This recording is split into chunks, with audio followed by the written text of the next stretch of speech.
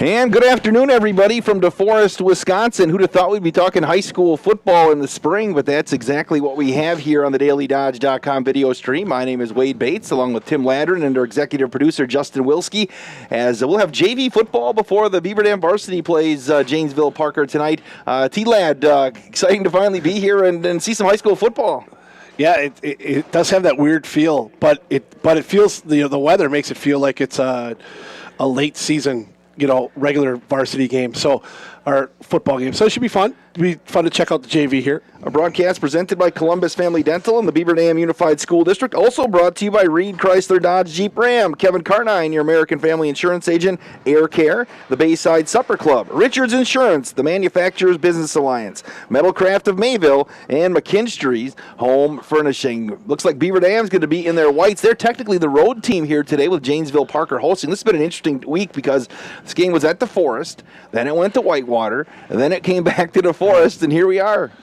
Yeah, and it happened because Whitewater wouldn't take fans, so DeForest was able to take 2 fans per player, allowed to get some fans out here to support the kids, and that's always a great thing. It is, because this is probably, sometimes, getting to play is great, but, parents-wise, it may be, hard not being able to, get to actually see your children play, especially if you're seniors in your last year and have to watch on the video stream. Right. Well, it looks like the Forest is going to kick off to get things going. Mario Serna Garcia will kick off in this JV football contest, and it's going to be taken by Braden Strakota, and he's going to move it around to the left side, and he is going to stiff arm and get pulled down up right near the 28-yard line. Again, tonight we'll be on WBEV as well for the varsity, Tim, so it's a great day for football. It'll be a fun day. It should be again, a chance to check out the first game of the season for Beaver Dam and what is an interesting alternate spring season, but a chance for the kids to get out and play. Coach Brock Lindy obviously trying to, get his philosophies and stuff into the program. This was huge to be able to get some practice and get in, and we will get things going here. To get a look at see what kind of things Brock Lindy does with his offense. And play fake on the near side. They're going to hand it off to Carson Kind, and he's going to get ripped down. If you're watching the broadcast, we always tell you, send us an email, sports@dailydodge.com. Now, here's my question, Tim. Did you bring something to eat between games? I got a little bit, but I knew you would have a full cooler. Oh, see, I didn't. I got put on a new diet, and I have to break it here today. Uh-oh. Yeah, so I'm not supposed to have a lot of carbs, but what do you do? I have ham sandwiches and granola bars. It's going to be 2nd down and 15 to go for the Golden Beavers. Kind. Going to throw, going to heave it on the near side, and he's going to overshoot his man, Easton Abel. And it's quickly 3rd down. Talking to Coach Lindy, he's kind of excited, to get things going here. And the kids worked hard. The kids that weren't in winter sports, you always saw them in one part of the gym working on strength and conditioning. I think Brock's done a really good job of getting the kids to buy in, to have that full season commitment in the weight room and a big, that commitment to get better. And I think he's done a really good job so far. It's good to see him get his kids out here and see what they can do. 3rd and long, just underway, and they're going to hand it off over to Kyler Keel, and he's going to get brought down in the backfield again. I think one of the first guys to shoot through the gap was Austin Tobias, and it's quickly 3 and out for the Golden Beavers. Yeah, not the start they're looking for as they end up with losing 7 yards on the drive, but you got to get through those first quarter jitters and some young guys out there. Again, they've only got 2 teams this year. They've got just the JV and the varsity, so no freshman teams. So it's a team filled with sophomores and freshmen. DZ Richards going to return the punt, and he got blasted there on the coverage. Nice job for the Golden Beavers on the coverage was Brock Bruch. Ball's down at the 48-yard line for 1st and 10, Parker. So Janesville-Parker, I can't wait. I'm kind of looking forward to seeing but the varsity game. Parker's got 2 running backs over 215 pounds. Yeah. Going to be like thunder and thunder. Yeah, and that was something to remember last year, which seems like so long ago because of the seasons. But Beaver Dam had a hard time bringing down those big backs, and so it'd be a nice early season first test for them with a group of kids on the varsity that are really young. You know, I was looking. Beaver Dam's got some beef up front too. They have a couple of new kids that came out that are huge. Yeah, and again, a lot of kids that have spent some quality time in the weight room have gotten stronger. So excited at least to see that front part, that front seven at both ends. Gavin Novak is the quarterback for Janesville-Parker. And we're going to get a whistle off the opening snap, and it's going to be a procedure penalty. Oh, it's going to be on Parker, the Vikings. It's been a while since I've seen Janesville-Parker in person in any sport. Have you played this year? You played Parker, right? We played them this year. Yeah. They were really good. They handed us our first loss of the year. They were really talented, a bunch of long, athletic kids. They're tough to guard. Well, they have a huge football roster here. Last year, I guess 2019, they were I believe they were a one-win squad. Yep. Their varsity, 1-9, so, yeah. So they are, going to trying to get things going as well. Got some big boys on this JV squad as well. As Novak will work under center. He's going to hand it off. Almost loose on the turf as they never connected, trying to hand off to Talon Seabuth. And I think the Golden Beavers, it was recovered by the Golden Beavers. You know, it's the first game of the season, too, because the guys in stripes have pointed the wrong directions a couple times this year. Yeah, we had cut them, I guess, a little bit of a break. Yeah, of course. You know, it's early. You're supposed to be thinking about being an umpire right now or a soccer official. Although they probably got like games in the fall. Sure. So maybe they should be a little sharper. I don't know. It's all about mindset. Mindset because of where you're at. And it's going to be 1st and 10 for the Golden Beavers at the 41-yard line of Parker. Carson Kind will work out of the shotgun.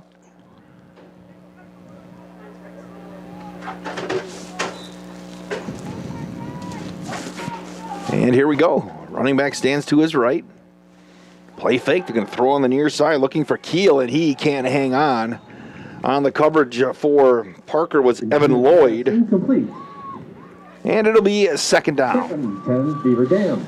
It's not easy, your first game of the year, too, and it's been raining, it's cold all day, and you probably got a wet football out there. Beaver Dam didn't have the luxury of going and scrimmaging another opponent last week, and they just did inter-squad stuff. Right.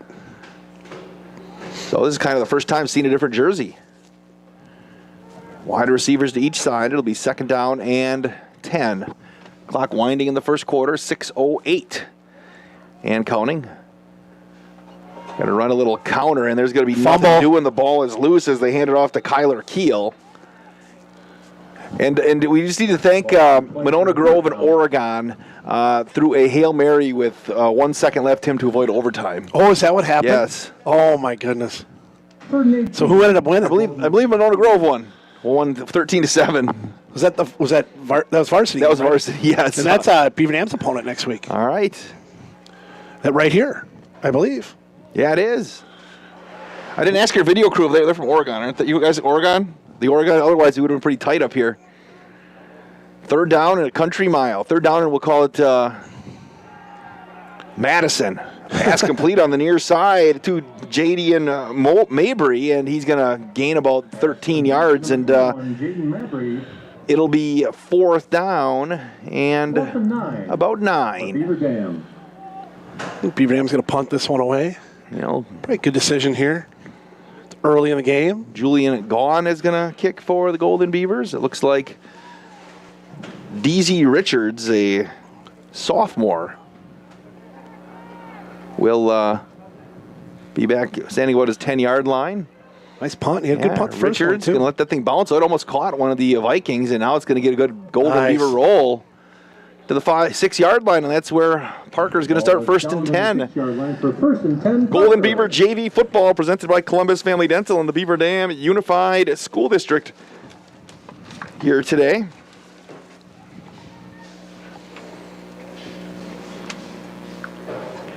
Thanks for coming on board. I don't know about that. We talked about the timing rules for this level. We got a running clock going right now. Do we? Yeah. Well, I don't know, 4 minutes in the first quarter already. Well, Tim, don't jinx us. That was It's your fault. It's your fault. Here's Novak under center. Going to hand off, trying to get around the corner. Young man slipped and fell as they tried handing that thing off to Jaden Dabson. Now I wonder, it's a. Loss of yards on the play. I don't know. The new turf came in last year here. Sure. But new turf and wet and slippery, and both teams not used to playing on turf. You'd think this game and tonight you'd probably have a lot of footing issues going on, I would think.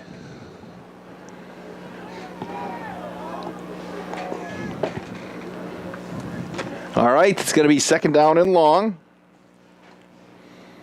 Going to hand off on the right side to Dabson. Not a whole lot of offense so far for either team going on right now. As I said, run on the outside, Beaver Dam swallowing it up on the run as Parker ran off tackle. All right, so it's going to be third and a country mile. Bruce Kaufman checks into the broadcast. Be interesting to see if Parker has comfortability of throwing the ball third and long, would put their quarterback in the end zone when he sets up.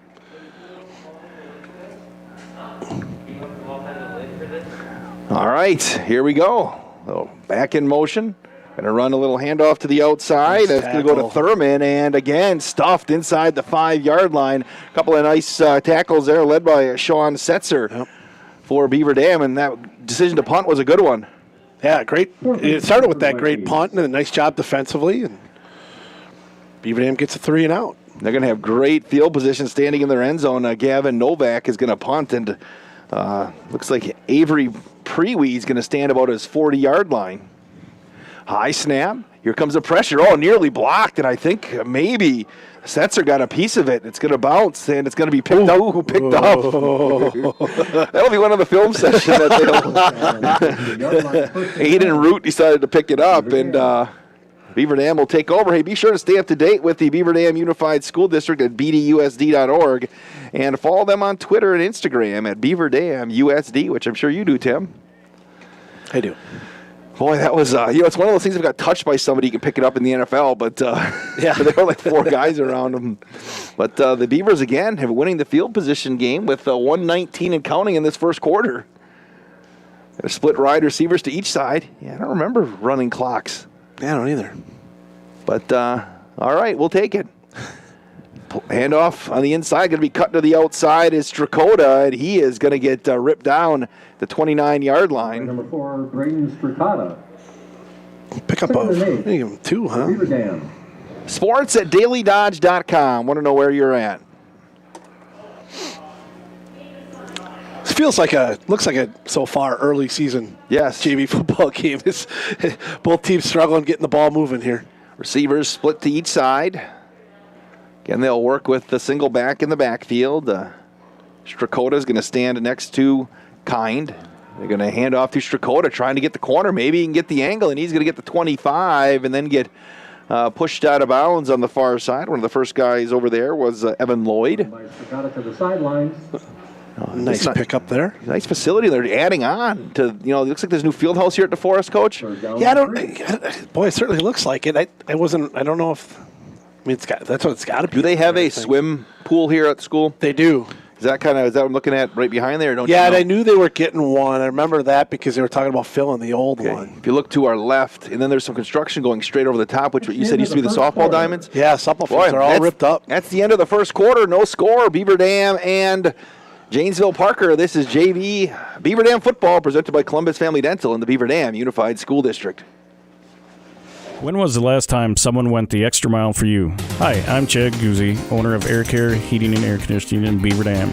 We are committed to keeping you happy and comfortable. Whether you need a new furnace installed or your air conditioner repaired, we pay attention to detail and stand behind the work we do. Offering emergency service around the clock 7 days a week, we have been proudly serving the area since 1981. Let Air Care go the extra mile for you. 920-356-8860. See us today at aircareinc.com. The Bayside Supper Club on Thursdays from 5 to 8:30, you can have the famous chicken wing and rib combo for $12.99, 10-ounce prime rib for $16.99, and all-you-can-eat deep-fried fan-tailed shrimp for only $14.99. Happy hour drinks at the bar from 5 to 7. Friday is the all-you-can-eat chicken and fish seafood buffet from 4:30 to 9, and Saturday is the prime rib shrimp seafood buffet from 5 to 8:30. Plus, don't forget happy hour from 5 to 7. Sunday brunch is back every Sunday from 10 to 1, featuring prime rib. Check for updates and specials on Facebook. Panthers. Second quarter of JV high school football here on the DailyDodge.com video stream, presented by Columbus Family Dental and the Beaver Dam Unified School District. No score. Beaver Dam's going to have a third down and about, we'll call it a long three, short four. Even three? Maybe Looks good. Maybe it's an even three, Coach. Certainly get it in 2 downs here, you would think. I'm Wade Bates. He's Tim Ladrin. Glad to have the band back together. Justin Wilski's here. The pass is going to be complete off the snap. Easton Abel going to move the change for the Golden Beavers right near the 15-yard line. Number 30, Easton Abel. Abel coming out of that tight end position. Yeah. A little out route. Nice run. Evan Lloyd's been all over the place for this Parker team. He made the tackle again there for Janesville. Again, sports at dailydodge.com. Let us know where you're at. First down of the day for either team. Bruce Kaufman, an official, checks in and says it's not unheard of to have, especially if you're running a JV football game before the varsity, to have running clock. Not all the time, but Kine's going to throw on the near side. Now he's going to tuck it and run. He's got some room. He's at the 20, the 15, the 10, cuts it inside to the 5, gets towards the goal line. As he gets to the end zone, he is going to get ripped down just shy of Patert. Nice run by Carson. DZ Richards made the touchdown-saving tackle in the Golden Beavers. First and goal for Beaver Dam. Knocking on the door. Carson, good athlete, rolling left. Couldn't find anybody. Takes off with it. Nearly punches it in. Beaver Dam in a good spot here. First score. Tim, are you the official stat man today for both games or just the varsity? Just the varsity. Because I know that you were going to get called into duty regardless of the broadcast. I was coming no matter what today. Oh, penalty. Oh, I missed the flag down there. Oh, heartbreak for the Golden Beavers. Almost. This must have been after the play because it's still a first down. Still first and 10, so it must have been a post-play penalty. Ouch. Cost them 15, right? No, it's a 14-yard penalty. Well, unless he had enough for the first down by the time they got to the line of scrimmage. Going to work off the near hash. Getting a couple of backs in the backfield right now for the BD JVs. Hand off right side to Strakota, and he's going to get wrapped up in the heart of that Viking line. Who gets up from the bottom of that pile? Looks like it was Trenton and Grandguard. Appreciate head coach Clayton Krieger. He really gave me a nice guy. Gave me a little bit of time before the game, considering they're trying to get set up pretty fast here. All their equipment with the game right before us. Helped me with some pronunciations and got us stuff during the week as well. The first week for football and first week for basketball, it's always kind of a barnstorm, isn't it? Yeah. Going to hand off to Strakota again, and that time he runs right into Gavin Vagley, I should say. And he went from being on the doorstep to 3rd and long. Yeah, not much of a chance for Strakota there. That was he was wrapped up time he got the ball. Well, let's see Carson Kine to see what listed at 6 foot 145. Is he a basketball player, Coach? No, he's not. He's a strong kid though. He's a good athlete. Good kid. Works hard in the weight room. 3rd and long. Got to throw on the near side. He's going to heave it to the corner, and he just couldn't connect with Kyler Keel, and it'll be 4th down.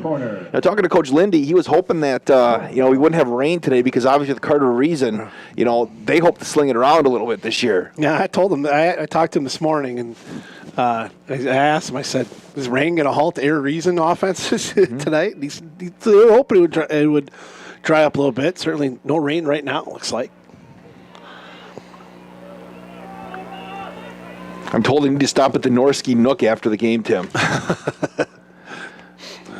4th and 14. Kine's going to throw. Right side's going to come over the middle. It's going to be picked off on the left He's side. got a lot of room. There is a lot of room to run. Coming back to the other side, the flag on the play. Cut back as that's going to get picked off by Cyrus Warden. Back to the 40. It's going to be an interesting flag. Is this going to be like a sideline warning here? Yeah, I'm thinking this official might have ran into somebody on the side here, but yeah. Guys are a little excited. It's early. Yeah. Little sideline warning on Parker. They won't. I don't believe they'll back it up here. Just give them the warning. Interception from Kind. They did stop the clock there, so I wonder if they just ran. I wonder if they just did running clock in the first quarter. Get us a little start here. We'll have to wait. You'll have to keep an eye on that. All right, I'll keep it on. Is that your job, Tim? Yeah. All right, perfect. I was getting kind of excited here for a little bit, but obviously you want to get the young man. You want to get these young men some reps, though. You know, Yeah. You don't want to make it too much of a a get in and get out type of thing, because you still want to get some work done here. As Parker is going to walk to the line of scrimmage. Novak under center, got an eye working behind him. Hand off to the first back through again. He's got a little bit of running room, and then Jaden Dabson got tripped up there. Who tripped him up there? Trying to see the number here. Looks like Aiden Root on the tackle. Nice tackle there. He's kind of been all over the place. He had that big tackle in the last series with Setzer. Been busy defensively. Second down, we're going to call it 6. Clock winds in the second quarter. No score, 8:55 left. Novak, he's going to throw. Pump fake, he's going long. He's got a man open, wide open, and he dropped it. Eli Thurman had nothing but green pastures in front of him and just couldn't hang on. It's a well-thrown ball. Nice spiral, led the receiver very well. That should have been 6 for Parker. Break for Beaver Dam. All right, it's going to be third down. And I see the clock getting stopped now, Coach. Yep. So that was a first quarter thing to kind of get us moving.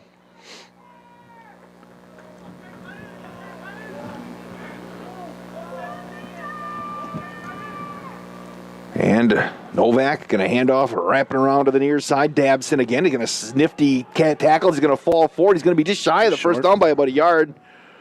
Run by Jaden Dabson. 4th and 1, Parker. Well, of course, they're going to go for it, you think, right? you would think. Yep.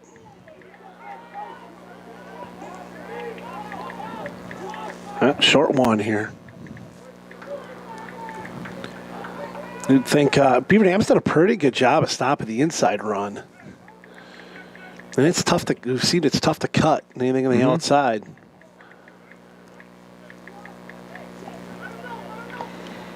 All right, 4th and inches. This JV defense going to get tested here early.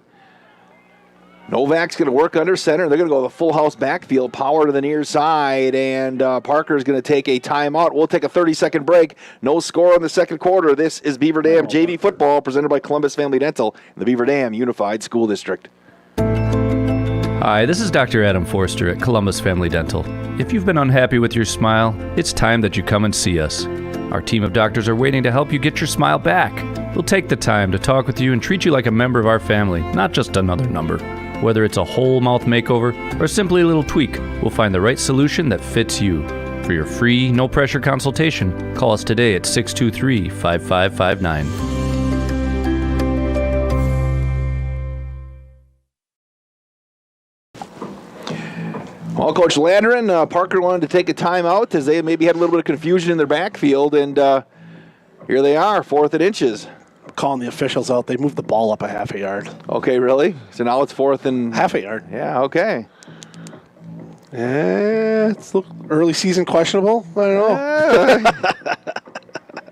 You know what, though? The JV officials, we always say their only job is to make sure that the game doesn't go into overtime. Would this be like preseason spring training baseball now? If the JV game was tied in this alternate spring season, would they just say, okay, we're done? Seen that a few times this year with spring training where they, we're just up where they to stop 6. at like the 8th inning. We're done with pitching. We don't have any pitching left. We're done. We had a Game's couple over. games where they played like 6. It's like, okay, they're done. And that made it hard for trying to schedule broadcasts on the radio because they sent a memo out for WBEV saying they may play 5, they may play 9. They'll never play 10. 4th down, they're going to hand off on the right side. Sliding through for the first down is going to be Talon Siabuth. Run by number 10. Taylor. Nice cut there to the outside. Picks up 4. That was a little extra effort. Good vision there. That'll move the chains with 7:48 left in the first half. No score here. Beaver Dam JV again. The Varsity will kick off at 6, and that one will also be on 1430 WBEV. I don't think I've ever called back-to-back football games. I've called 2 games in one day working for the state network, but you always had a game break. Yeah. Novak, handoff on the left side to Siabu, and he's going to break to the outside. All bust through one tackle, and he's still on his feet, but he's not going to break through the tackle of Avery Preewee. Number 10, Talon Siabuth. I've called back-to-back soccer games too, but I've always had like a 45-minute break. Well, Then you're bringing your cooler. yes. I did a game on Wednesday night, a college soccer game, and I thought that it started at 7:30, and it really started at 6. And so I was on the radio until 5 on WBEV, and I was lollygagging, talking to the guys in the office. Ryan Gable, he probably doesn't like that I talk to him too much. Cale Zomer was in there. So I left like at 10 after 5, and all of a sudden I get a call at 10 to 6. Like, are you coming? Here's 2nd down and 1. Novak's going to throw right side. He's looking for some time, and he's just going to heave it long, and it's going to be overshooting his man Q.J. Greer. Luckily, I just pulled into the town I was doing the game in and rolled in right at the opening kickoff. Yeah, it was put the headset on and rolled. Sean Setzer had a nice hit over here on the quarterback on that play. Sean's been all over the place, too. That's good you made it, though, Wade. Would it be a responsible working employee? I got home an hour earlier. My wife was happy. Even the 6 o'clock start tonight was nice, too. Here, an hour earlier, you can at least get home and you can do a few chores for your bride, Tim. Novak going to hand off on the near side. Nice job catching from behind. Good pursuit there by Landon Semrau. As the handoff went to Siabuth. Another first down. Yeah. Parker got a little bit of a drive going here. Told my wife might be home by 9 o'clock tonight. Well, I'm at the game. My wife's pulling baseboard all through the house. Oh. I'm not allowed to touch tools. That's probably a good call. We don't want to have to replace the baseboard. That's probably a good call. Keep you away from the tools. It was my only job was to scrub the floor in the bathroom so she could pull the baseboard off there, and I haven't done it yet. Yeah, so she got her second shot, was feeling miserable, but she's still up pulling baseboard this morning. She's a little tougher than you are. She is. It might be. 2nd down. And I guess it's 1st down. Novak's going to throw. A nice clear out. Nice little cross on the far side. It's going to be caught by Thurman. He's going to get punched down inside the 20. Nice little crossing route there that opened up some room on the coverage for Beaver Dam. I think Sean Setzer was over there. Yep. Like Aiden Root as well. That'll move the chains here in the 2nd quarter with 5:50 left. Like Leo George over there. 1st and 10 at the 17-yard line. Beaver Dam's got some big guys up front. Mm-hmm. They have a 6'7", 317-pound young man who's starting on the offensive line on the varsity today. It's going to be his first football game ever, I believe. Trying to think of who that. Hand off right side, going to hand it off, and they're going to turn the corner here. It's Siabuth, and he's going to get near the goal line. He got powered out of bounds by Landon Semrau. 16-yard pickup. Broke the tackle of Trevor Sunderland, who was there to make the initial play, and broke that one, got down to the 2. It's a long drive for Parker. It is, as they come right. Carl Wiedler. Oh, yeah. Yep. 1st and goal, Parker. Coach Lindy says he's got a chance, get into football shape and kind of figure it out. Obviously that size, a huge asset. It's going to be 1st and goal for Parker here on the near hash. Clock winds, no score, 5. Well, I guess clock doesn't wind. It's 5:24. Again, power to the right. Novak. Oh, fumble. Oh, it's fumbled down on the ground. It's in the end zone. I think the Golden Beavers covered it up.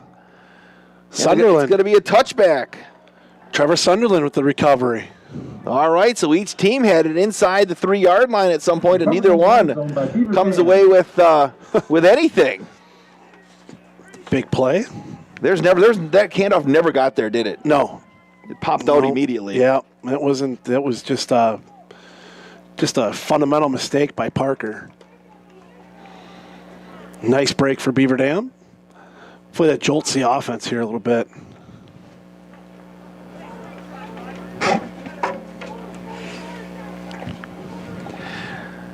All right, Beavers will have it at the 20-yard line, moving right to left on your dailydodge.com video dial presented by Columbus Family Dental and Beaver Dam Unified School District. Handoff goes nowhere. Off behind the line for a loss Dakota. Loss on yards. Second down. Beaver Dam's, the offense just having a hard time getting going here. Couple nice plays. Kind hit Easton Abel for a nice pass for first down. Kind had a nice run before the penalty, then almost scored the touchdown. Split receivers to each side. Second down, we'll call it 11. Here's Kind, a little screen on the near side. It's going to be caught. Moving upfield is Kyler Keel. He'll get ripped down at about the 28-yard line on the play by Seth Caston. Be third down and manageable 2 for the Golden Beavers as we're under 4:30 left here in this first half. Third completion for Kind. He said he has a little moxie in the backfield. Yep. Receivers split to each side for the Golden Beavers.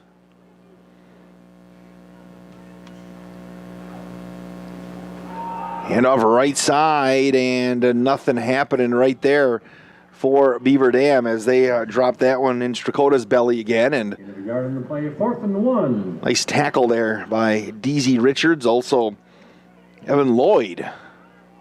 You mentioned how it's important for Brock Lindy and his staff to get these kids out here, but a kid like Carson Kind, who's a sophomore, and Carter Reason being a senior, he'll be in a battle next year, you'd imagine, with Ben Scharfenberg, who's the backup quarterback on the varsity, for those starters' minutes next year. 4th and a yard, and they do a direct snap there. I think they got the first down. Easton Abel. Yeah, Easton Abel with the direct snap and move the chains for the Golden Beavers. I see a few people made the trip over from Beaver Dam. Again, 2 tickets per person. They moved that game to Whitewater. I thought that immediately because that's a state facility where there's still no right. Still no fans allowed. It'll be 1st and 10. Up over the middle, and that's going to be nearly intercepted as they were quick slant on the inside. Nearly intercepted twice. I think first guy was DZ Richards, and the second guy right there was Galvin, or is that 89? 80-something. Is it 39? 39. Cyrus Warden. Yeah. 89-39. JV's very well could have seen guys not in the program. Right. Second down and 10. 2:59 left in the quarter, the half. No score. Rolling to his right is Kind. Here comes some pressure. He's going to tuck it and run. He's going to gain a couple. And that's all he's going to get as he runs into a few Parker players. Again, Lloyd was in there. Also making contact was Grant Vagley. It's third down, and we'll call it 8. You mentioned the fans, Wade. It's good that they can be out here. I know, with our basketball kids this year, we played our first 10 of our 11 games without fans. So, and while it is great to have the kids playing and competing, it's not quite the same as having some people in the stands cheering you on. And so it's good that they made the decision to bring it back over here so they can get some fans in the building. Third down and 8 for Beaver Dam. Still no score here as we approach halftime. Kind got a handoff to Keel. He's going to turn the corner. He breaks the tackle. He's going to move the chains again for Beaver Dam up right near the 45-yard line. Tackle made by Vagley. And Beaver Dam's got a little lather on offense. The longest play of the day for Beaver Dam, 12 yards by Carson Keel. I appreciate the fans in the basketball games later in the year because then we couldn't hear everything you said on the bench on the other side. Otherwise we felt like we were in the huddle. It was like you had inside information. Yeah, you do have to keep it a little quieter, that's for sure. Especially because officials can hear things a lot more, too. That's Did you true. get teed up at all this year or not? Did you grab one? I did. Did you? I did. It's been a while. Oh, the miscommunication for the Beavers right there as Kine turned one way, the running back went the other, and he's going to make something out of nothing. He's going to get to the midfield stripe before he got pushed out of bounds by Caston. You know, I saw more technicals this year simply, I think it was because with no fans or limited fans in the stands, you have, you know what I'm saying? It's just, you know, you can, even if you're not intentionally trying to, you know, show up anybody, just they hear more things. Yeah, I haven't gotten one in. Well, I think I remember that. I think 5 years, and I got one at Janesville-Craig. And that one I didn't even say anything. It was I kind of waved the official off. You waved him off, and he gave me one. He dropped it on you? Yeah. I didn't appreciate it. Ball right at the 50 here with 50 seconds left in the half. How time flies. Going to throw. He's going to connect over on the right side. Strakota's got some running room. Strakota to the 40, the 35. Going to break it back inside to the 30, the 25, down to the 26-yard line. And that'll stop the clock with 39.1 seconds left. For the Golden Beavers. Beaver Dam's going to take a timeout. We'll take one as well, a 30-second break. This is Golden Beaver Football presented by Columbus Family Dental and the Beaver Dam Unified School District. Look around. This book, this meal, this lamp, this world is made of dreams. So when people say American Family Insurance protects things, we shake our head no.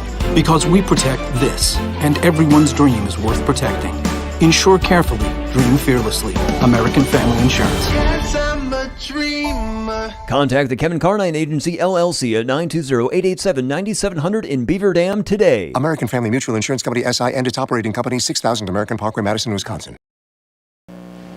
That was a Reed Chrysler Dodge Jeep Ram timeout to Wade Bates, Tim Ladrin, Beaver Dam JV football, the first of two here on the DailyDodge.com video stream. The Beaver Dam Varsity takes on Janesville-Parker at 6 tonight, and we'll also have that on 1430 WBEV. So if you know anybody out there that wants to catch that, make sure you call them up if you're driving around. Some athletes in the backfield for this JV team. Kind at quarterbacks, good athlete. Kyler Keels had a couple nice plays. Strakota's played well. So 39.7 seconds. So that young group's had some success at the lower levels, I think, haven't they? Yep. So there's some cookies in the cookie jar, and if Beavers moved on the right side, that's going to cost them 5. Where's the flag? I haven't seen. Which way is the wind blowing today? Can't really tell. Oh, I guess it's moving a little right to left, maybe at their backs here. Flag is toward left that I'm looking. I think it's either towards us or at the back. Yeah, I'd say at our back here. Not much, though.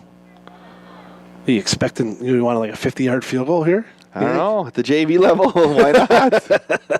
Why not? All right. 1st and 15. See if they got something deep in the playbook here early on. Kine's going to throw. He's just going to chuck it up over the top, and it's going to be incomplete over there on the left. They were looking for Easton Abel. On the coverage again was DZ Richards. He's been busy. That guy, he and Lloyd for Janesville-Parker have been all over the place today in this first half. My first visit to DeForest football, they have plenty of room here today, you know, for multi-games. And yep. Crew before us was like network television. They had like 20 bins of equipment and like 5 cameras, and it was good stuff. They had a staff of like 30. We have Justin Wilski, who does the work of 30 men. 2nd down and 15 from the 32-yard line. Kine's going to throw, and he threw behind his man, and he wouldn't have got much out of that anyway, as they were, 3rd down and 15. Looking for Brewish. 29.7 seconds left. I want to see the Hail Mary here. Let's see, let her fly. Sports at DailyDodge.com. Bruce Kaufman was the first one, broke the seal here today. We want to see who else is on board, whether you're a fan of Beaver Dam or Parker. Well, looks like we got one in the box. Well, they're watching at McKinstry's Home Furnishing in downtown Beaver Dam from Sandy. Sandy Dre, appreciate you being on board and supporting the local athletes.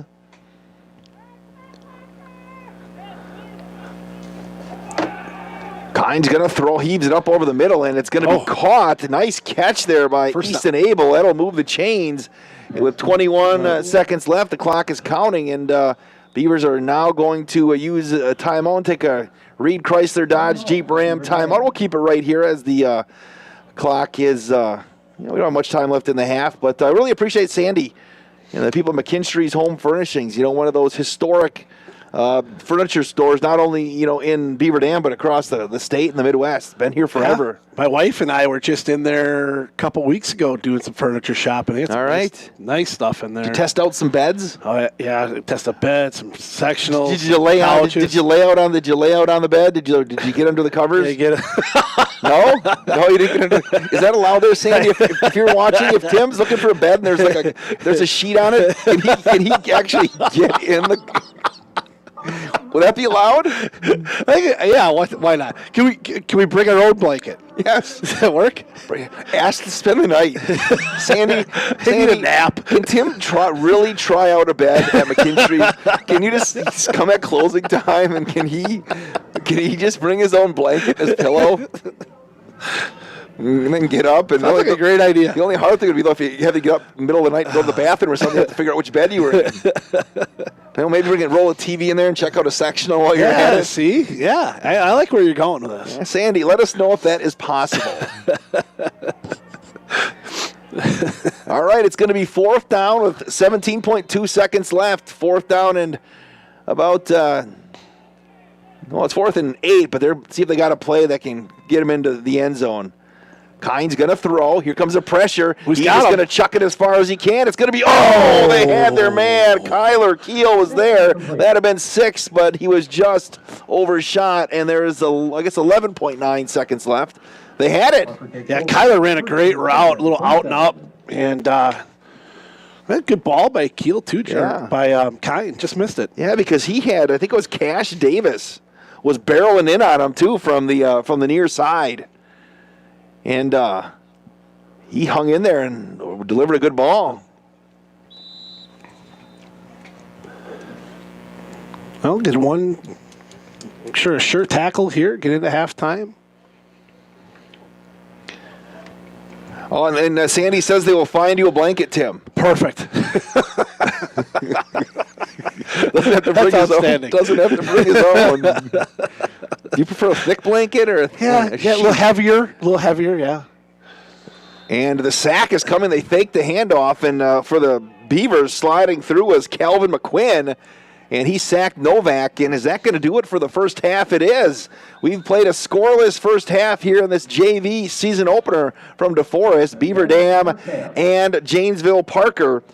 This is Beaver Dam Athletics on the DailyDodge.com video stream presented by Columbus Family Dental and the Beaver Dam Unified School District. Hi, this is Sandy from McKinstry's Home Furnishings in downtown Beaver Dam. We are proud to support all Beaver Dam athletes. While at home watching high school sports, why not be comfortable? McKinstry's is a lazy boy comfort studio. We have sofas, recliners, sectionals, and reclining sofas. Stop into McKinstry's Home Furnishings in downtown Beaver Dam and add comfort to your home. Year after year, McKinstry's. When you begin a career in manufacturing, there's plenty of chances to move up the ladder. Just ask Jared from EK Machine in Fall River. There's lots of opportunity to advance in your career, different departments. They definitely promote from within, in-house, so it gives people to kind of work their way up through the ranks from just maybe a general laborer to a lead position or even a supervisor role. Explore the many career opportunities in manufacturing by stopping in at Moraine Park Technical College or visiting DodgeRegionMBA.org. Looking for a change? A brand new career? Join the team at Metalcraft of Mayville and look forward to going to work. Metalcraft of Mayville has recently doubled the size of its Beaver Dam facility and is seeking new candidates to fill a variety of openings. Metalcraft truly believes employees make the difference, offering paid training, top wages, excellent benefits, and a strong team environment. Apply today at mtlcraft.com. Metalcraft is an equal opportunity employer. Minorities, women, veterans, and persons with disabilities encouraged to apply. Where employees make the difference. Metalcraft of Mayville.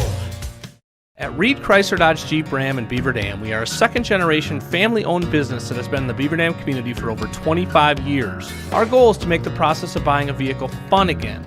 No pressure, no hassle, just quality customer service from our friendly and experienced sales staff. So give us an opportunity the next time you're in the market for a new or pre-owned vehicle. The worst that can happen is we shake hands and part as friends, and if you catch us on the right day, you can enjoy one of Mom's amazing homemade cookies. Let our family take care of your family at Reed Chrysler Dodge Jeep Ram in Beaver Dam. American drivers overpay an average of $368 per year on their auto insurance. Why? Because, well, insurance is hard. It's complicated. It's time-consuming to get quotes from multiple companies, so we overpay.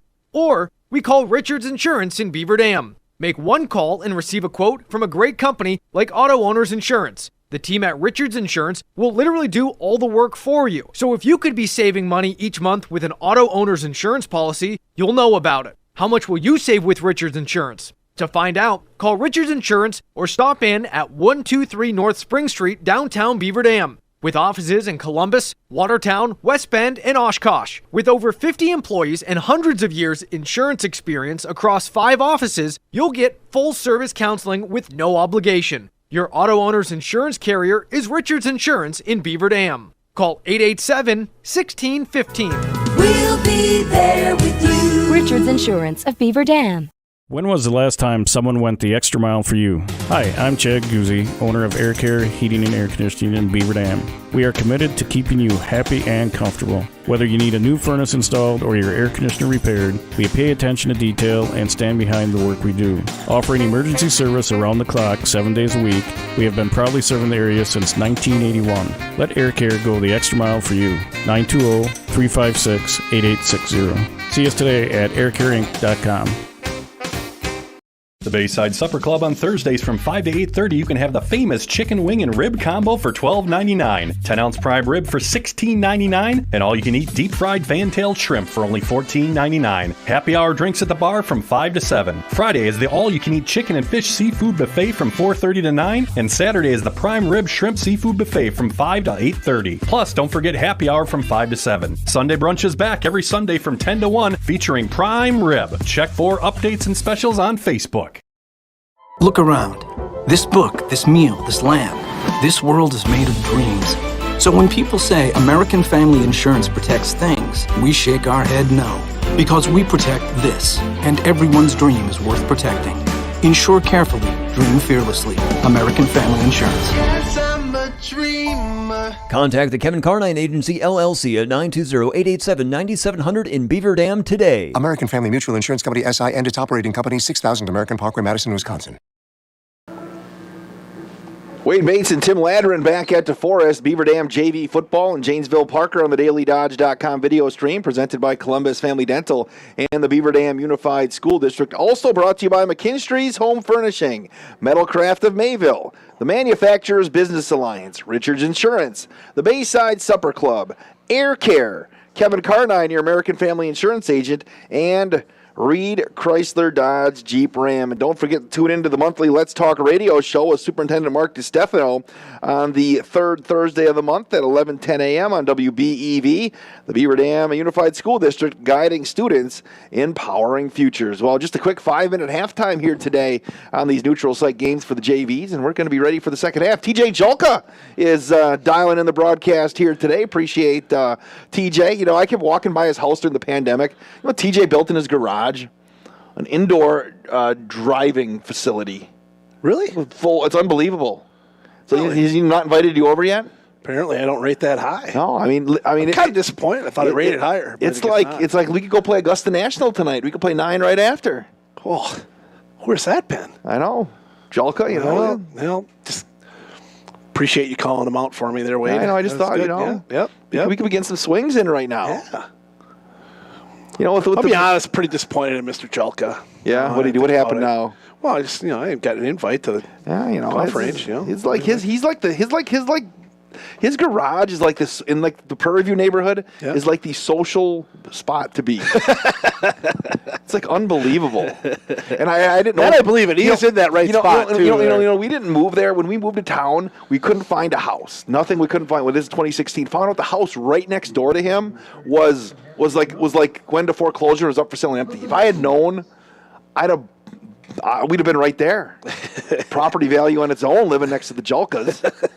You know, and then I found out later. Then it was for sale again, and we didn't know it. So instead we're down the street a little bit in the low rent district. All right. Might be a little quieter neighborhood then. Yeah, exactly. All right, Beaver Dam's going to kick off here to start the second half.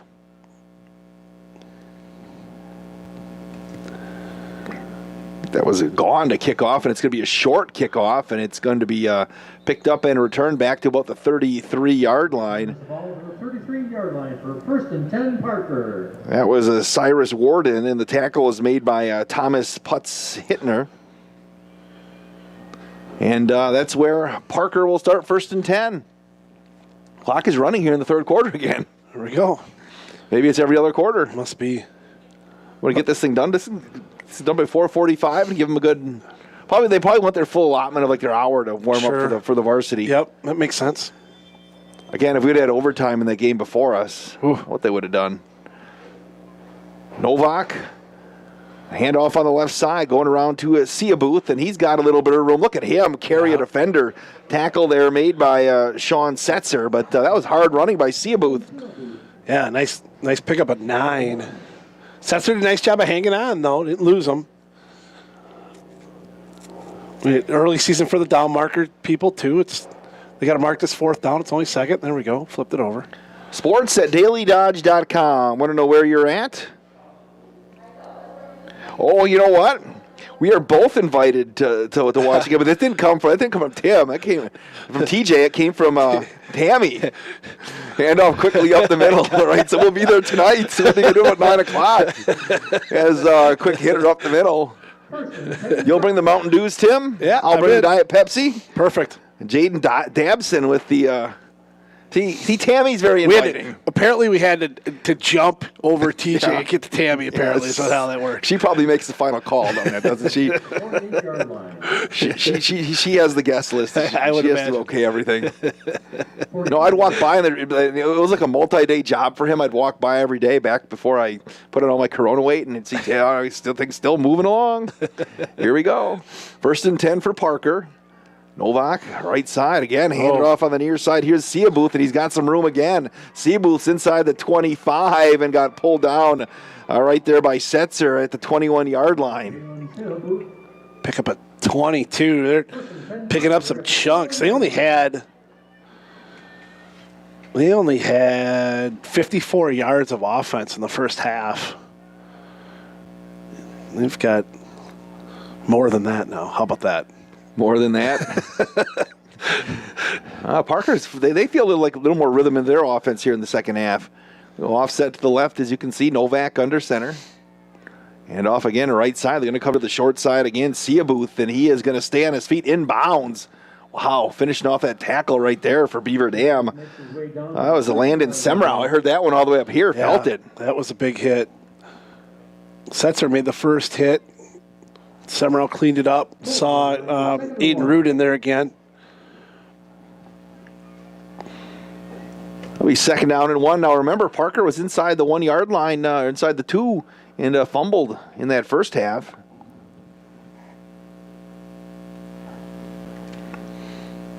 The Fakes family and Parker Dow checking in on the JV broadcast. They're also cheering on Cotton in the varsity. Or Colton in the varsity, I should say, who's Cotton. Snap goes nowhere.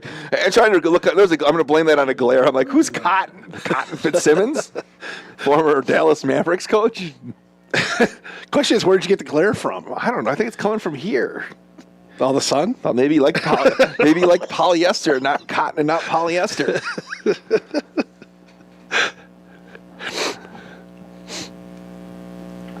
See, Jake and I watched the volleyball team the other night. A huge effort against Wanakee, came up just short. Daughter Gabby's on the squad. Here's Novak, 3rd and 1. They're going to hand off right there to Dabson again, and his second effort's going to move the chains. It'll be 1st and goal for Parker with 7:49 left in the third quarter, no score.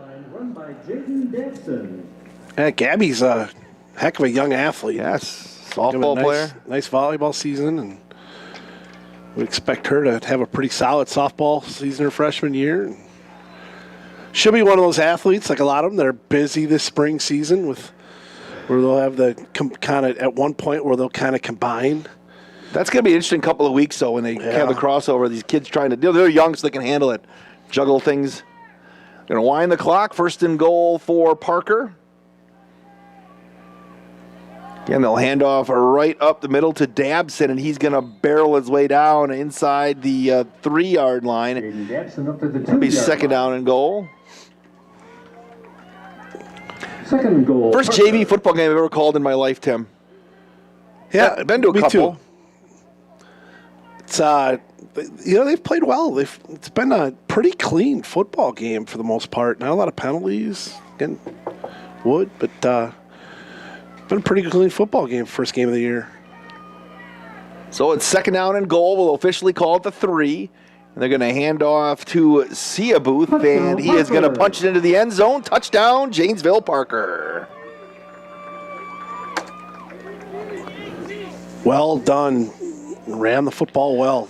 Oh, see, now TJ Jelka is trying to say that his hands were full, so his wife got to her phone and texted, trying to cover his tracks. Okay. All right. Yeah, I don't know if I believe that. She says, give me a call if you have questions. Oh, is that from you? No, not me. Oh, I'm just, okay. Okay. I'm just confused, and we're on backdoor conversation. Here comes the extra point. Hold is down. The kick is up from Garcia, kick. and it's good. 6:40 left in the third quarter. It is 7-0 Janesville-Parker. This is Golden Beaver football presented by Columbus Family Dental and the Beaver Dam Unified School District. When you begin a career in manufacturing, there's plenty of chances to move up the ladder. Just ask Jared from EK Machine in Fall River. There's lots of opportunity to advance in your career, different departments. They definitely promote from within, in-house. So it gives people to kind of work their way up through the ranks from just maybe a general laborer to a lead position or even a supervisor role. Explore the many career opportunities in manufacturing by stopping in at Moraine Park Technical College or visiting DodgeRegionMBA.org. Hi, this is Sandy from McKinstry's Home Furnishings in downtown Beaver Dam. We are proud to support all Beaver Dam athletes. While at home watching high school sports, why not be comfortable? McKinstry's is a lazy boy comfort studio. We have sofas, recliners, sectionals, and reclining sofas. Stop into McKinstry's Home Furnishings in downtown Beaver Dam and add comfort to your home. Year after year, McKinstry's.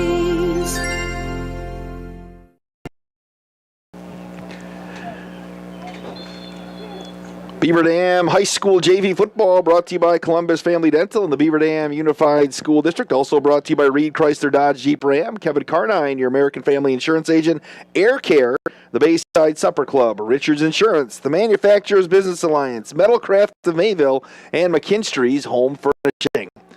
Garcia going to kick off. Back to return the kick. It looks like we have Prewy and Strakota. Oh, popped it up. Short kick. It's going to be popped up. It's going to be taken on the fly on the near side. Full bore was Kyler Keel, and he is going to run it up. Decent field position for the Beavers up to the 44-yard line. Kyler's had a nice game. He's a basketball player, a really good athlete. Returned by Beaver Dam. TJ says that all he has, he's going to play golf, is just all he has is orange, Shasta, and Sundrop. It's the only drinks that he has at his indoor golf facility. Are you a Shasta guy? I find that hard to believe. I am not a Shasta guy. Oh, how about a Fresca? A Fresca. There you go. Yeah, I'm a Diet Fago Cola guy. I drank that during the pandemic like it was water. Here's Kind out of the shotgun. Hand off to Strakota, and he is going to get stuffed. Maybe fell forward for a yard. A yard on the play. Looks like big number 58, Trenton Grandgard, was the first guy to make contact, sliding through. A second down and 9. 7-0 Parker with 5.5 left in the third quarter. Again at 6 o'clock tonight. The Varsity will play Janesville-Parker. We'll be on the air right around 6. I'm going to say about 5:35 or so. We'll be on the air with the pregame show on WBEV and DailyDodge.com. Got a longer pregame interview with Coach Lindy, about 15 minutes, really breaking down his program. Oh, it had 5 people moving here, and that's going to cost the Beavers 5. It's only their third penalty. Done a pretty good job. It's had a hard time getting any space and some running room. Just haven't really been able to get the running game going at all. 2nd and 14. Biggest carry was Kynes on that little rollout he had that was nearly a touchdown, and the penalty brought it back. So 2nd down and 14. They got to get to the 46 of Parker to move the chains. And off again, and Strakota going to get nothing, and he's going to get brought down at the line of scrimmage. 3rd and 14. This time it was Angie Guzman. Yep. So it'll be 3rd and long, throwing situation. Again, Beavers have gotten some guys open this game, on these 3rd and long situations. Yeah, I think, you start to, with the running clock too, in the third quarter, you start to think about, how many possessions you have left. You start taking a little more chances, and if it gets to 4th down.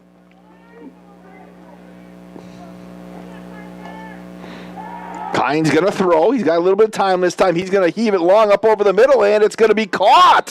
What a catch by Kyler Keel. Sliding down. I'm going to say he short-hopped it. Oh, good effort. He sold it well. He did. He got up and just, all right. He did sell it well.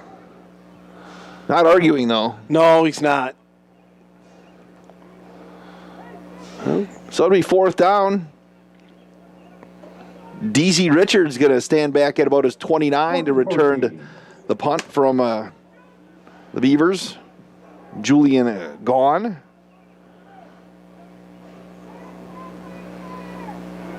Big metal stairwells, you can hear him in the background. Oh, that one got rolled in, and Gone is going to try to run to the near side, and now he's going to get brought down at the 30-yard line. And that's where Parker's going to start leading 7-0 with 2:48 left here in the first half. Golden Beaver JV football brought to you by Columbus Family Dental and the Beaver Dam Unified School District here. He is Tim Ladrin. I am Wade Bates. We are at the Forest High School. Going to be here next week against Monona Grove. It's a beautiful facility. Yeah, we've got some other action this week as well. The volleyball game on Tuesday that was supposed to be in Oregon got moved to the 5th of April. So we'll have JV football on Thursday night. That's 3:15 against Monona Grove, it looks like. On the 3rd. Quick snap to Seabuth, left side, and he's going to slide down about the 21. Saturday, right? On the 3rd, you're right. Saturday. That's Saturday at 3:15. I was thinking regular season. I think that we have another Thursday JV game. No, I think that'll be the last JV game we do. It's on the schedule. At least that's in front of me. It'll be another back-to-back doubleheader. You gonna be here for that one or not? Yeah, I think so. I don't know if your son had I don't want to take away your time with your son. Plays on Friday. Oh, so worked out good. Should be good to go. Novak, Seabuth going to try to get the corner. He's going to run right in to Gone, and he'll get a couple more yards, and I think he's going to have enough for the first down. 5-yard gain. Sports at dailydodge.com. Want to know where you're at if you're out there watching the game today? Whether you're a fan of Janesville-Parker, want to see a Janesville-Parker. Let's get some Janesville-Parker emails going. Drove through Janesville on my way back from Florida last week. Hadn't been there. That's a bigger town, you know? Oh, yeah. I don't think people realize sometimes how big Janesville is. There's a lot of turns. Yes. Once you get into Janesville to get to Parker High School. Okay. There's a lot. I just drove through on the interstate. There's a lot. 1st and 10. Handoff to Seabuth again. He had a nice big hole. Turns the corner at the 10. Stays in bounds and got angled out of bounds over there by Avery Prevey. At the inside the 5. Picking up yardage in chunks here. There's only 40 seconds left in the 3rd quarter. Parker's ran 23 times for 129 yards.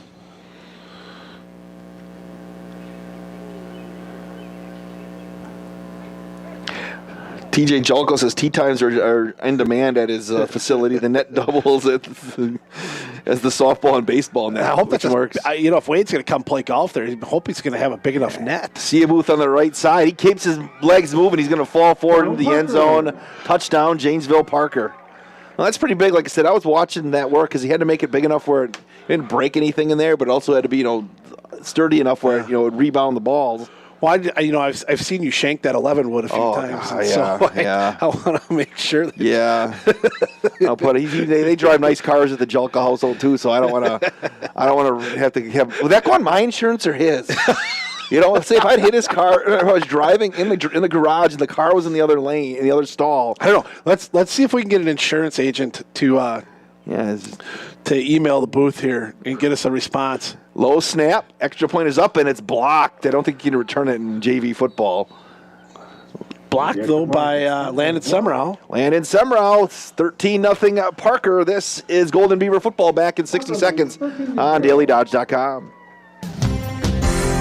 Hi, this is Sandy from McKinstry's Home.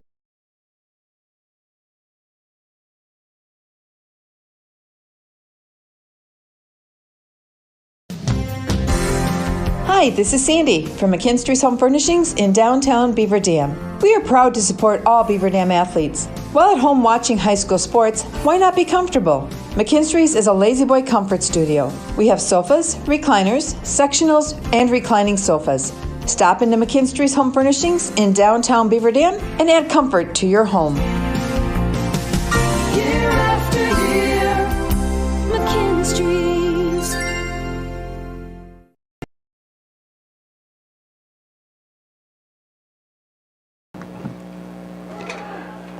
13-0 Janesville-Parker with 12 seconds left here in the third quarter. He's Tim Ladder and I am Wade Bates.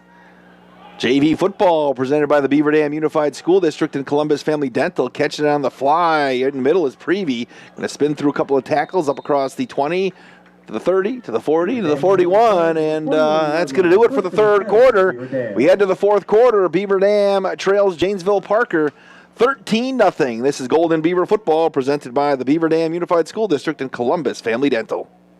At Reed Chrysler Dodge Jeep Ram in Beaver Dam, we are a second-generation family-owned business that has been in the Beaver Dam community for over 25 years. Our goal is to make the process of buying a vehicle fun again. No pressure, no hassle, just quality customer service from our friendly and experienced sales staff. So give us an opportunity the next time you're in the market for a new or pre-owned vehicle. The worst that can happen is we shake hands and part as friends, and if you catch us on the right day, you can enjoy one of Mom's amazing homemade cookies. Let our family take care of your family at Reed Chrysler Dodge Jeep Ram in Beaver Dam. If a new smile is what you're looking for, we have the answer for you. Hi, this is Dr. Adam Forster at Columbus Family Dental, where we specialize in making people smile. We promise to take the time to get to know you so we can provide you with a custom plan to help you achieve the smile of your dreams. Our experienced team looks forward to hearing from you soon. Call us today at 623-5559. Come to Columbus Family Dental. The people here are nice, and I trust them.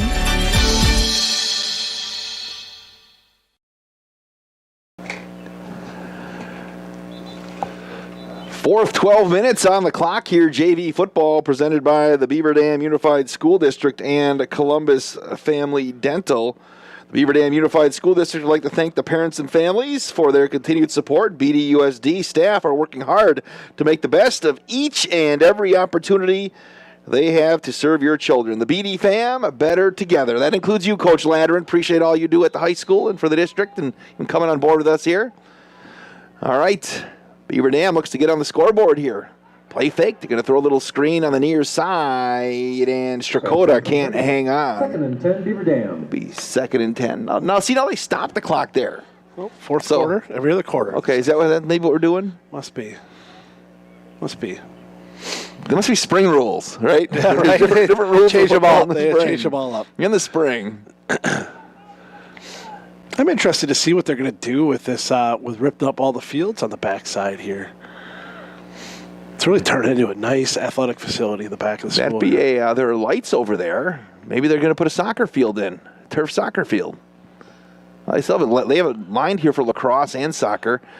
Handoff coming around to the near side, Keel, and he is going to get brought down after a gain of a couple. I'm looking, so they have the lacrosse lines. I believe those are those women's. They have, I think that's girls lacrosse. Are the lines different Yes. for men's and women's lacrosse? Yes, they're two totally different games. Rules are completely different, except for their whole heavy sticks. It's a totally different game. No kid. Yeah. I mean, you are the lacrosse guru. Things now are even like things like in lacrosse, it's called in men's it's a face off, and women's it's a draw, and there's like different things you can do. High snap, it's on the turf, picked up by Kind. Little jump pass there is incomplete as he tried to make lemonade out of lemons there, and Pass incomplete. it's third down. 4th and 8. Now it's 4th and 8. So, what in general? What's the difference in the lines that are out here? The men's crease is different. The women have like a bigger area inside where you can't do all I believe the men have the crease in the circle. That's all the men have. Okay. On the women's side, they have there's like a half circle that goes out. Yeah, it looks like an infield. Yeah, almost. and then there's also like I believe is that like a 3-point arc? I can't remember. I haven't done lacrosse. I did a men's game. I think women also have can score multi points. High snap. That's a short kick. It's going to bounce at the 49 and slide out of bounds. Because I did my first men's lacrosse game last week, and I'd done it a year and a half, 2 years, because I haven't done a women's game in 2 years either because the spring all got canceled last year. So I was trying to figure that out.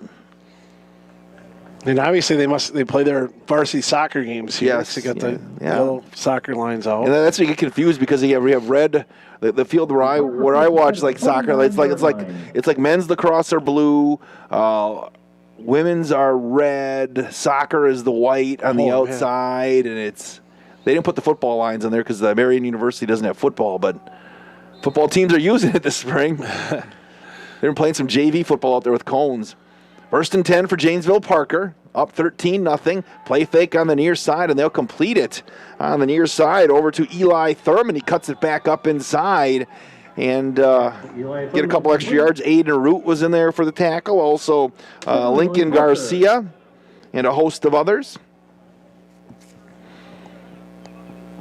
We'll have time to eat the sandwiches I packed. There you go. I haven't had a soda in a week, though, so at least stood on Doc Frederickson's plan for that. Made it a day and a half and had to go to Taco Bell. Well, because you get driving, what do you do? I went to a place and ordered a grilled chicken with no bun, and they said we don't have grilled chickens anymore. So then I backed out and went to Taco Bell. Handoff on the near side could be cut back again to Dabson, and he's going to move the chains up to about the 37-yard line. 1st and 10, Parker. Yeah, Parker's really figured it out here on the offensive side, running the football really well. After Beaver Dam did a really good job the first half of locking down the running game. Sports at dailydodge.com with 10 minutes left here in this fourth quarter. JV football. Novak. Got to work with a couple of wide receivers, and they're just going to play fake this time. Got a little bit of time, directing some traffic, and he's going to keep it himself. Took out the official. Nice hard tackle there by Landon Semrau. Out of bounds at the 36. 37-yard line. Good pursuit there by Semrau, and Carson Nitschke-Bauer was out there as well. Just feels weird on playing football, doesn't it, in nearly April? Yeah. It is. It was strange getting out of the basketball season, and then the volleyball football season started up right away, and you're going. It's just so backward because you're so used to following it up. Working off the far hash. Here's Novak. Sliding right through. Nothing doing there as Sean Setzer. Again, heard the pop of those pads all the way up here as they handed it off to Jaden Dabson. Setzer and Semrau again in there. If I win the lottery, I will. First thing I'll do is I'll call Mr. DeStefano and I will say you can put in Ladron Field and let's put turf in. Who do you name it at? What do you turf in? Would you take the naming rights at Durley? I'll hand them off to you. Wow, I appreciate it. Yes. Thanks, Wade. I do have a bone to pick with Coach DeStefano, though, and maybe we'll talk about that in the varsity game. Expecting some food from him this week. Sia Booth going to bust it up the middle, going to spin through, and that's going to get pulled down. Oh, we're doing this dessert bracket on WBEV, you know, where you figured out what the number one dessert was in the area with a bracket in the month of March, and it was like chocolate cake and something else, and he called up and said he had this great recipe for chocolate cherry pie. Oh. And I was expecting, if it was so good, he should have baked it for me, shouldn't he? Well, you know, I think if he does, I think it should come up to the booth for the first home game. You're right. It? I mean, I think that should be part of it. Okay, if you know, make sure Mark DeStefano knows if he's not watching right now, which he probably is, but if not, let him know that the first home game he went chocolate cherry pie up in the booth. Hand off to Sia Booth again, going to break to the outside and cut to the inside. Another nice tackle there by Garcia. 2nd and 6, Parker. And there's 8:15 and counting. That should come along with the opening day media spread from Mrs. Guerin that she should put on to open up that booth too. Yeah, that would be great. There's probably I was going to do has to be part of the deal. I think. I haven't been up there yet. I was going to do a story on it, and then we got busy, and I was going to go up and look at it. I'm sure that there's a pizza oven up there for us at halftime. I can take a pizza oven. Let's get one delivered. Absolutely.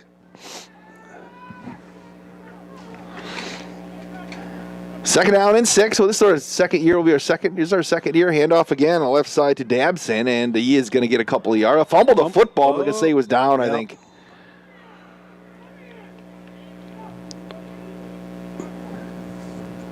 It's all about keeping the broadcasters nourished. That's right. 30 carries for 160 as a team for Parker. 7:20 as the clock winds here in the fourth quarter. Bruce Kaufman said he checked in from... Tell me where he's at.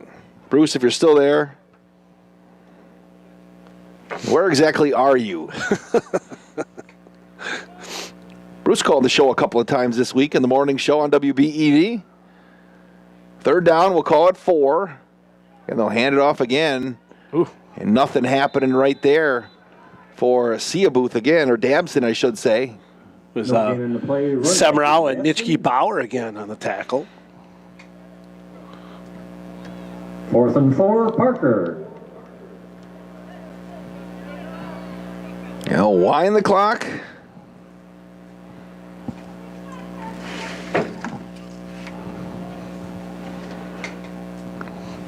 Fourth down, and we'll call it 4 or 3. We'll go with 3. Lone tailback is Sia Booth.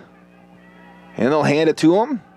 Going to slide through it. He's going to get the first down inside the 15 to about the 13. Setzer, Semrau again, tackle. 1st and 10, Parker. It'll be interesting to see the Golden Beavers, the varsity. Kind of anxious to see what they got going on. The kids have been working hard. Weight room. Parker's kind of those unknowns. Yep, I agree. And they're pretty young. Very young. Yeah, very young, but a lot of really good athletes, and I think their lines are going to be much improved, and I think they get a chance to be pretty solid. Novak's going to work under center. Right side, Sia Booth cuts it back into the end zone. Touchdown, Vikings. Run by Kalen Syllabooth.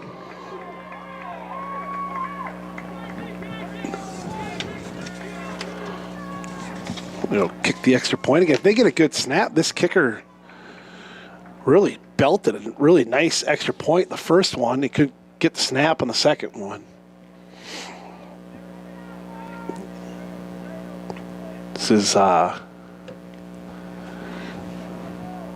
they get a good snap here.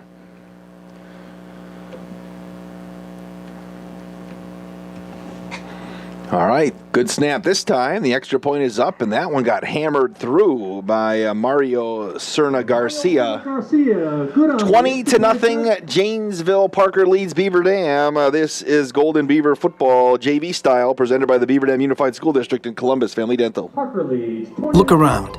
This book, this meal, this lamb, this world is made of dreams.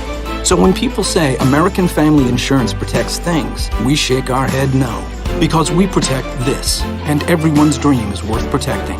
Insure carefully, dream fearlessly. American Family Insurance. Yes, I'm a dreamer. Contact the Kevin Carnine Agency, LLC at 920-887-9700 in Beaver Dam today. American Family Mutual Insurance Company, SI, and its operating company, 6000 American Parkway, Madison, Wisconsin. At Reed Chrysler Dodge Jeep Ram in Beaver Dam, we are a second-generation family-owned business that has been in the Beaver Dam community for over 25 years. Our goal is to make the process of buying a vehicle fun again. No pressure, no hassle, just quality customer service from our friendly and experienced sales staff. So give us an opportunity the next time you're in the market for a new or pre-owned vehicle. The worst that can happen is we shake hands and part as friends, and if you catch us on the right day, you can enjoy one of Mom's amazing homemade cookies. Let our family take care of your family at Reed Chrysler Dodge Jeep Ram in Beaver Dam. 5:33 left in this JV contest. It's 20-0, Janesville-Parker. Tim, what have you seen out of this Beaver Dam squad here in this first JV game? Well, you like some of the skill position players. They've done a nice job. You get some guys flying to the ball, making some tackles, and you like the athletes in the backfield. Had a hard time creating some holes offensively and some holes to run through. Been tough to get the running game going. Kickoff comes to the left side. Going to get a flag on the play. I think we're going to see a face mask as Braden Strakota returned it out to about the 30-yard line. And that's it. The Beavers can get some little momentum going here. Like to get a nice drive here and punch one in. The final 5:27. Something to build off of. Appreciate the ninja, Justin Wilski, for he made it here. He was like the advanced scout team here. My way over, he called me up and gave us the lowdown of what we had going on. Newly christened full-time employee of the radio side of Good Karma Brands, came over from Wireless. Got to do some news and full-time video. So he'll be heading all over. He did a candidates forum in Fall River the other day, which was anchored by Mike Tronson. Mike Tronson was asked to MC, be the debate moderator for Fall River School Board. No kidding. Big time. I think they paid Mike in cheeseburgers. Where's the place to get a cheeseburger in Fall River? Here's Kine, going to work out of the gun. He'll throw to his left. He's going to chuck it long, looking, and he's just out of the reach of Brock Bruish. 2nd and 10. That was another nice ball. Yeah, really good pass. Just off. But Carson's thrown a few really nice passes. Haven't been able to connect.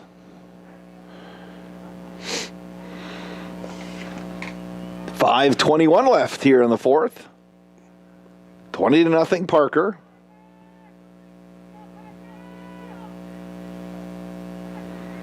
Gonna throw again. Here comes the pressure.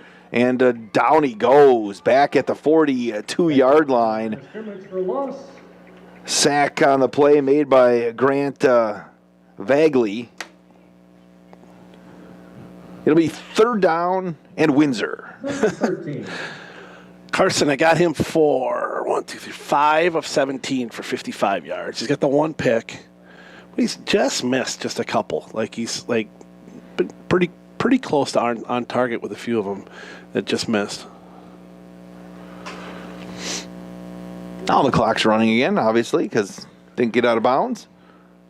I noticed there was one young man out there with a black football helmet for Beaver Dam. Everybody else has the white ones. Didn't notice that until just now. Has it been like that all game? Yep.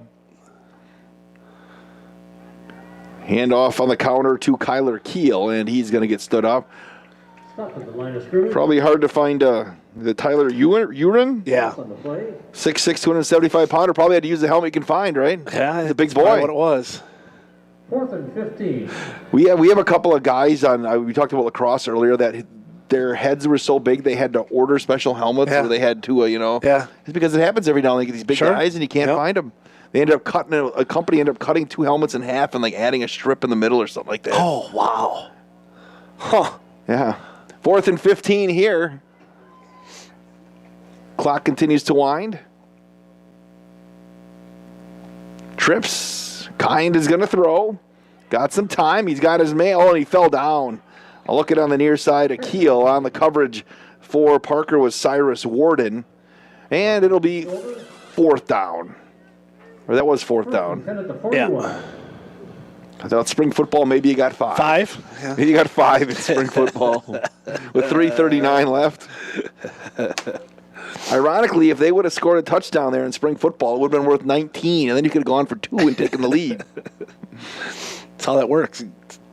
Every touchdown at the end is worth exactly what you need. Well, no, -1 because they didn't have a decision. They didn't have a decision to make. Then either you kick it to go force overtime, or do you go for 2 to win it? Gavin Novak has had a pretty nice game at quarterback here in this JV contest for Parker. He's had to hand off a lot, but doing what he needs to do. Nice tackle there. I believe that was Dabson who had the carry. It's like new carry. Nope, that was Seabuth. Lincoln Garcia and Sean Setzer again on a tackle. 3:18 left. Again, we'll have the varsity game on the radio and at dailydodge.com. We're going to set the broadcast time at 5:35.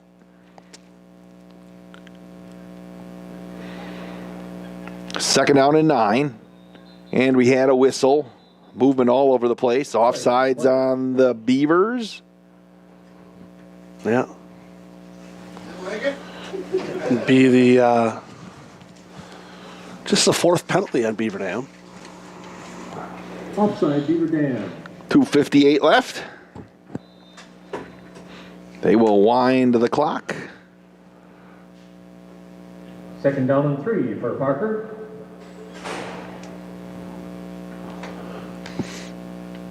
Wonder what that piece on the facade. Yeah, are they going to put they're going to sell some advertising there? Is it going to be advertising? There's like, if you look to you can see that thing up on the side of the building on the TV. Yeah. Hand off again on the near side to Seabuth, and he's going to get the 29, and he got ripped down. I think Sean Setzer, you're right. I could see that maybe as sliding in a billboard there of some kind, make some little mix some money. Yeah. Picture of Tim Ladrin when you come in on. Maybe we could buy that when next time you guys play the Forest. Perfect. We'll just pay for that one and see T-Lad pointing at "We want you." You know, like a political. I like it. Yeah, I like it. You know, because they decided like the Hudson Center. You know, they have those big. I think they have advertising on that now. They also had some drop downs of like some of the Packer players. Maybe we're going to add a drop down to Kevin King since they paid him $6 million to come back. Hand off again on the near side of Dabson, and he's going to get the 24-yard line with 2 minutes left here in this JV contest. You believe they paid Kevin King $6 million? I thought he was gone. I thought he was gone too. If you're Zadarius Smith and you restructured your deal and then you found out they spent it on Kevin King, how do you think he's feeling right now? Yeah, I think that more probably was to make sure Aaron Jones was in house. But yep. Yeah. I feel like maybe the market was anybody else there. $6 million though. They weren't super excited about it. I think your son Jax maybe instead of Kevin King. Hand off on the right side to Seabuth again, and he's going to get a nice gain for a first down. 1:20 left. First and 10, Parker. Appreciate you dialing us in, everybody out there on the JV, whether you're watching us on the Facebook or on the dailydodge.com video stream.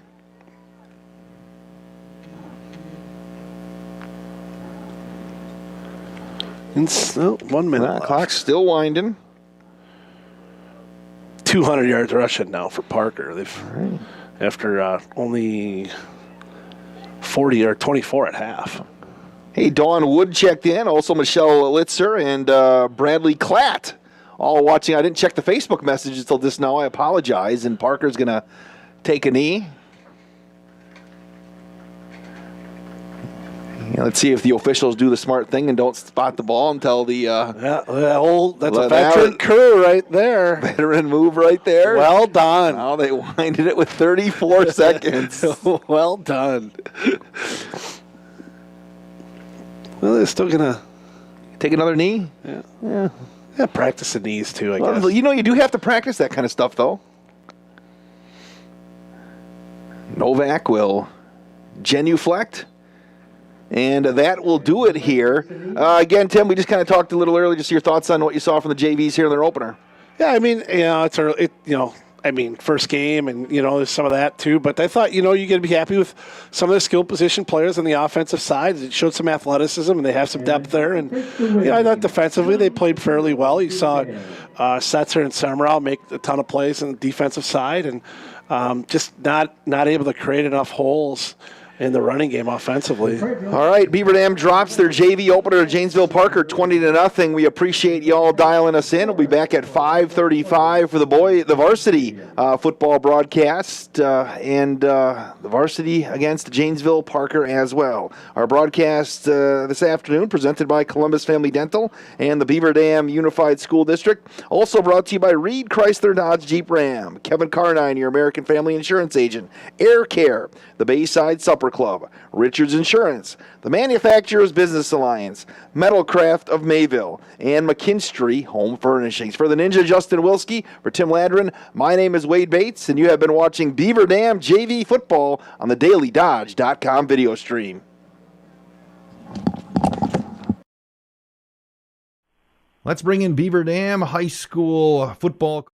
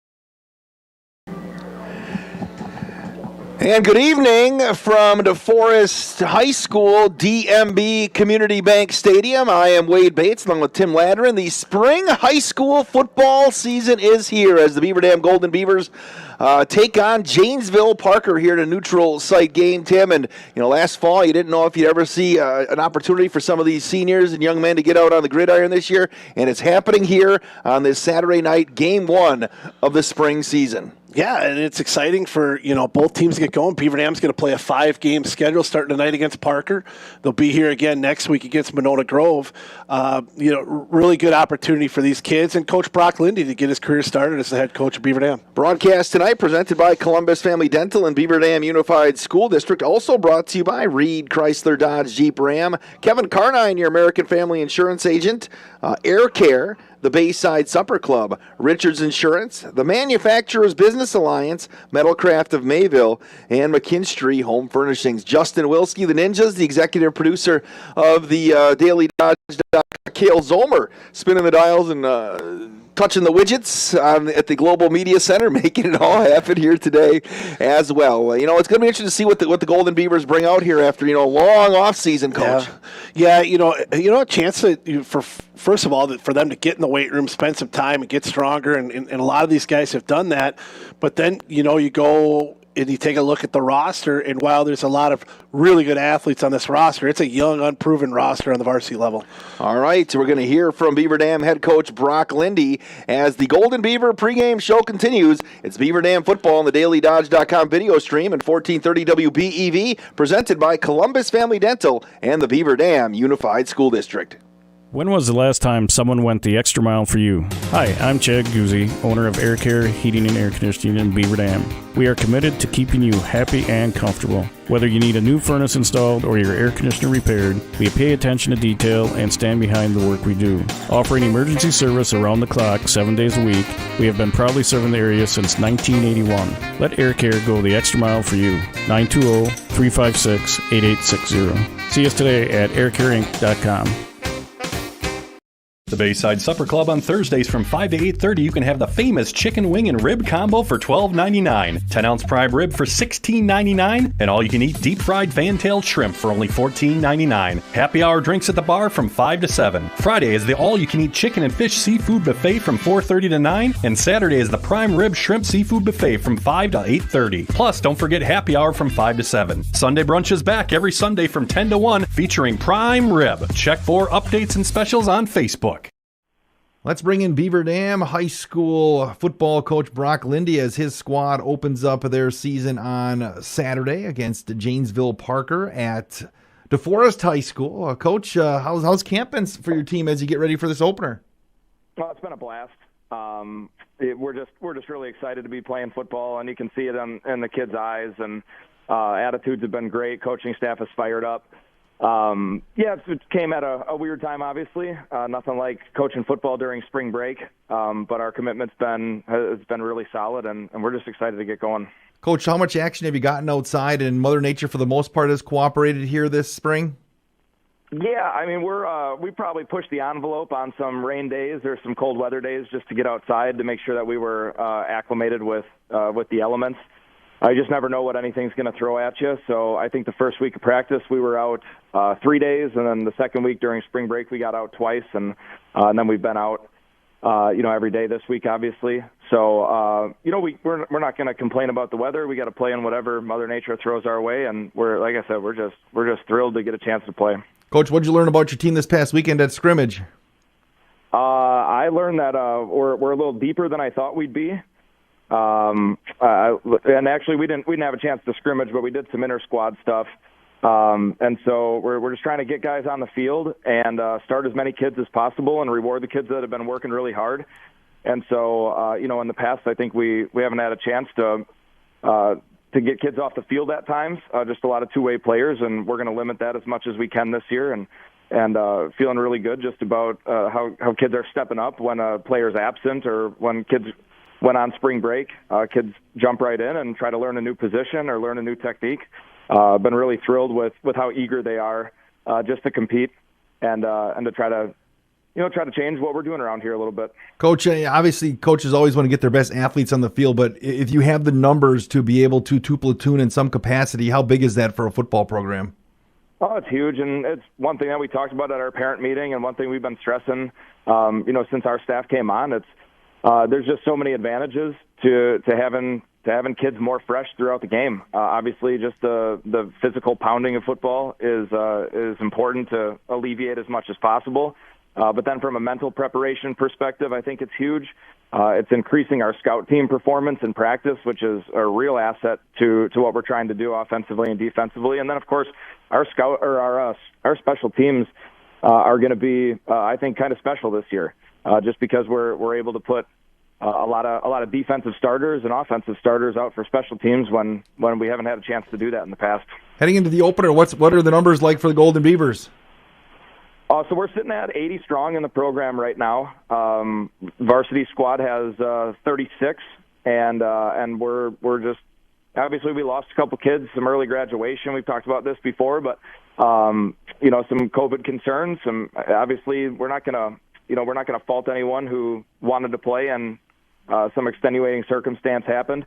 But here we are with 80, and we're going to get after Parker on Saturday. Coach, let's talk about your offense. And people see your team kick off for the first time and grab the football. Just start under center. Talk about your quarterbacks. Yeah, our quarterback is Carter Reason, returning Badger North All-Conference player from last year. Solid leader, tireless worker, really committed to the culture of this program, really committed to his teammates. Big arm.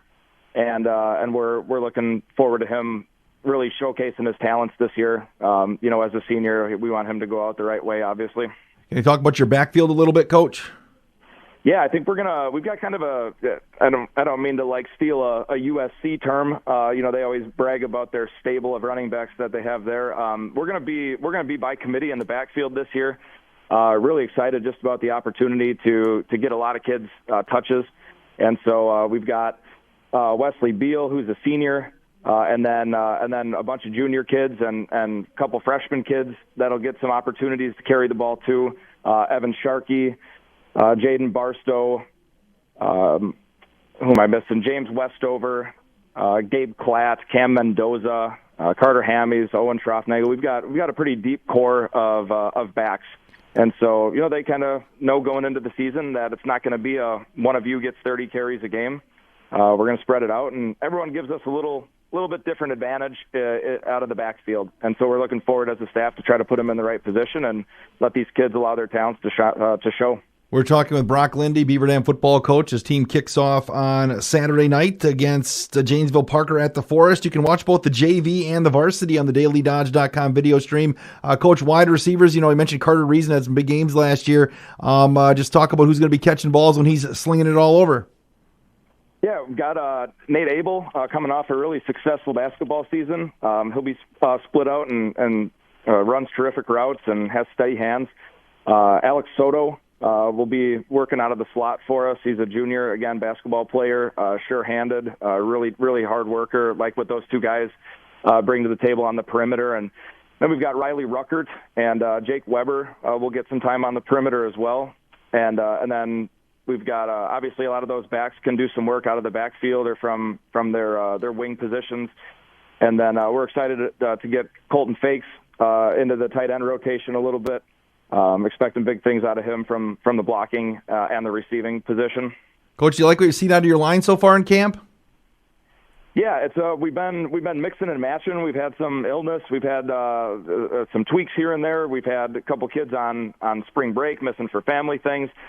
So we've just been moving kids around and trying to find the best recipe for what's going to work.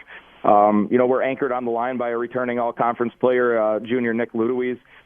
He's just continued to develop his talents, and he's a extremely strong, hardworking kid, good motivator. And then we're trying to fill spots with less experience in the other positions. We like what the other players are are bringing to the table in practice, and we're still kind of figuring out who goes where. But we know that whoever gets those opportunities is going to make the most of it, and just try to execute the scheme that we've got in front of them. Coach, how about the defensive side of the football? What do you think your MO is going to be defensively? And you mentioned trying to go two platoon. How many guys will be playing both ways for you? Starting, I hope none. Okay. I mean, maybe one in the starting rotation, but I think the players know that we're trying to start and then give opportunities, and we've got solid backups in case someone goes down or maybe isn't performing as well as they need to. Defensively, our MO that we want to be is aggressive. We want to attack teams. We want to dictate things to them rather than being reactionary to what they're doing to us. So we've tried to embrace a really aggressive game plan defensively that plays to our strengths and gets ball carriers to the ground as fast as possible and gets pressure on quarterbacks. So I think one big thing that we focused on is just looking more aggressive defensively and making sure that as teams watch us, as our community watches us, as our fans watch us, that they see us as an attacking style defense who wants to create some havoc, cause some turnovers, and get after teams. You talk about some of the young men in your front seven, Coach, or front 7, 8, 9, whatever we're running this year. Yeah. So we'll be based out of a 4-2-5. I think it plays to our strengths. We've got a lot of outside linebacker, defensive back types. And in the front box, we're anchored by Colton Fakes, who's a junior. Just a really, really strong, aggressive defensive end. Excited for what he's going to be able to bring to the table this year. And opposite him is a freshman, Cameron Mendoza. Really thrilled about his development in the offseason coming up from the 8th grade level. He's ready even as a freshman for that varsity competition. Then inside we've got a couple sophomores who are going to help out, and Hayden DeZarn and Michael Fox. And then just some rotational players that'll get opportunities as well. Jose Rodriguez is a senior. We've got Nolan Huffman, who will get some time in there. So excited about the down 4. And then linebacking core, we've got Wes Beal, again, offensive player. We've got Ashton Prewy, Caden Reeby, Brian De La Cruz, Brendan Arthur, guys who just they want to get after ball carriers, and they embrace the aggressive scheme that we want and the attacking style downhill from that linebacker core. So excited for that box to shore some things up in the run attack for sure. What about the secondary, Coach? Yeah, a lot of kids back there that'll be rotational. Through starting at the corners will be Jake Weber and Evan Sharkey, Ben Scharfenberg at the free safety, and then Jaden Barstow and Connor Strasser as our kind of outside linebackers. Just really hardworking kids. They've gotten along really well, creating a lot of chemistry, working hard on communication on that back end, and just getting us in the right looks, right adjustments to formations, and really just playing confidently. That's the biggest thing we've been stressing with the D-backs. They'll make some mistakes. Giving up a completion is bound to happen. So how to bounce back from that and how to stay confident in what we know they can do. Talking with Beaver Dam football coach Brock Lindy. Coach, as specialist, you said you were kind of excited about your special teams, getting some different people on there, but what about kickers and punters and things like that? Yeah, so we've got Kaylee Walters, 3-year returning starter, all-conference kicker her sophomore year as our PAT field goal kicker. She's as steady as it gets. I've liked the kind of the battery, if you will, of long snapper and holder. They've been doing a really nice job making us feel confident that when we score, that extra point's a guaranteed. If it wasn't, you'd see us going for 2 more frequently, but we just have a lot of confidence that when we put up 6, it's going to be a 7. And then punters, Cam Mendoza seems to be kind of the front runner right now for punters, but we've got a bunch of kids who like to kick, and to be honest, there's not a huge amount of difference between the number 1 punter and maybe the number 3 punter.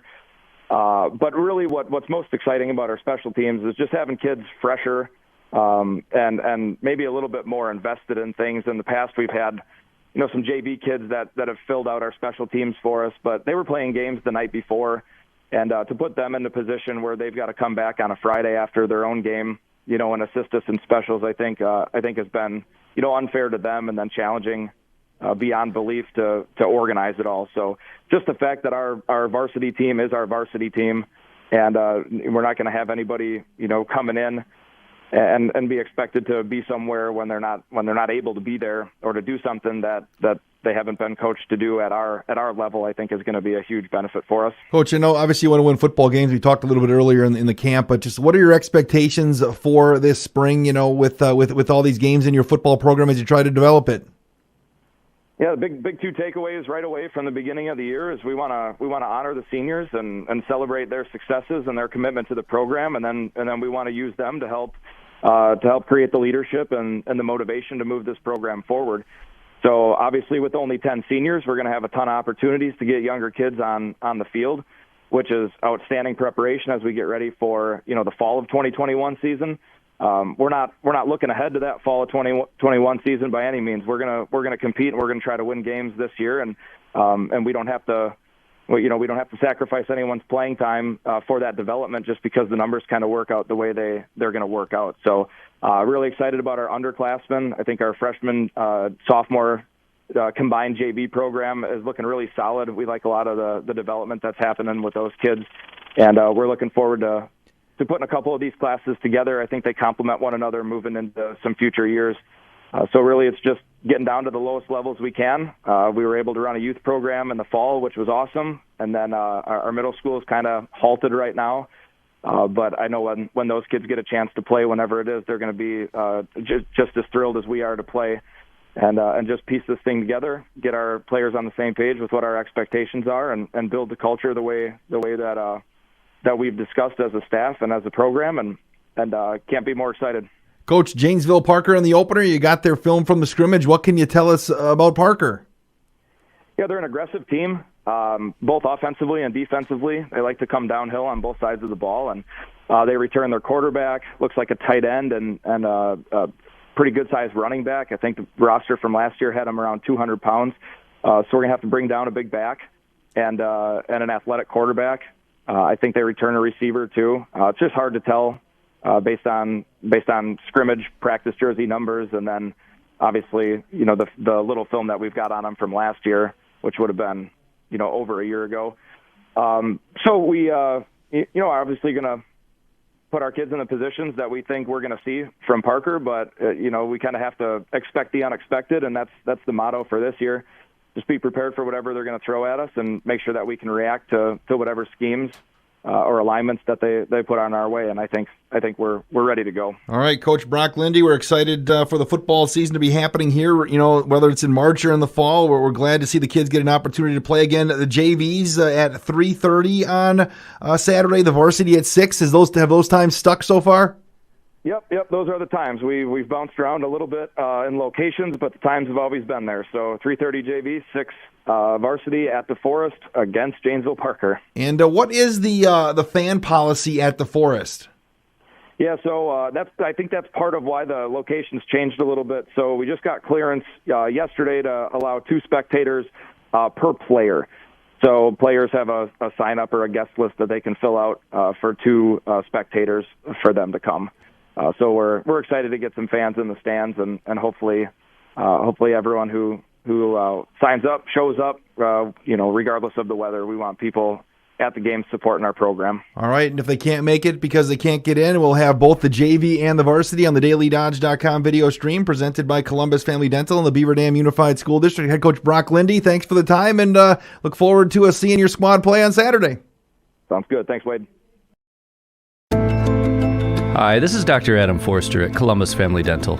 If you've been unhappy with your smile, it's time that you come and see us. Our team of doctors are waiting to help you get your smile back. We'll take the time to talk with you and treat you like a member of our family, not just another number.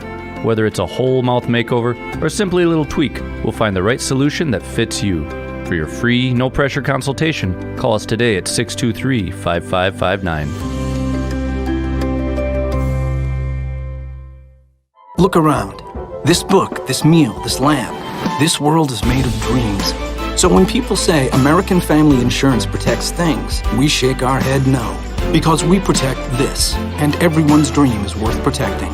Insure carefully, dream fearlessly. American Family Insurance. Yes, I'm a dreamer. Contact the Kevin Carnine Agency, LLC at 920-887-9700 in Beaver Dam today. American Family Mutual Insurance Company SI and its operating company, 6000 American Parkway, Madison, Wisconsin.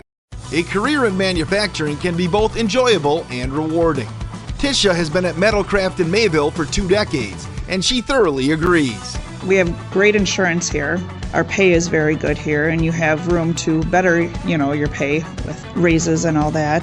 It's just a very good job. It's very family orientated here. Explore the many career opportunities in manufacturing by stopping in at Moraine Park Technical College or visiting DodgeRegionMBA.org. Hi, this is Sandy from McKinstry's Home Furnishings in downtown Beaver Dam. We are proud to support all Beaver Dam athletes. While at home watching high school sports, why not be comfortable? McKinstry's is a lazy boy comfort studio. We have sofas, recliners, sectionals, and reclining sofas. Stop into McKinstry's Home Furnishings in downtown Beaver Dam and add comfort to your home. Year after year, McKinstry's.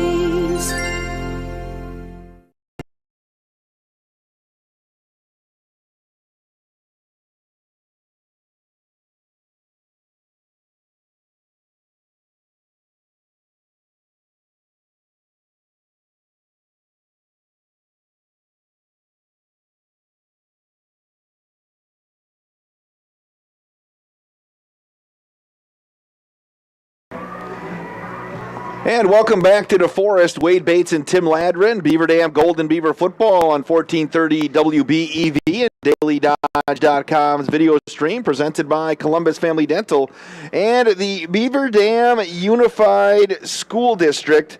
Now, the Beaver Dam Unified School District, be sure to stay up to date on everything going on in the Beaver Dam Unified School District at bdusd.org and follow them on Twitter and Instagram at Beaver Dam USD. Coach Ladrin, the rain's starting to fall here today. This is something I know Coach Lindy was a little worried about here today because they look to whip it around a little bit this year. Yeah, we talked about early on with, a little bit of young athletic kids, but young as far as varsity experience goes. But the one guy with varsity experience, with quite a bit of it, is Carter Reason, the quarterback, returning 73 of 141 last year, 1,149 yards, 11 touchdowns, 8 interceptions, has, played probably, 2/3 of the season last year at quarterback, and so going to rely on his experience. The rain might take that away a little bit. Yeah, we'll have to wait and see. I mentioned he threw for 1,149 yards and had a couple of school records, he said. The defense going to be tested. Jesse Pritchard, their starting tailback for Janesville-Parker, 5'11", 220. Their all-conference running back Garrett Sandwick, 5'11", 215. Some big boys in the backfield that they'll have to tackle. Yeah, something that last year they struggled a little bit with, and so they'll get tested early here on the defensive side. All right, the opening kickoff is coming up next. It is Beaver Dam and Janesville-Parker. We're back in 60 seconds. This is Golden Beaver football presented by Columbus Family Dental, the Beaver Dam Unified School District on the DailyDodge.com video stream and 1430 WBEV. At Reed Chrysler Dodge Jeep Ram in Beaver Dam, we are a second-generation family-owned business that has been in the Beaver Dam community for over 25 years. Our goal is to make the process of buying a vehicle fun again. No pressure, no hassle, just quality customer service from our friendly and experienced sales staff. So give us an opportunity the next time you're in the market for a new or pre-owned vehicle. The worst that can happen is we shake hands and part as friends, and if you catch us on the right day, you can enjoy one of Mom's amazing homemade cookies. Let our family take care of your family at Reed Chrysler Dodge Jeep Ram in Beaver Dam. Looking for a change? A brand new career? Join the team at Metalcraft of Mayville and look forward to going to work. Metalcraft of Mayville has recently doubled the size of its Beaver Dam facility and is seeking new candidates to fill a variety of openings. Metalcraft truly believes employees make the difference, offering paid training, top wages, excellent benefits, and a strong team environment. Apply today at mtlcraft.com. Metalcraft is an equal opportunity employer. Minorities, women, veterans, and persons with disabilities encouraged to apply. Where employees make the difference. Metalcraft of Mayville.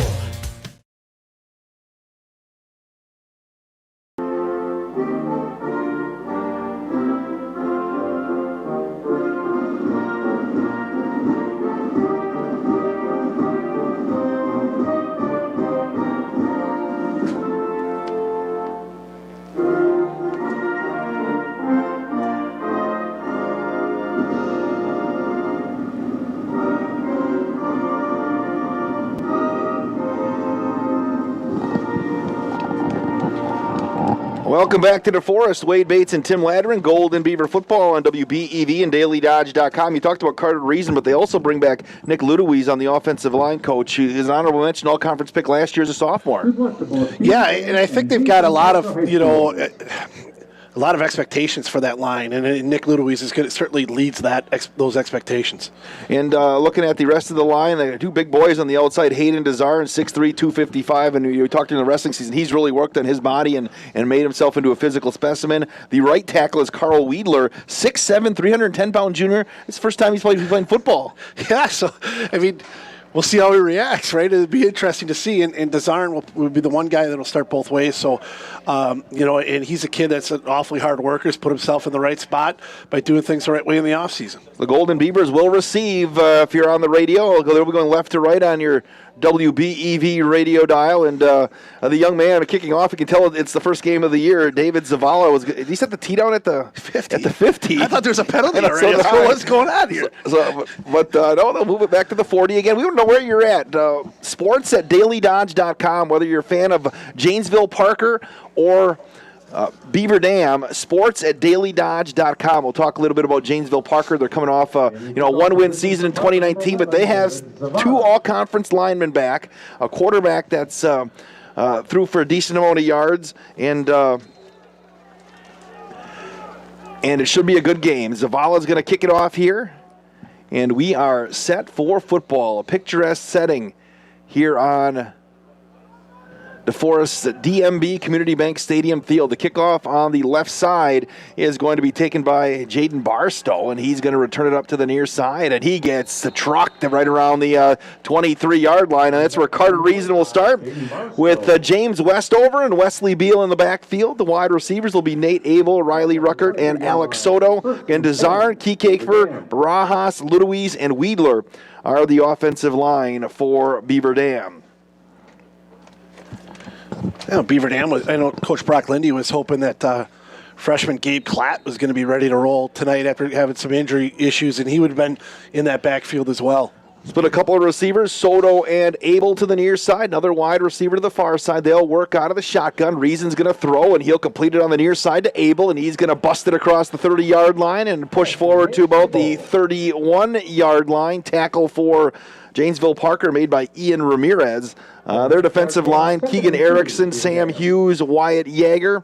The mic is Remy Brown. Also, we have Remy Brown listed twice in the starting lineup. Jack Spoden, Trey Sanda, Ian Ramirez, Evan Terry, and Caden Vernon. Vernon was a second-team all-conference pick for Parker in the Big 8.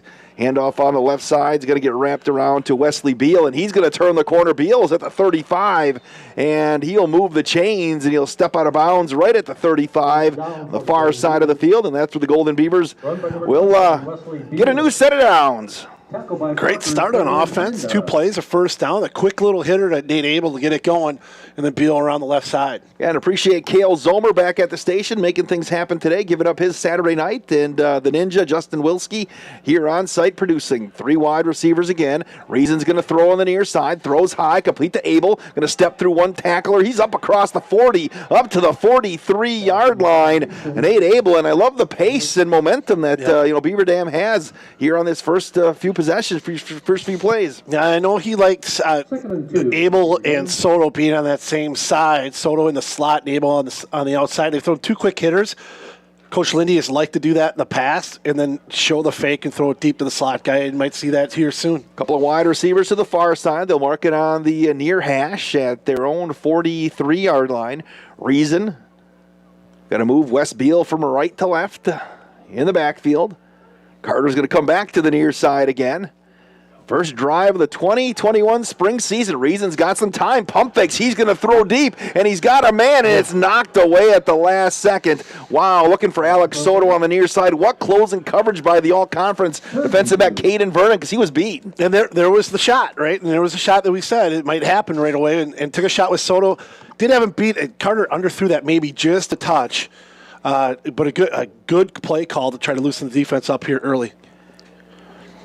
Third down, and we'll call it 3 from the 43-yard line on the near hash. 10:03 left here in this first quarter. High school football presented by Beaver Dam Unified School District and Columbus Family Dental on WBEV and DailyDodge.com. Low snap. Reason on the near side. He's going to have to keep it himself. He's got the 40. Turns it upfield. He's got the 45. I think Carter Reason's got the first down. It's something out of nothing there. Yeah, and Carter's not going to run it a lot, so that's a broken play, but he did a nice job of, as you said, making something out of nothing and picking up a first down. Wearing number 12, looked like Aaron Rodgers right there. Little scramble there and got the edge and then got out of bounds.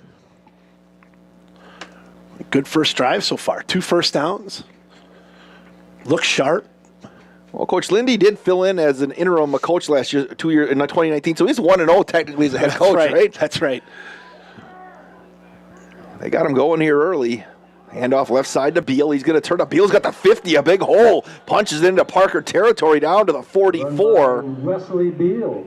First guy to make contact was Trevor Sanda for Janesville-Parker. It'll be 2nd down and 2, and you can do a lot with the offense when you rip off 8 on first down.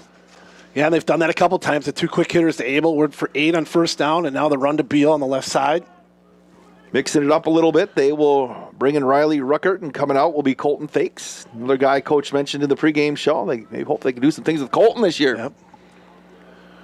Big, strong kid. Has worked hard on his athleticism.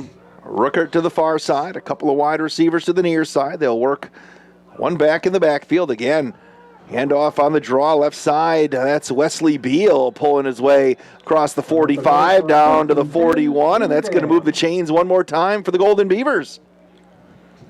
3rd first down of the drive. Beal does a nice job of carrying a couple defenders with him.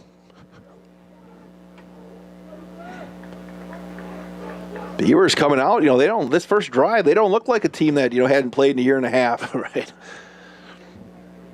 Soto and Abel wide to the left. Slot to the near side is James Westover. High snap again. Oh, and the pass is knocked down at the line of scrimmage, nearly picked off on the far side. Who was that young man over there that got a piece of it? Safety there that came up. Kind of slid in. Evan Terry. He nearly stuck as he came to the line. Read that one. It's 2nd down and 10. They'll mark it at the 40-yard line. Again, Soto and Abel wide to the left. Wind has shifted directions here, Coach, a little bit. It's blowing into our broadcast booth.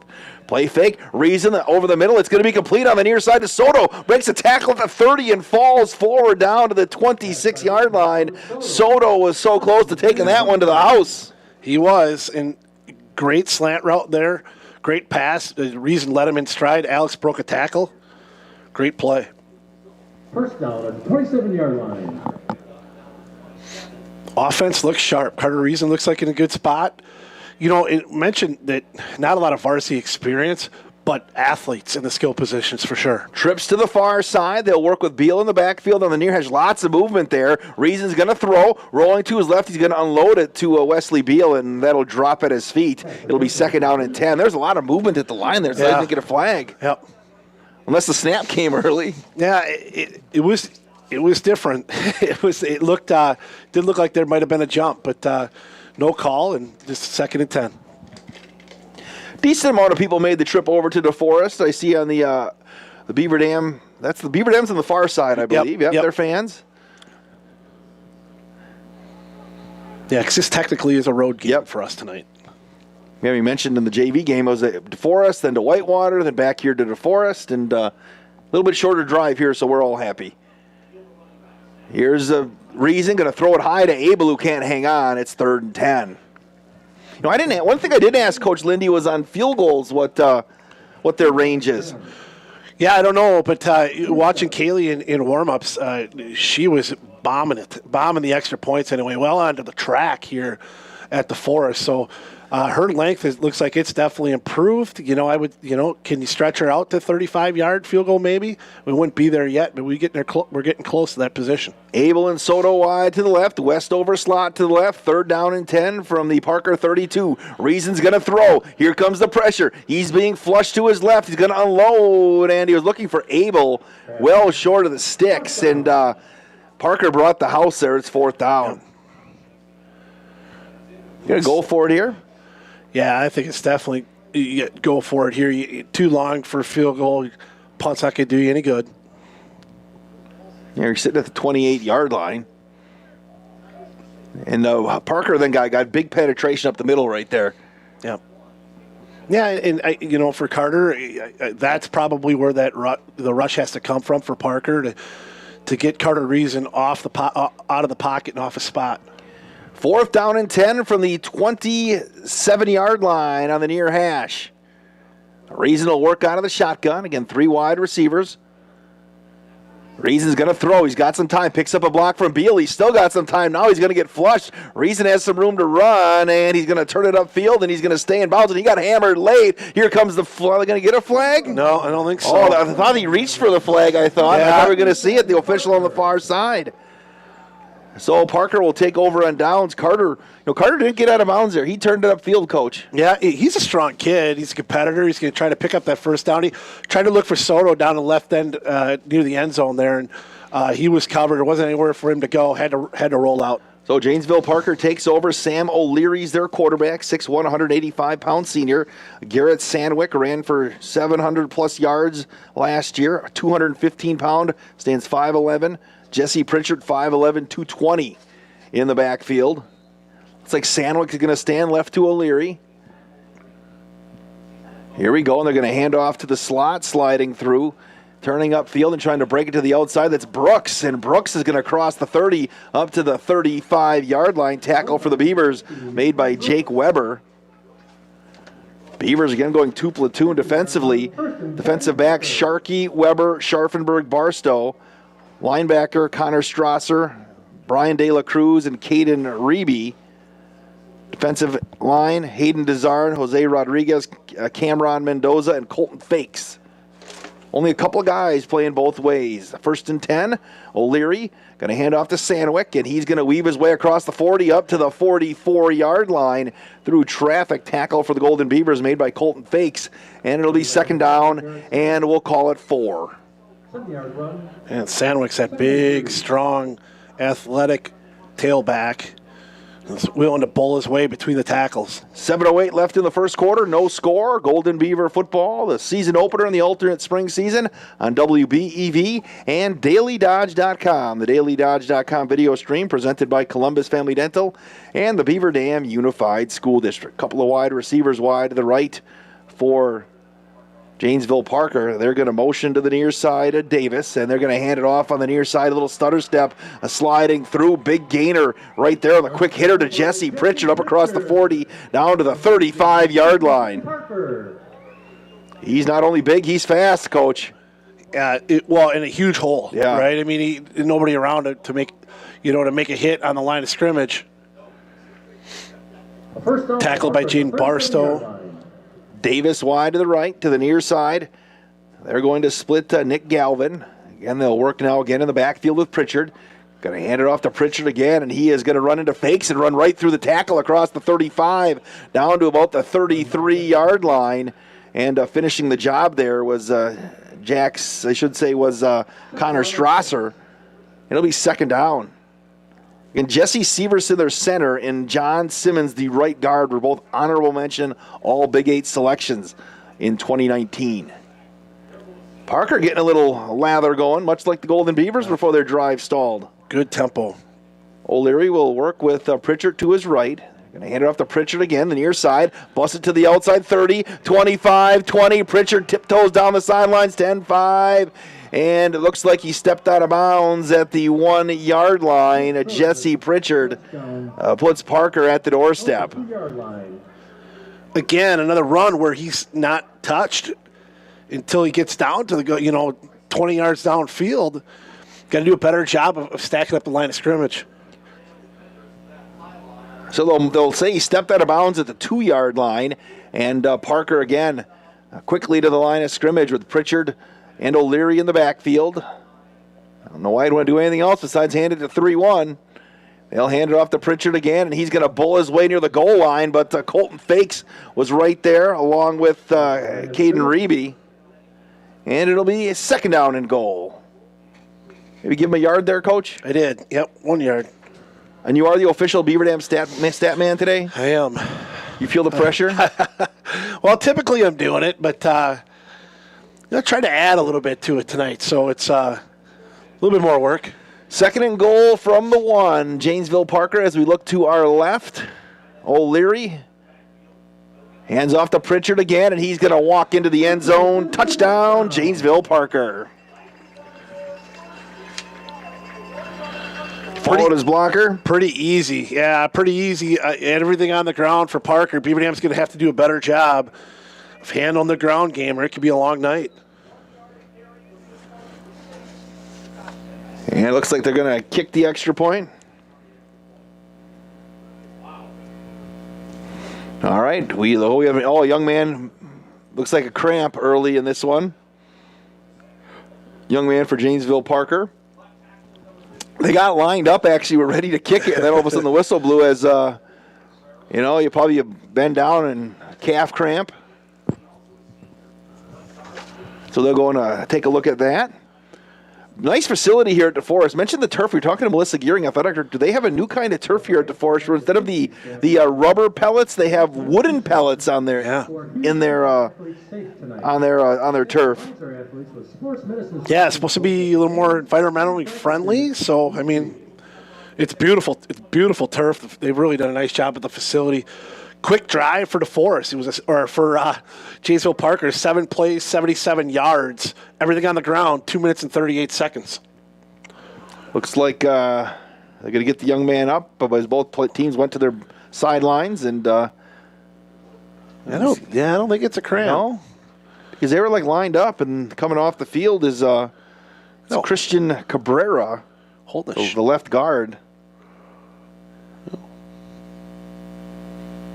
Looks like he's walking okay.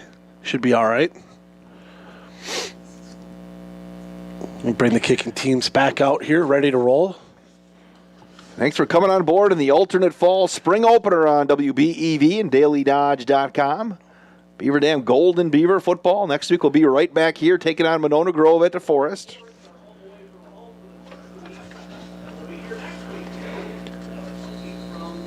So the lines are down.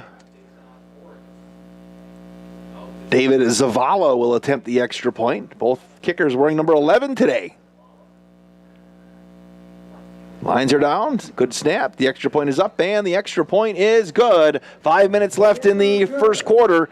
Janesville-Parker 7, Beaver Dam nothing. This is high school football presented by the Beaver Dam Unified School District and Columbus Family Dental. Back in 60 seconds. Parker's on the board, 7-0. Hi, this is Sandy from McKinstry's Home Furnishings in downtown Beaver Dam. We are proud to support all Beaver Dam athletes. While at home watching high school sports, why not be comfortable? McKinstry's is a lazy boy comfort studio. We have sofas, recliners, sectionals, and reclining sofas. Stop into McKinstry's Home Furnishings in downtown Beaver Dam and add comfort to your home. Year after year, McKinstry's.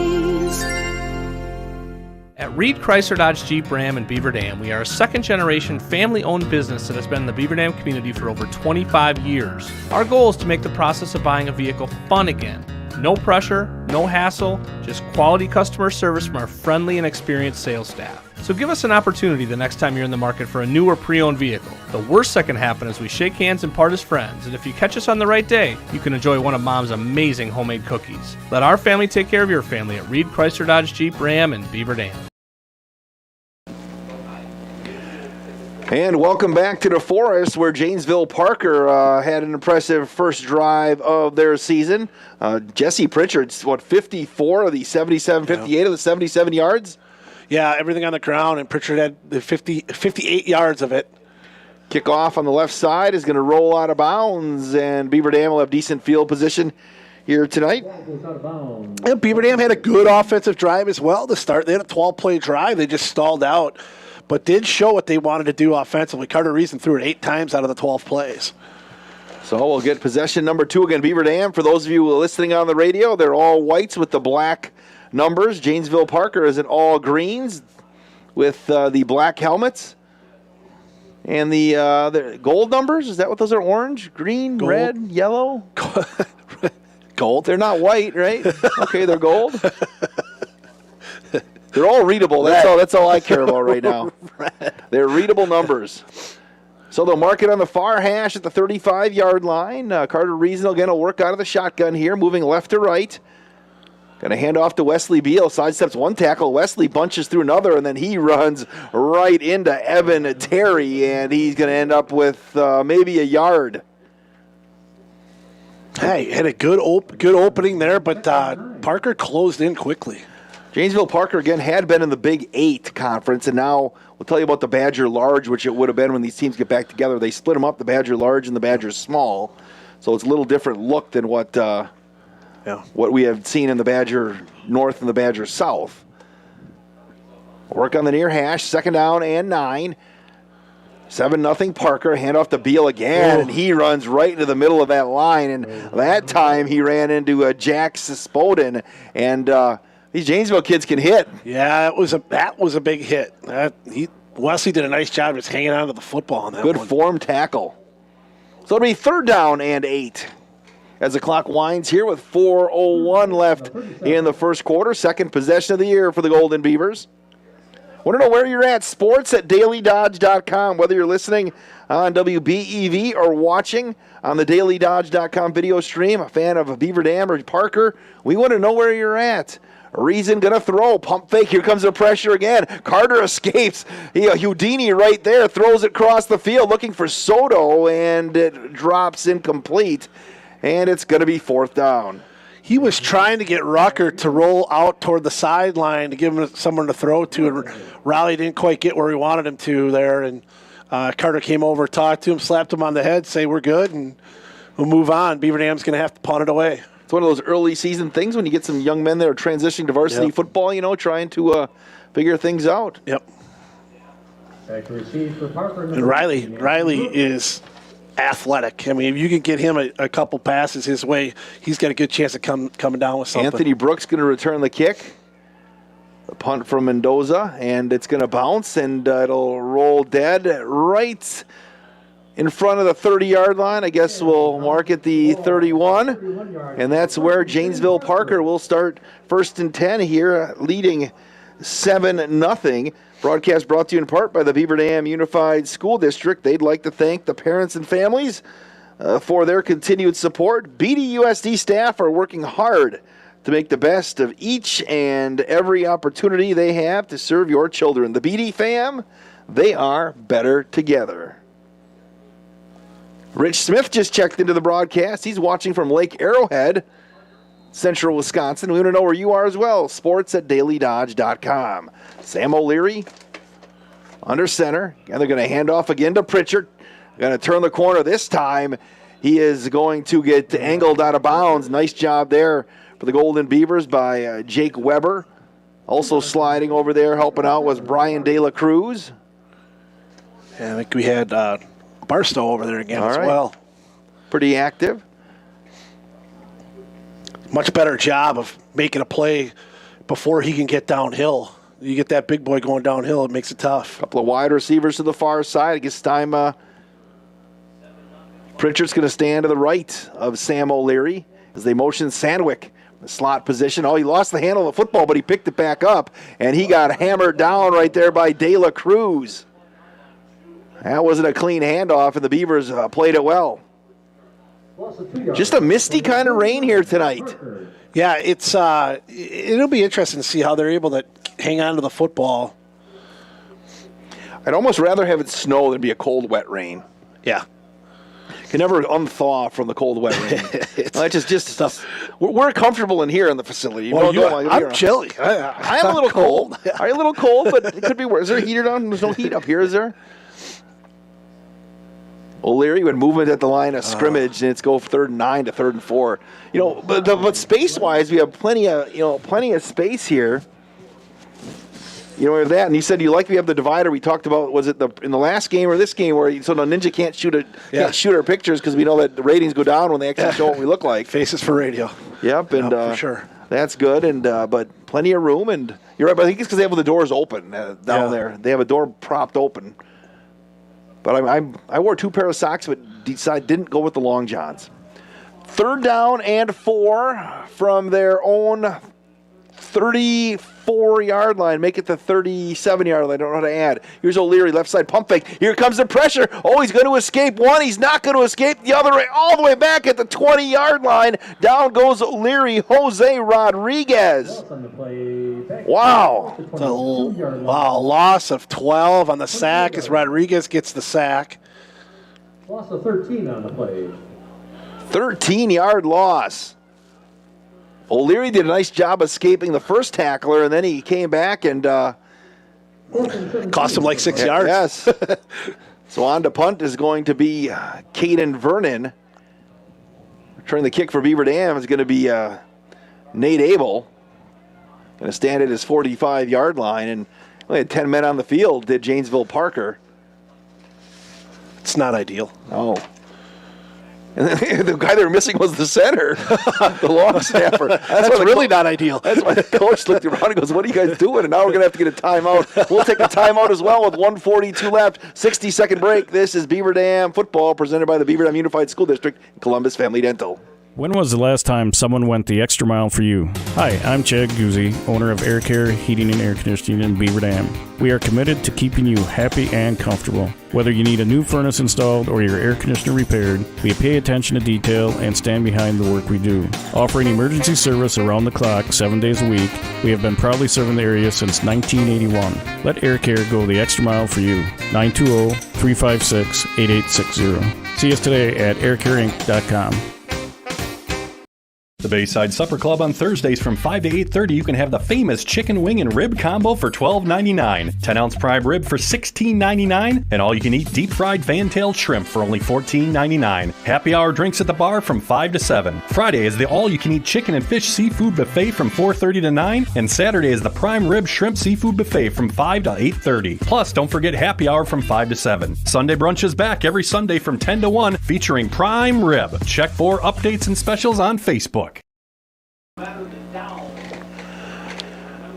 Back at DeForest, Wade Bates and Tim Ladrin, Beaver Dam Golden Beaver football on WBEV and the DailyDodge.com video stream presented by Columbus Family Dental and the Beaver Dam Unified School District. Good snap as DeForest looks to punt, and it's going to float left. And Nate Abel's going to go. He tried to pick it up, and he fumbled it. We've seen that in the JV. Saw it in the JV a couple of times, too. Did he cover it? I hope. I think he's got it. Oh, Nate tried to catch it on the fly like with his fingertips, and got away with that one. Yeah. And Beavers will start at the 50-yard line here, trailing 7-0. Mention the Badger Large. Beaver Dam, DeForest, Janesville-Craig, Janesville-Parker, Milton, Oregon, Waunakee, Fort. I don't think that's right, is it? I don't think it is. No, either. You're right. No, because Watertown's in the. You're right. I'm just going to rewind there because I'm looking at Mount Horeb's not. No, they got large. moved down. Watertown's in the large too. So I'm going to just don't forget everything I just said. 1st and 10 at the 50-yard line. Beaver Dam trailing 7-0. They're going to motion Soto from right to left. High snap. They're going to hand off to Wesley Beal again. Going to cut it back to the far side. He's going to earn himself a good 3 yards there. Works his way through some traffic. Tackle made right there for Parker by Matthew Hartwig. We haven't said his name yet on offense, but he's a pretty nice player at tight end. Yeah, leading receiver coming back, and big kid. They haven't had to throw it yet because they've been successful on the ground. Split a couple of receivers to the near side. Again, second down, we'll call it 7. Reason, going to throw the screen to Abel. He's going to catch it. He's got the 40. Abel's got the first down and falls forward down to about the 37-yard line. Dangerous there, though. That almost went the other way. Yeah. One of the defensive backs for Parker had that thing telegraphed, but Abel made the catch and moved the chains here as the clock winds with 42 seconds left in the quarter. It's 7-0. Janesville-Parker. Well, that little quick hitter to Abel with Soto as the lead blocker has been the most successful play for Beaver Dam. They've hit it 3 times so far. Those two young men will split out wide to the left. This could be the last play of the quarter. Beal, the lone running back. Here's Reason under center. Hand off to Wesley Beal. Going to try to get to the outside. He got a nice block. He's going to turn it upfield. And he's got the 29. Going to fight for the 30-yard line. And he'll gain about 6 on first down, maybe 5 if they pull it back, and that will be the last play of the first quarter. First quarter of the 2021 spring season in the books. Janesville-Parker 7, Beaver Dam nothing. This is high school football on the DailyDodge.com video stream at 1430 WBEV. My dentist cares about me. Hi, this is Dr. Adam Forster. At Columbus Family Dental, we care about you and your entire family. We're here to provide comprehensive, convenient care for you and your loved ones in a comfortable, laid-back environment. Whether you need braces for the kids or cosmetic work for yourself, we're here waiting for you. Call us today at 623-5559 to set up your no-pressure, free consultation to see if we're the right fit for you. At Reed Chrysler Dodge Jeep Ram in Beaver Dam, we are a second-generation family-owned business that has been in the Beaver Dam community for over 25 years. Our goal is to make the process of buying a vehicle fun again. No pressure, no hassle, just quality customer service from our friendly and experienced sales staff. So give us an opportunity the next time you're in the market for a new or pre-owned vehicle. The worst that can happen is we shake hands and part as friends, and if you catch us on the right day, you can enjoy one of Mom's amazing homemade cookies. Let our family take care of your family at Reed Chrysler Dodge Jeep Ram in Beaver Dam.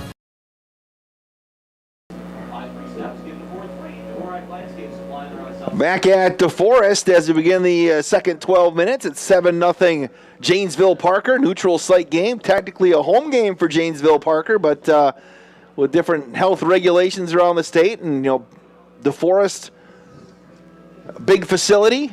There was a game before us, Monona Grove in Oregon. Same thing next week. They're going to have a game before us. And Wade, you said it was a Hail Mary, huh? Yeah, 40. Monona Grove saved us from overtime with a 40-yard touchdown pass with 1 second left. Win 13-7. Otherwise, who knows? Beaver Dam's opponent here next week. Ruckert to the near side. A couple of wide receivers to the far side. Second down, we'll call it 5 from the 31-yard line, moving right to left. And we're going to get a whistle. That's going to be Carl Wiedler moving early. And so all of a sudden, from 2nd and 5, it's going to be 2nd and 10. I was a little bit mixed up because Ruckert came out of the field late out of the quarter, and then the movement. Not a great way to start the second quarter here for Beaver Dam. Great facility here at DeForest. They're building a brand new field house and looks like a aquatic center. Regrading the softball diamond. 10 for Beaver Dam. I think we'll be at DeForest for a soccer game, a girls' soccer game in a couple months here to broadcast. Great facility. Here's a reason. Going to throw the screen to Wesley Beal. Did he make the catch? They're going to say incomplete as he got blown up over there on the far side of the field. That was Carter. Was that? It was 30-something, and then the young man ran away. Ran away too fast. 33? I think it was 33. That was Evan Terry. Evan Terry. A linebacker. And you saw that coming all the way. He had that thing. I was watching a line. They all blocked. They all kind of blocked low on that one. The second time they've done that on that pass play. 3rd and 10, 3 wide receivers for Beaver Dam. I think they left early again. No flag. A reason. Pump fake. Goes over the middle looking for Nate Abel. And it's picked off on the far side of the field. And that's the same guy we just talked about moving back across is Evan Terry all the way to the 40-yard line of Beaver Dam. Terry made 2 back-to-back plays. And, boy, that was the thing where Carter, that was real dangerous for Nate Abel's health when he let him a little too long. And Nate, got stretched out for it, and it slid by his arms and picked off by Terry. And all of a sudden, they're going to say at the 41-yard line of Beaver Dam. Wow, Evan Terry caught that in full stride and was off to the races. 7-0 Parker here, and now they have it 1st and 10 at the Beaver Dam 41 with 11:45 left in the first half. Sam O'Leary's going to work with Pritchard in the backfield. They're going to hand off to the cutback through, sliding through right there. There's going to be a flag on the play, so we'll see what happens. Going to work through as they hand it off to Griffin Davis, the sophomore wide receiver. Flag on either side of the field here. Both right around the 42-yard line, right around the line of scrimmage. See if somebody moved or somebody lined up off sides. Yeah, procedure. Parker. Sports at dailydodge.com. Want to know where you're at? Art Kabalowski from the State Journal gave us a like. Appreciate the follow. First and 15. Beaver Dam defense had a nice series that last possession, finished up with a Jose Rodriguez sack. Need to do another nice job here of getting a stop and getting the offense back on the field. Davis to the near side. Galvin to the far side. O'Leary's going to work. Sandwick off to the right. Hand off to Pritchard trying to get the corner. And he is going to get ripped down and dropped. Sliding through again was Caden Reeby. The junior slid through on the backside and brought down the big 220-pound running back. It's going to be second down and long. Yeah, nice play there. Third tackle for Reeby. The defense is doing a nice job between Reeby and Rodriguez coming up through the middle of that offense and disrupting. So they're just across the 50-yard line. We'll call it the 49 of the Golden Beavers. Second down and long. O'Leary again out of the shotgun. He's going to throw. The lefty's got some time. A lot of time. Here comes the pressure and loads it on the far side. It is going to be caught right there by Matthew Hartwig, the big tight end, but there'll be no gain on the play. Great job on the coverage by the Golden Beavers. Connor Strasser in the coverage there and makes a great tackle on their leading receiver last year. Yeah, Strasser is 5'8", 160. Hartwig is 6'3", 215, and Strasser won that battle. Yeah, Strasser, again, another kid that puts a lot of time into the weight room. That's one of those plays where you get a little stronger, be able to bring down guys that are bigger. Hartwig, 27 catches for 262 and 5 touchdowns last year as their leading receiver. 3rd and 17 from the Golden Beaver 46-yard line. Janesville-Parker, not DeForest, which I almost said. O'Leary's going to throw. He's going to heave it up over the middle, looking for Hartwig. What a play defensively by Ben Scharfenberg, knocking it away at the last second in the Beavers' hold. Yeah, great play by Ben to get up and make that play. That ball was catchable. Ben went up and got it and knocked it away. Great play. Sports at dailydodge.com. Want to know where you're at tonight? Jeff Wilson watching the broadcast. He checked in. We had TJ Julka check in earlier to the broadcast. Also Bruce Kaufman. Nate Abel's going to stand, and he got a man right on the 16-yard line. High snap, flag on the play, and it looks like they blew it dead, so he had movement at the line of scrimmage. And they're going to say another procedure penalty on. Tell you what, Connor Strasser nearly blocked that, too. He almost got the first one, didn't he? Yep.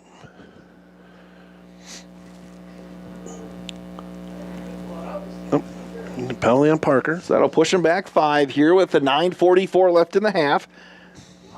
Beaver Dam football presented by Columbus Family Dental and the Beaver Dam Unified School District. The car's still moving around just over the top of the field as we overlook. That's is that 51? Is that I-94? 90? High snap. Here again, they came and tried to get it. Low snap. That goes up over the head of Abel. Let's see if that's going to get into the end zone. It's not. Nate's going to have to pick it up at the 4-yard line, and he's going to turn it upfield, and he gets crunched at about the 8-yard line. Tackle again by that same guy, 33, Evan Terry. He's a football player. Yeah, he's been all over the place. You know, Nate Abel, he's fearless. I just figured that out here. I know you see him on the basketball floor, but the football field, you see him, special teams, a lot of guys will let that thing blow dead. Nate went and got it and picked it up. Yeah, and he, got, probably a pretty important 5 yards on that return and not allow them to be, huddling under their own goalpost. So the Beavers will start looking to our right, going right to left on your WBEV radio dial, trailing 7-0. A Jesse Pritchard 1-yard touchdown run is the only scoring in this one. The JVs lost earlier today 20-0 in their season opener to Janesville-Parker. They played at 3:30. It'll be the same drill next week as well. You will have the JV and the varsity here on the neutral site. Couple of wide receivers to the far side, Abel to the near side. Here's Reason. He's going to throw. Again, they set it up to Abel. He makes the catch at the 15, and he gets ridden out of bounds at the 16-yard line. Tackle made by Caden Vernon. So he'll get 7 quick outs. Carter Reason's, man, we saw it last year, too. He's got some zip on his passes. Yep. Makes a good quick read, gets rid of it. He's 6'1". He's a guy where at the Division III level, if he really wanted to play college football somewhere. Yeah, he's going to Platteville, and he'll have an opportunity there to learn, and he's certainly got the arm to compete there. 2nd down and 3. A low snap. It's loose on the turf, and I don't know who got it. Looks like Parker says they got it. That was crazy from the start, and Parker's going to cover it inside the 15-yard line. That Westover ran a motion underneath it, and I don't know if Carter either bobbled the snap and tried to get it or tried to push it to Westover quickly as that was the play, or as he was trying to get it, he just kind of hit it and it got away from him. But either way, ugly play, and it's a big turnover deep in their own territory. Trayvon Sander recovered that fumble for Janesville-Parker, and they have it 1st and 10, already up 7-0 here, starting at the Beaver Dam 12-yard line. O'Leary going to hand off to Pritchard right up the middle, and he's going to get inside the 10-yard line right near the 5. Like fakes and So Ludowies. it'll be 2nd down and 5 for Janesville-Parker as they're knocking on the door one more time. Beaver's got to find a way to bow up here and at least, try to hold them to a field goal attempt. Pritchard's going to stand to the right of O'Leary. Receivers split to each side. Everybody else is in tight. Going to hand off to Pritchard again around the left side. Breaks the tackle. Got somersaulted by Ben Scharfenberg. Yeah. Submarined him. It's 3rd and short. Nice job by Ben. That's a big guy like that. That's how you got to go get him. Get low. Scharfenberg coming up from a safety position, making a nice tackle, setting up 3rd and 1. Bradley Klatt checks into the broadcast. Michelle Litzer again says, "Let's do it, boys." Brian Bott says, "Let's go." Yeah. Doing a great job helping with Beaver Dam athletics. Absolutely. Brian, if you're listening, don't know if you remember, I was at UW Oshkosh the same time you were. Used to run the bases with Tom Petrie a little bit. 3rd and 1 from the 3. They're going to hand off to Pritchard right side, and he's got a boatload of blockers into the end zone. Touchdown, Janesville-Parker. 2nd touchdown of the day for Pritchard. Well blocked. He had a whole slew of guys with him on that right side.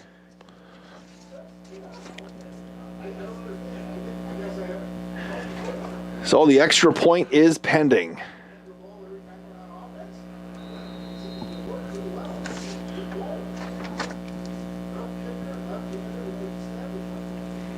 All right, the lines are down. Zavala knocks through the extra point.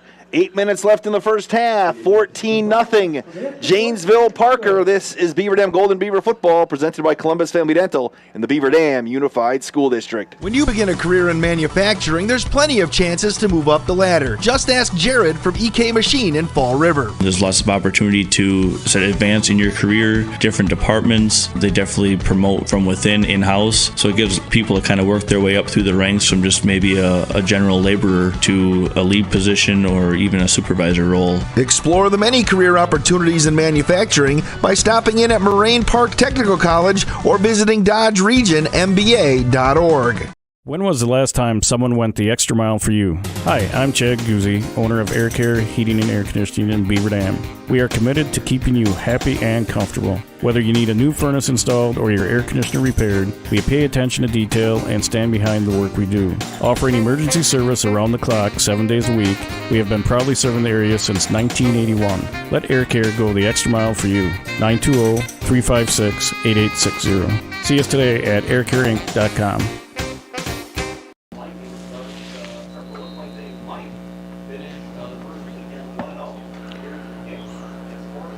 Kickoff coming to Abel on the near side at the 9. He's got the 10, the 15, the 20, the 25, the 30. Abel up to the 31-yard line, and he got hammered down at about the 32. And another nice return by Nate Abel. Yeah, and now, so, you kind of get first gut check time of the year for Beaver Dam. You're coming into the season with a lot of expectation. Well, not expectations, but a lot of hope. You feel like you've put a lot of time in. You've done a lot of things the right way, and and now you trail 14-0 in the opener, and you see how you respond. So be a nice mental check for our guys here, see if we can get something going on offense. At 8 minutes late, 7:53 after that return. Abel to the near side. Looks like Soto wide to the right. Wesley Beal will stand to the left of Carter Reason. Low snap, and they're going to hand off to Beal, try to slide his way through traffic, and he runs right into John Simmons, and he'll still push forward for a couple of yards, and it'll be second down and about 7 for BD. Now, Brian Bott was at UW Oshkosh when I was there, and part of those really great UW Oshkosh baseball teams. Yeah. National champions, and he's converted that into helping young men and women get better and get stronger, bigger, faster, stronger. That it's been a huge part in helping our athletes. There's no question. A couple of wide receivers to the near side. Hand off to Beal in the backfield, and he is going to get stuffed by Wyatt Yeager. And they're going to lose a couple. Yeah, loss of 3. Back to the original line of scrimmage for 3rd and 10. Beaver Dam having a hard time getting the ground game going. I saw that too in the JV game. Beal 9 carries for 29 yards so far. It's a sports advantage, right? They were working hard up there. I was over at the hockey rink this morning. Yep. They were working hard up there.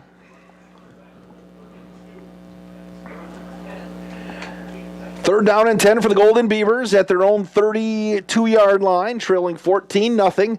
Reason in the backfield. Here comes some pressure again. He's going to get flushed, and down he goes back at the 22-yard line. He ran right into Matthew Hartwig. Didn't feel that pressure, and he got crunched, and it's going to be 4th down. Yeah, it's a tough spot there for Reason as he stepped up, but then, as you said, hit by 2 guys. And 4th and long, and we'll see Cameron Mendoza again to punt. All right, Mendoza will punt, and we've already seen the explosiveness of Anthony Brooks. Nice punt by Mendoza, end over end. Brooks is going to take it at his own 42. Beats one tackler. Coming back to the near side, 45, 50, 45, 40, and he gets angled out of bounds on the near side. And Connor Strasser again made the tackle, but big return by Brooks. And Parker's got great field position, already up 14-0 with 5:40 left here in the first half. Well, they've had a lot of success with Jesse Pritchard up the middle. 11 carries, 72 yards, and 2 touchdowns so far. Beaver Dam's got to do a much better job containing him, and then you worry about does that open up something else for Parker. Here's O'Leary right to the line of scrimmage. Will step back into the shotgun. He's got Garrett Sandwick standing to his left this time. They'll give Sandwick the carry, and he's going to run through a tackler. Look at that strength up across the 30 down to the 29-yard line. Tackle for the Golden Beavers. 7-yard gain. I think Connor Strasser was in there. Also, I don't have a 50 in my program. Let me go look at my other program. I don't have a 50 in my program. I don't either. Guy not in the program is 50. Oh, he's going on my stats. It's okay. 50. Okay, 50. All right, it'll be 2nd down and 4. We'll have to find out at halftime. It's already 14-0.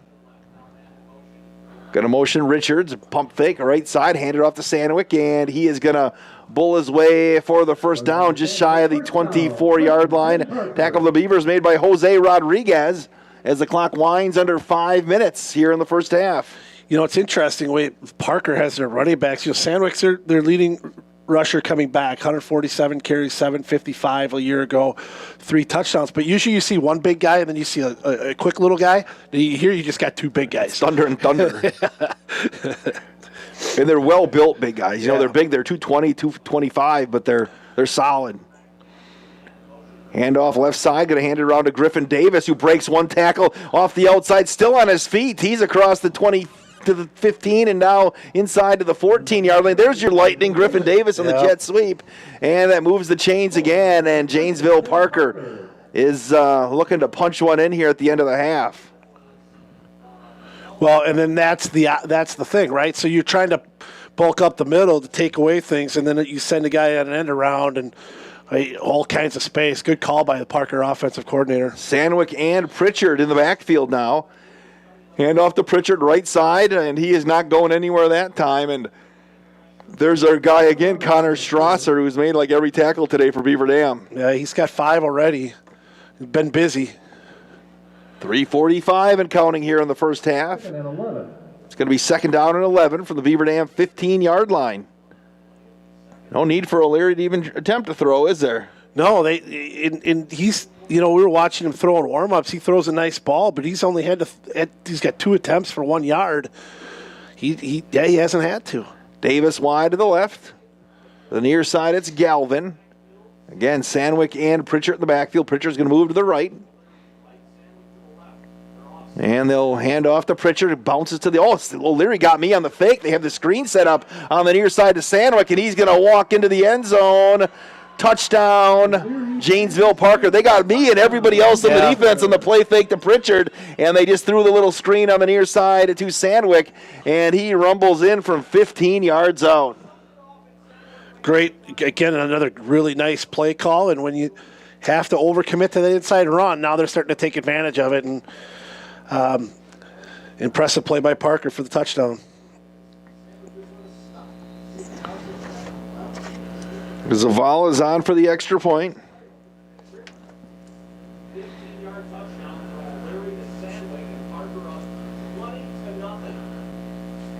Here are the lines down. Zavala, the lefty kicker. The extra point is good. 3:07 left in the first half. It's Janesville-Parker 21, Beaver Dam nothing. It's high school football presented by the Beaver Dam Unified School District and Columbus Family Dental. Hi, this is Sandy from McKinstry's Home Furnishings in downtown Beaver Dam. We are proud to support all Beaver Dam athletes. While at home watching high school sports, why not be comfortable? McKinstry's is a lazy boy comfort studio. We have sofas, recliners, sectionals, and reclining sofas. Stop into McKinstry's Home Furnishings in downtown Beaver Dam and add comfort to your home. Year after year, McKinstry's. My dentist cares about me. Hi, this is Dr. Adam Forster.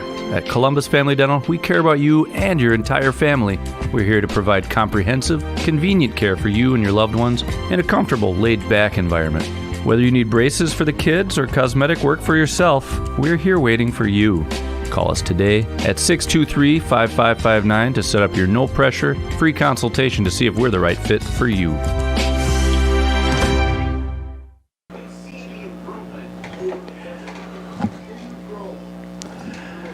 Well, Janesville-Parker up to a 21-0 lead on your Beaver Dam Golden Beavers here. Zavala's going to kick one off again, and they're kicking at Abel, and that one's going to go out of bounds, so Beavers will have it at the 35-yard line.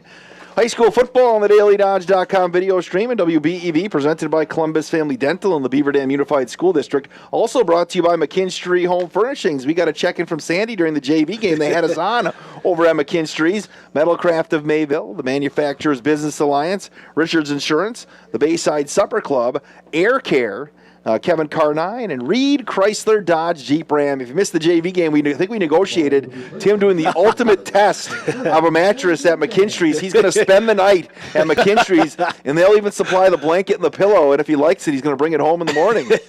Appreciate Sandy for checking in there, being on board, supporting local high school athletics here on WBEV and DailyDodge.com. If you know Sandy, tell her thanks and give her a pat on the back. Reason going to throw. Right side pump fake. They're going to throw it long for Abel. Tries to adjust on the fly, and that's incomplete. Down the coverage on the near side was Caden Vernon. Again, you've seen his name a lot and heard his name a lot in the secondary. Took another shot. There's 3:02 left here in the half. Well covered. It was.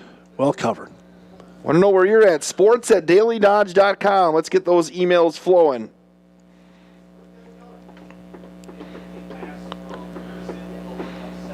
Abel and Soto going to split wide to the right. Reason will work off the near hash. Going to hand off to Wesley Beal, and he is going to get blown up and brought down by Jesse Severson. Boy, the left side of that defensive line just blew up the right side of the Beaver Dam offensive line there, where both sides were 3 yards deep in the backfield on the snap. Yeah, Beal had no chance on that one. Again, no room to run here. Beaver Dam's got to do a better job of creating a few holes. Clock continues to wind. 2.5 minutes left here in half number one. A plethora of action last night across the state. Obviously, a few Thursday games. Obviously, with neutral site games, you kind of play them when you can and where you can, because a lot of obviously grass fields aren't playable yet. Reason's going to throw right side. He's going to heave it long, high, and he overshot his man again, Soto, and it's going to be 4th down. Pass from Reason to Soto, incomplete. My lovely bride, Crystal Bates, checks into the broadcast. She sent me a picture. Look at the job. She's pulling baseboard in the house. I told you, man. She's a lot tougher than you are. She's doing man's work. There's no question. She got the broadcast on. Alexa, open WBEV radio. And, she's doing some work. Short snap. Mendoza's going to get the kickoff, and it's going to bounce. Get a Beaver Dam bounce across the 35. It's going to roll dead right on the 30-yard line. That's where Janesville-Parker is going to start with 2 minutes left here in the first half, leading 21-0.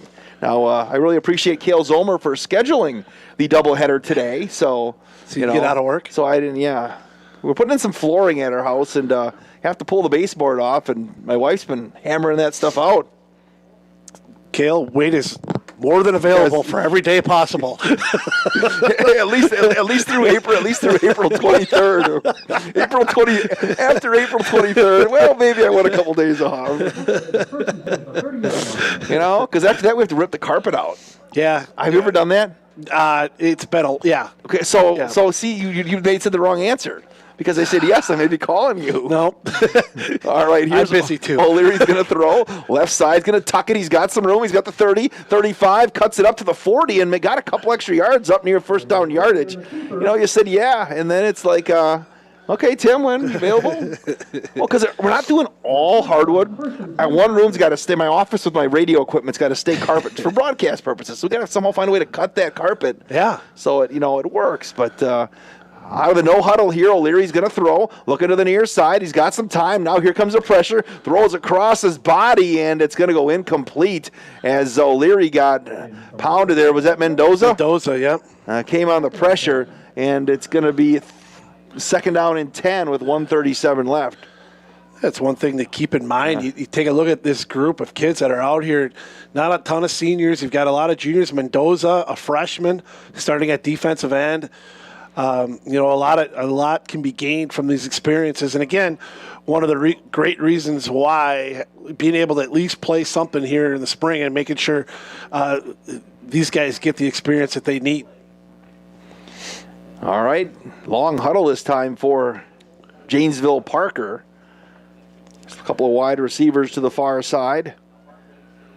Sanda. And Galvin, it looks like. And it looks like we can get a Reed Chrysler Dodge Jeep Ram timeout called by Janesville-Parker. We'll take one as well. A 30-second break, 1:37 left. This is high school football presented by Columbus Family Dental, the Beaver Dam Unified School District, and WBEV and DailyDodge.com. At Reed Chrysler Dodge Jeep Ram in Beaver Dam, we are a second-generation family-owned business that has been in the Beaver Dam community for over 25 years. Our goal is to make the process of buying a vehicle fun again. No pressure, no hassle, just quality customer service from our friendly and experienced sales staff. So give us an opportunity the next time you're in the market for a new or pre-owned vehicle. The worst that can happen is we shake hands and part as friends, and if you catch us on the right day, you can enjoy one of Mom's amazing homemade cookies. Let our family take care of your family at Reed Chrysler Dodge Jeep Ram in Beaver Dam.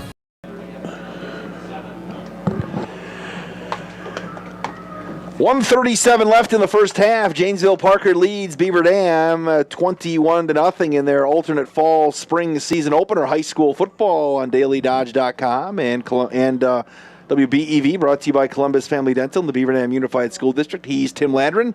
I am Wade Bates. Tony, you came from basketball practice. Was that in Beaver Dam? No, we were in Juneau. Juneau, practicing in Juneau, at the Juneau Community Center? No, we were at St. John's today. Okay. So over there, right from Juneau to the forest.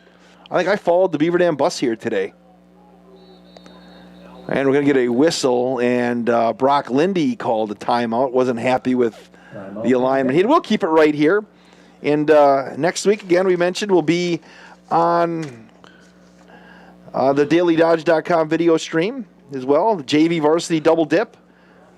Monona Grove. Also this week, we have, well, I think that's it, actually. Because we were supposed to have volleyball on Tuesday against Oregon, and that actually got moved because Oregon had their health regulations lifted, so the games Beaver Dam's game with Fort Atkinson and Oregon on Doug Pickett's volleyball squad got moved to the road this year because they had local health restrictions changed, and then they eventually moved that game to Oregon on the 5th of April. And we'll have that one on the DDVS. There you go. And then, so we'll be here a week from today. That was a quick timeout. We'll get her going again. 1:37 left. It's second down and 10 for Oregon, leading 21-0 at their own 41-yard line. Looking for more. Sam O'Leary, the lefty's going to throw. Looks to the near side of the crossing pattern. It's caught by Hartwig. He's up at the 48-yard line, angled out of bounds right there by Wesley Beal. And it will be third down and about 4. 7-yard gain, 3rd and 3. Nice job by Beal on the tackle. As he's now seeing a little time on the defensive side as well. Nate at running back. Looks like Nate Abel's out there on defense now. Working through some things here in the first game of the season. So third down and about 2 now after they respotted the football at the 49-yard line. They gave Hartwig under a minute left, and O'Leary's taking his time.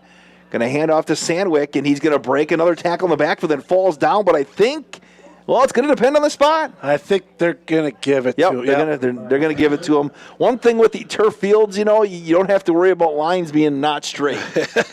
Sometimes even though it looks like you're across like the 35, you better still measure because it takes a right turn halfway through, and we'll keep it right here. The turf. Yeah, you get your money back if it's not straight. We talked about, too, though, you can see the DeForest if you're watching on the video stream. They have the football lines, they have the soccer lines, they have the lacrosse lines. So they have multiple lines out here, and that's one of the advantages, because the band probably gets to use it. Yep. Physical education classes can use it. You don't have to worry about it. Yep. And it is great to have the synthetic, turf down. Well, so much more than just football and athletics. Well, right. The plus side of this too is they we got there's other schools here using it now. And there's obviously advantages to that as well. So, a great facility. They keep adding on. You mentioned that redoing the softball fields and the new facility over to the left with the field house and. So it'll be 1st and 10 from the Beaver Dam 49-yard line with 46 seconds left. Oregon, I should say, I've already said Oregon and DeForest. We're playing, we played earlier. Janesville-Parker leads with the football. Here's O'Leary's going to heave it long on the left side. He's got a man over there, and it's going to be deflected, and we're going to get a whistle, and I think it was caught. That was caught on the back side of the field. Wow, making that catch. That was Hartwig. He was being mauled over there in traffic and still made the catch. To be a gain of 33. It was Barstow on the coverage who actually looked like he got a deflection on that. And Hartwig stuck with it and made the catch. With 38.4 seconds left, and O'Leary Hartwig 6'3", 215. And now it looks like Beaver Dam takes the timeout. Again, we'll keep it right here as we head down the home stretch. But, you want to stay in this game and find a way to keep them off the scoreboard. Yeah, for sure. It's hard to blame Barstow on that. He's great coverage, got a deflection. The kid made a great play. Yeah. He popped it in the air, and Barstow, big, strong kid, just kind of fought through because, when it looked like when Barstow pulled him down, he was kind of pulling him down when he deflected it, but Hartwig just willed his way to the football after it got deflected, and all of a sudden puts Parker in another great situation to score. Yeah, Beaver Dam really needs a big play as some sort of spark here to get into halftime, even if that's just some sort of stop, just to get into halftime and keep it here. A touchdown would be pretty devastating going into half. Got a shout out to Kaylee Walters and the entire Beaver Dam football team from the Dre family. Also, Maddie and Trish Ladder are now listening that they're home. They got us all the way to Allenton. Also, the Wilkies are watching. We'll dive into that. They're watching the game and eating all the food in my living room, he says. Go Beavers, Nate and Abe Wilkie. First and 10 from the 16-yard line. O'Leary's going to throw the screen. He's got Sandwick. Sandwick breaks one tackle and gets angled out of bounds on the far side by Evan Sharkey. So Nate's at my house eating food. Number one, there's no food at my house. And they must be watching, I would bet they're watching, I don't know, Bunked, Jesse, or some other Disney Channel show. Nate likes that. Second down and 8. Clock is stopped. O'Leary's going to throw again. Quick snap. Near side's going to throw the corner out on the, looking for. Yeah, there we go. Intercepted on the near side by Ben Scharfenberg. We talked about the Beavers needing to make a play, and Scharfenberg made that play. Picked it off, stepped in front of Hartwig, and the Beavers hold. Big play. Ben Scharfenberg, as you said, steps right in front on a great read. That's the play they needed to have a little bit of momentum going into halftime. Kept them out of the end zone with 23.8 seconds left.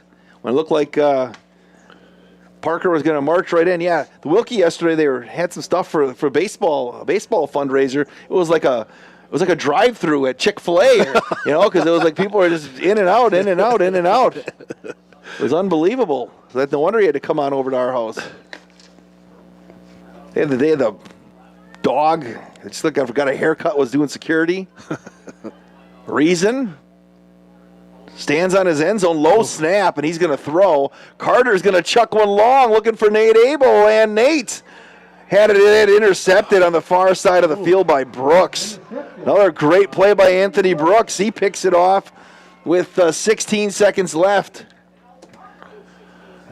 Well, it looked like Nate made a play on the ball coming back, and it looked like he was going to have that. He ended up getting in a really good position, but Brooks rips it away from him, and an interception, and now Parker's got maybe 2 chances to the end zone here. Stephanie Ziegler checks into the broadcast. The Ziegler family is watching.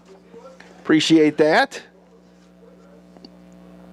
So the mark it at the 35-yard line of the Golden Beavers with the 16 seconds left. That 15, Anthony Brooks, man, he looks athletic too. Yeah. Well, I'd throw it up to him on that far side and see what you can do. Here's O'Leary. Sandwick, the lone running back. O'Leary's going to throw. Rolls to his right. He's going to chuck it up on the near side to a Griffin Davis into the end zone. Touchdown, Janesville-Parker. Pass from O'Leary to Davis. For another man, that one stings. Griffin Davis, 35-yard touchdown catch.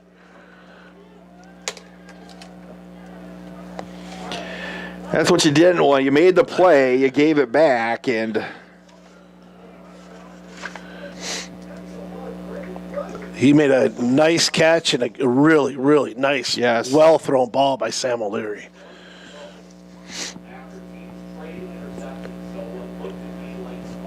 So here's Zavala. Extra point is up, and it's blocked with 8.6 seconds left. They're going to cut a flag on the play. Call procedure. So blown dead. Davis made a nice catch, though, up over his shoulder. Yeah, coverage is by Jake Weber on the right side here. And again, pretty well covered. So actually, Parker caught a break there because the procedure came before the snap. Right. So I get to try it again.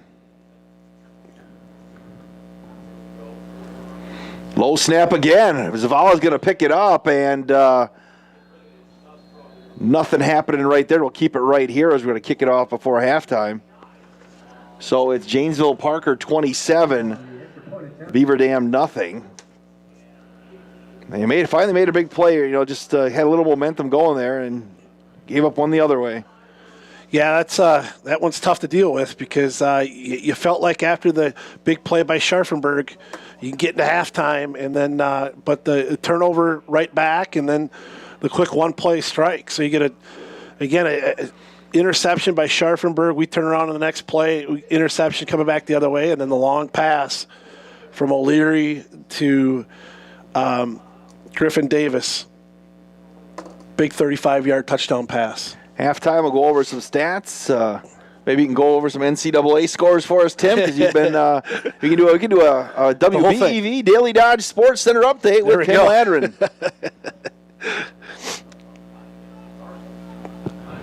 So Zavala will kick this thing off.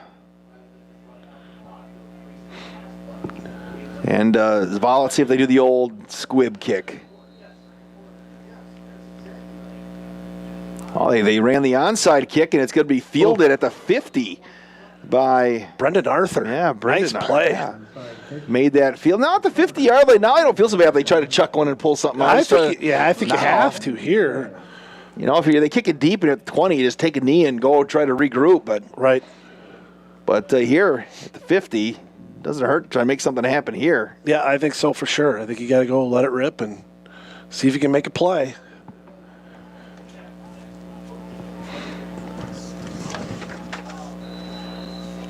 They'll mark it at the Beaver Dam 49-yard line. There's 7.1 seconds left.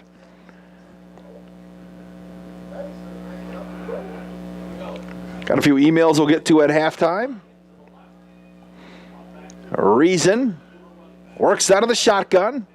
He's got some time, and he's just going to heave it deep, and Soto fell down, and everybody fell down, and there's no time on the clock, so we've reached the first half of the first game of the alternate fall-spring football season. All Janesville-Parker 27-0. Beaver Dam High School football presented by the Beaver Dam Unified School District and Columbus Family Dental.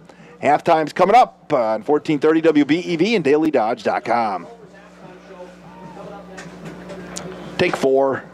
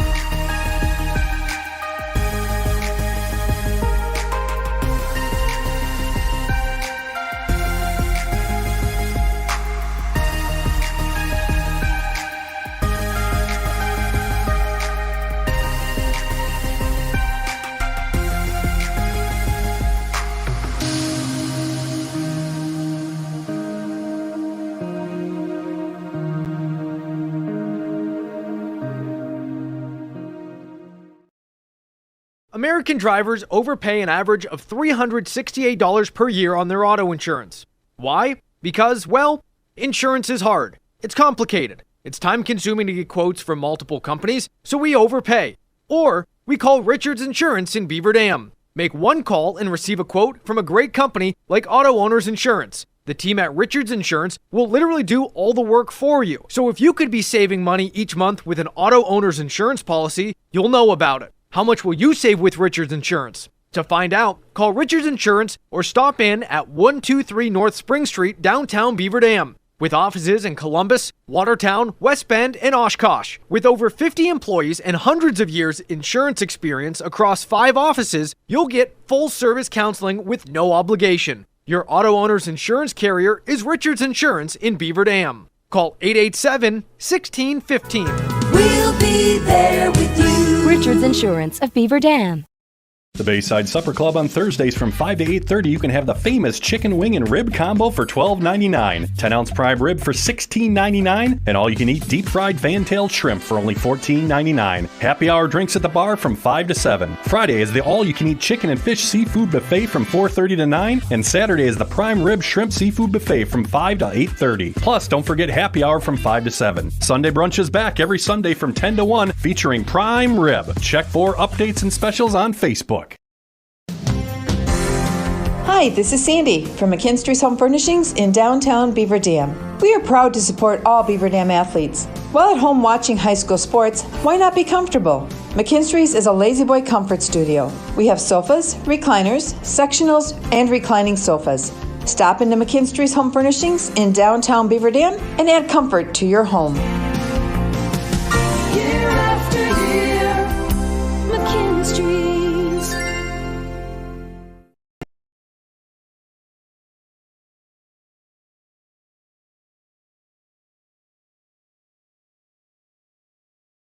Here at DeForest High School, where Janesville-Parker leads Beaver Dam 27-0, Coach. You know, things, first drive of the game for Beaver Dam, it did stall. They didn't get points on the board, but they looked sharp coming out. Yeah, 12-play drive, 3 first downs on the first drive, and you're going, yeah, this is all right. But then Janesville-Parker came right back down, stayed on the ground, and really did a nice job of creating some holes for their backs, and really ran it down our throat for the first half. You know, Parker's got 2 all-conference offensive linemen from 2019 coming back. You have an all-conference running back. But Garrick Sandwick's the all-conference guy, but it's been Jesse Pritchard, who in 2019 as a junior ran 20 times for 60 yards.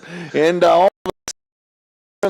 he's at 12 of 72 for 2 touchdowns. And we talked about, like, you mentioned a great point. Instead of the old Thunder and Lightning, you had Thunder and Thunder. Yeah. You had 2 big, huge guys in the backfield. And again, we talked about in pregame how last year we had a hard time bringing down those bigger backs. We're having a hard time today bringing down those bigger backs. What do you have for first half numbers? Yardage-wise, Janesville-Parker with 241 to Beaver Dam 70. For Parker, Sam O'Leary is 6 of 9 for 97 yards, 2 touchdowns, 1 interception. On the ground for Parker, 144 yards in the first half. Again, led by Jesse Pritchard, 12 of 72 for 2 touchdowns. Garrett Sandwick is 4 carries for 20 yards. Receiving, Matt Hartwig leads them with 3 catches for 42 yards. For Beaver Dam, 70 yards total, 24 of it is on the ground. Wes Beal, 10 carries for 27 yards. Carter Reason through the air is 5 of 17 for 46 yards, no touchdowns, 2 interceptions. Nate Abel, 4 catches for 33 yards. Alex Soto, 1 for 13.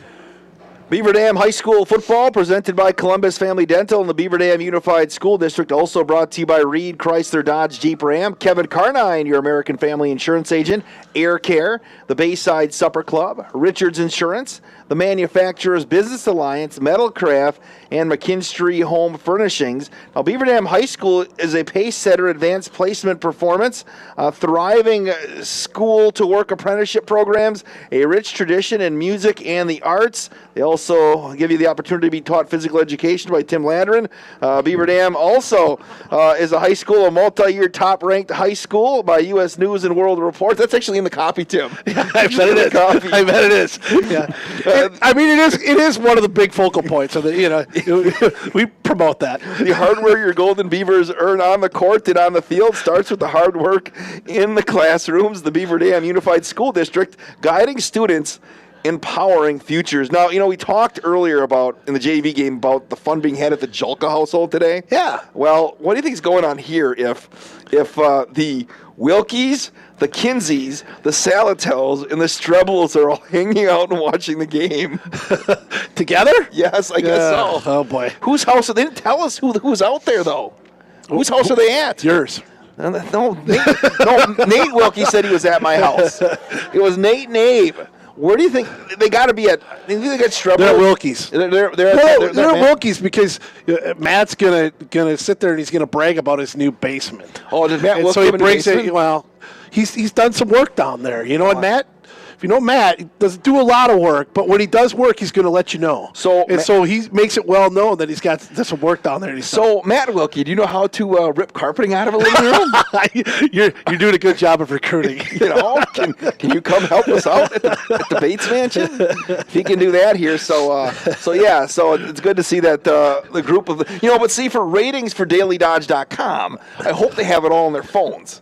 Yeah, because if they're all watching on one, it's kind of like the Super Bowl. If you go and you watch it on one TV, you're killing the ratings. You're killing our ratings. What are you doing? They need to all open it up on their phones for a little while, at least to give us some credit here. It is halftime, 27-0. Janesville-Parker leads Beaver Dam. We'll come back, continue on with the halftime show. This is Beaver Dam football, presented by the Beaver Dam Unified School District and Columbus Family Dental.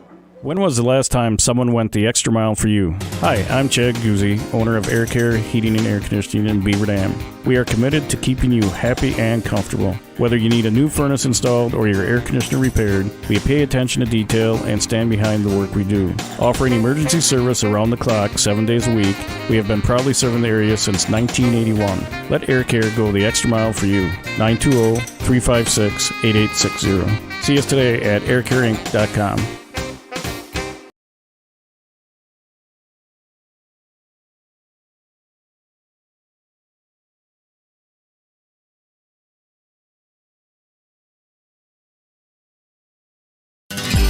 If a new smile is what you're looking for, we have the answer for you.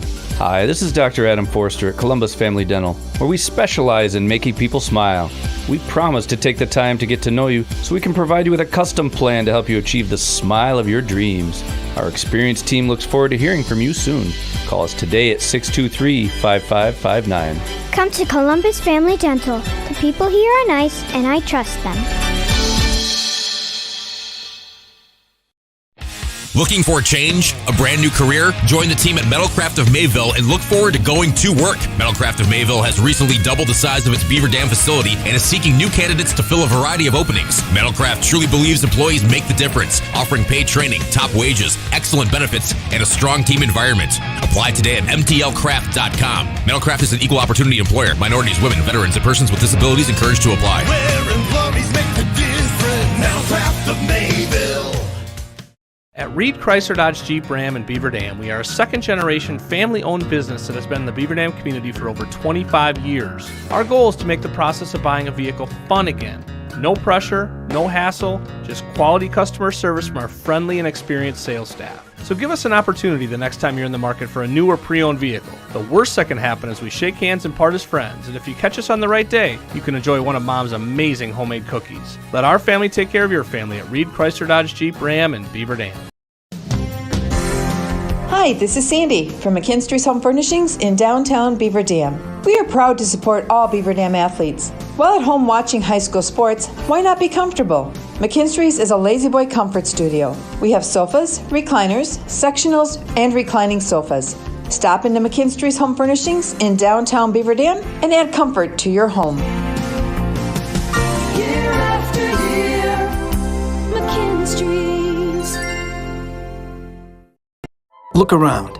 This book, this meal, this lamb, this world is made of dreams. So when people say American Family Insurance protects things, we shake our head no. Because we protect this, and everyone's dream is worth protecting.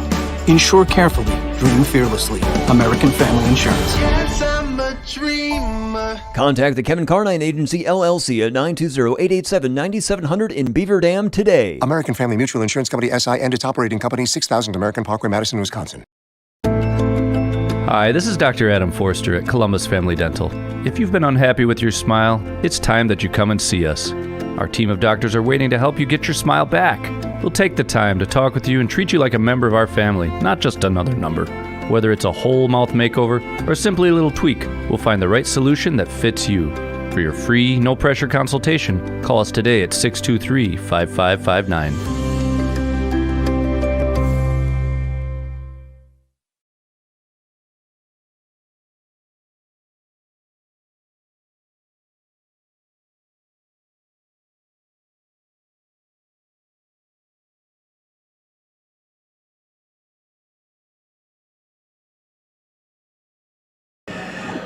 Halftime rolls on here at DeForest. Janesville-Parker leads Beaver Dam 27-0 here on DailyDodge.com and 1430 WBEV, presented by Columbus Family Dental and the Beaver Dam Unified School District. Since I do have a basketball aficionado with me, a couple of big moves coach-wise in the state of Wisconsin. Yeah, Melissa Gearing is in this. Yeah, she is up here. No, Tim Ladron, Shaka Smart. Yeah.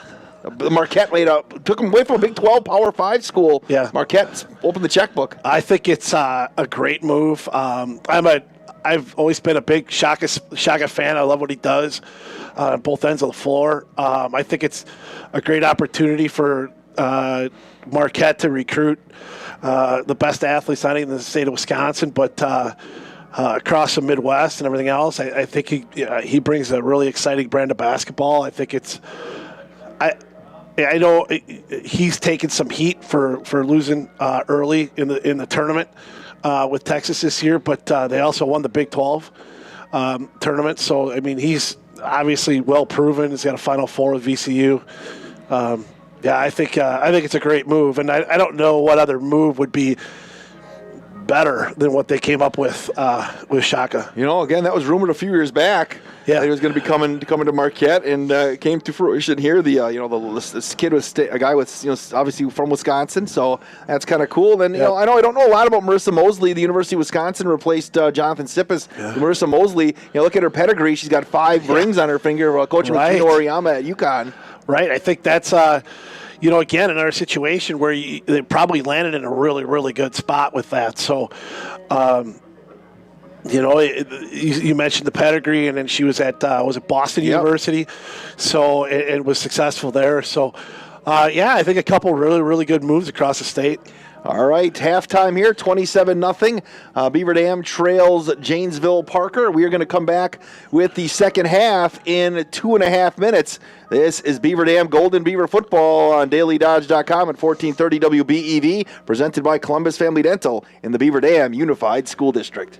When was the last time someone went the extra mile for you? Hi, I'm Chad Guzzi, owner of Air Care Heating and Air Conditioning in Beaver Dam.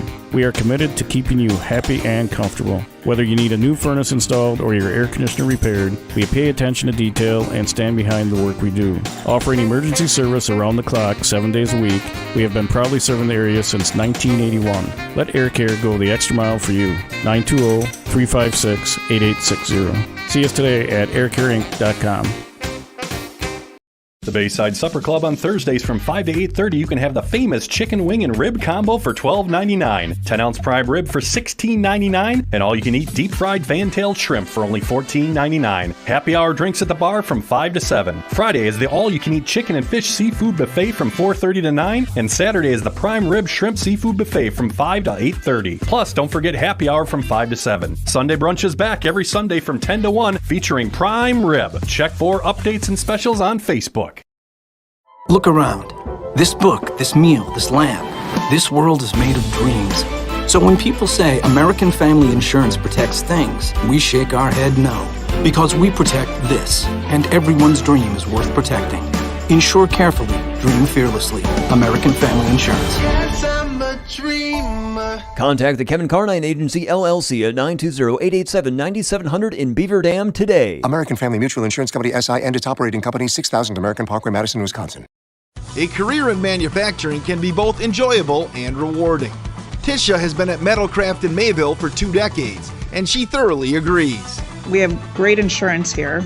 Our pay is very good here, and you have room to better, your pay with raises and all that. It's just a very good job. It's very family orientated here. Explore the many career opportunities in manufacturing by stopping in at Moraine Park Technical College or visiting DodgeRegionMBA.org. At Reed Chrysler Dodge Jeep Ram in Beaver Dam, we are a second-generation family-owned business that has been in the Beaver Dam community for over 25 years. Our goal is to make the process of buying a vehicle fun again. No pressure, no hassle, just quality customer service from our friendly and experienced sales staff. So give us an opportunity the next time you're in the market for a new or pre-owned vehicle. The worst that can happen is we shake hands and part as friends, and if you catch us on the right day, you can enjoy one of Mom's amazing homemade cookies. Let our family take care of your family at Reed Chrysler Dodge Jeep Ram in Beaver Dam. Back here at the Forest, Wade Bates and Tim Ladrin.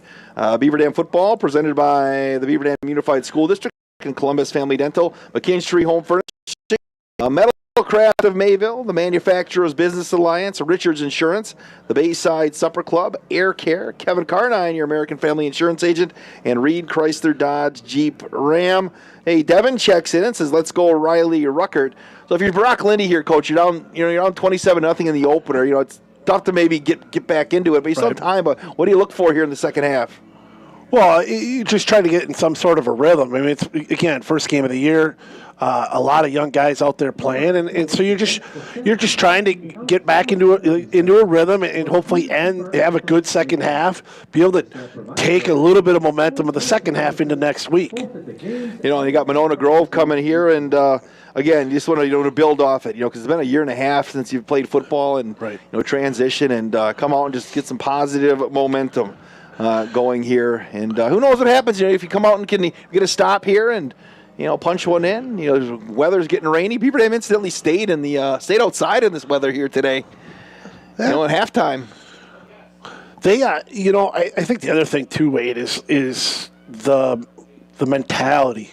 Of having, struggling over the last couple of years, coming out with some renewed energy and some. I mean, now I wouldn't say expectations, but some hopes of getting off to a really good start here against Parker. And the way the first half has gone, obviously, that could bring some of that negativity back. You got to be able to get some positivity going back into this football game, not just for now, but really for kind of the rest of the season, the whole deal. I mean, because that negativity can certainly carry over. And it's not that long until you start camp for once this spring season. Then you start camp in the fall. Get some positive mojo going because you want to carry it over into August. I think this is interesting. It looks like I think Kaylee Walters is going to do the kickoffs. All right, she's going to kick off. So that's something new we haven't seen before. So Walters is going to kick off. And here we go. And let's see what kind of leg she's going to squib it down the right side. It's loose on the got it. Beavers covered it. Walters with a great onside kick, and Beaver Dam covered it up. First and 10. There we go. Recovering. Guess who it was? That covered it, Connor Strasser. Again, yes. He's been all over the place. So the Beavers with the onside kick. Again, we wanted something positive to happen here to start the second half. And they recover at the Parker 47-yard line.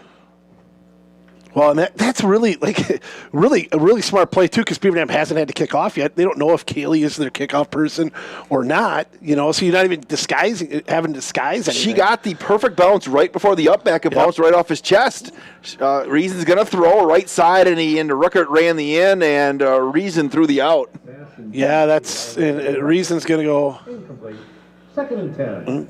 So it'll be second down and 10. See if some sort of miscommunication there. It'll be second down and 10 for the Golden Beavers here. Really, really have to take advantage of this. They'll work it off just inside of the far hash as they're going to split Abel and Soto to the near side, Ruckert to the far side. And it looks like, are we going to get a timeout called by Brock Lindy? We'll take a Reed Chrysler Dodge Jeep Ram timeout as well. Just underway in the second half. Beaver Dam football presented by Columbus Family Dental, the Beaver Dam Unified School District back in 60. At Reed Chrysler Dodge Jeep Ram in Beaver Dam, we are a second-generation family-owned business that has been in the Beaver Dam community for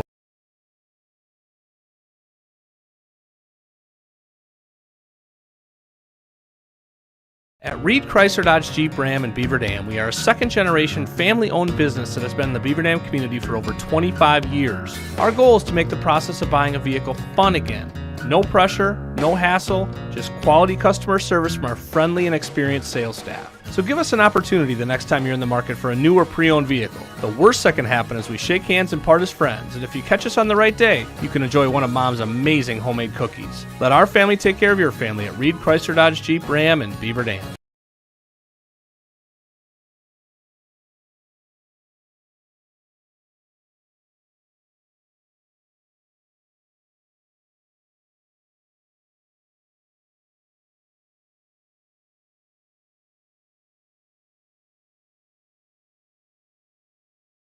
WBEV Reason back to the pass, and he's got to tuck it down, and he gets back to the 45-yard line before Caden Vernon comes up and brings him down. They're going to give him, they're not going to give him the 46, and that's it. It's going to be third down and long for the Golden Beavers. I know at times he's had to tonight, but Carter certainly shown tonight that he's more willing to run than he did last year. Again, Soto and Abel wide to the right, Ruckert to the near side. Wesley Beal, the lone running back. High snap. Reason's going to throw. Here comes the pressure. He got hammered by Hartwig. Completes the pass on the right side. That is Alex Soto across the 30 to the 25, down to the 24-yard line. Carter Reason got drilled and still delivered a strike to Soto, and that'll move the chains, and the Beavers have it inside the 25-yard line. Pickup of 25. Oh, Hartwig just hammered Reason from behind, and he looks like he's okay. He's shaking it off, yeah. But that one stung. You could tell. That was a gutty performance right there by the senior to hang in there and not bail on it. It's Alex Soto. 1st and 10 for the Beavers. At the Parker 23, low snap again. Reason's going to pick it up, and he's going to break another tackle. Trying to run to the right side, got the 25, and he got ripped down at about the 22-yard line. And, pushed out of bounds. Sometimes if you get struggling, you're working out that shotgun all the time. And now Reason took another shot. It's going to be 2nd down and about 7. Again, made something out of nothing. Well, and you mentioned a little bit of rain and the fog, and the ball's probably getting a little wet, and the center's got to be able to handle that too with the shotgun snap on every snap. Ruckert wide to the right, to the near side. It's Abel and Soto. Beal, the lone running back. Low snap again. Hand off to Beal up the middle, and he's got the 20. He's going to fight his way down to about the 16-yard line. One of the first guys to step in and make tackle is Wyatt Yeager. And it'll be 3rd down as the clock winds. 10:15 and counting in the 3rd quarter. 27-0. Janesville-Parker here tonight. Opening night for the Golden Beavers in the alternate fall-spring football season. Ruckert wide to the right again. Abel and Soto to the near side. Westover slot to the left. And we had a whistle. Movement on the left side. Yep. Procedure. And it's a killer for the Beavers. You went from 3rd and 5, had some options, to now all of a sudden back to 3rd and 10. Yeah, I think it's on Hayden Desarn on the left tackle.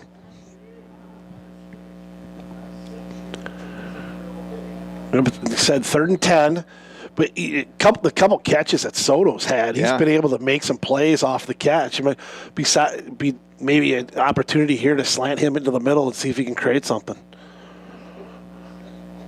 Split the wide receivers again. Soto and Abel to the near side. To the far side, it's Ruckert. 3rd down and 10. Hand off to Beal as they run the draw, and he's going to get back to the 20, and that's going to be it. 4th and 7. So it's going to be 4th down and about 7. There's 7. Yep. See, that's where the penalty comes. We get that same play at 4th and 5, and all of a sudden you're at 4th and 1, and it's much more. You have a lot more options in the playbook. And they'll go for it on 4th and 7 as the clock rolls here in the 3rd quarter.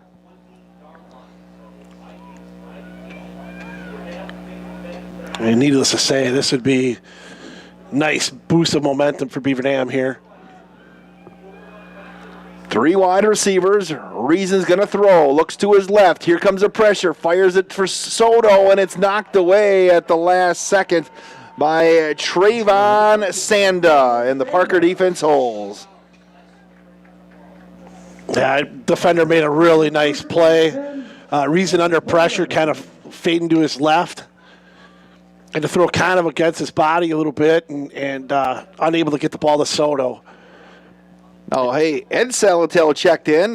Said the Salatels, Wilkies, Kinsey's, and Strebel was checking in. They must have turned the TV off at halftime, huh? Yeah, they were probably refilling with Pepsi. They tell the color guy that he's doing an adequate job. Go BD. They missed the recruitment of housework at Wade's house. Hand off to Sandwick. We wasted all that good material, and those guys weren't even paying attention. We did. Thanks for the check-in, guys. We were trying to figure out what house you're at. The middle for a 3-yard gain. And 2nd and if you didn't hear, and we suggested it was Matt Wilkie's house because of his fine craftsmanship in the basement. You're doing adequate, at least. Yeah. Yeah. So would that be a 3 or a 2 in standards-based grading? Would that be a 2? No comment. No? So it'll be second down and about 7.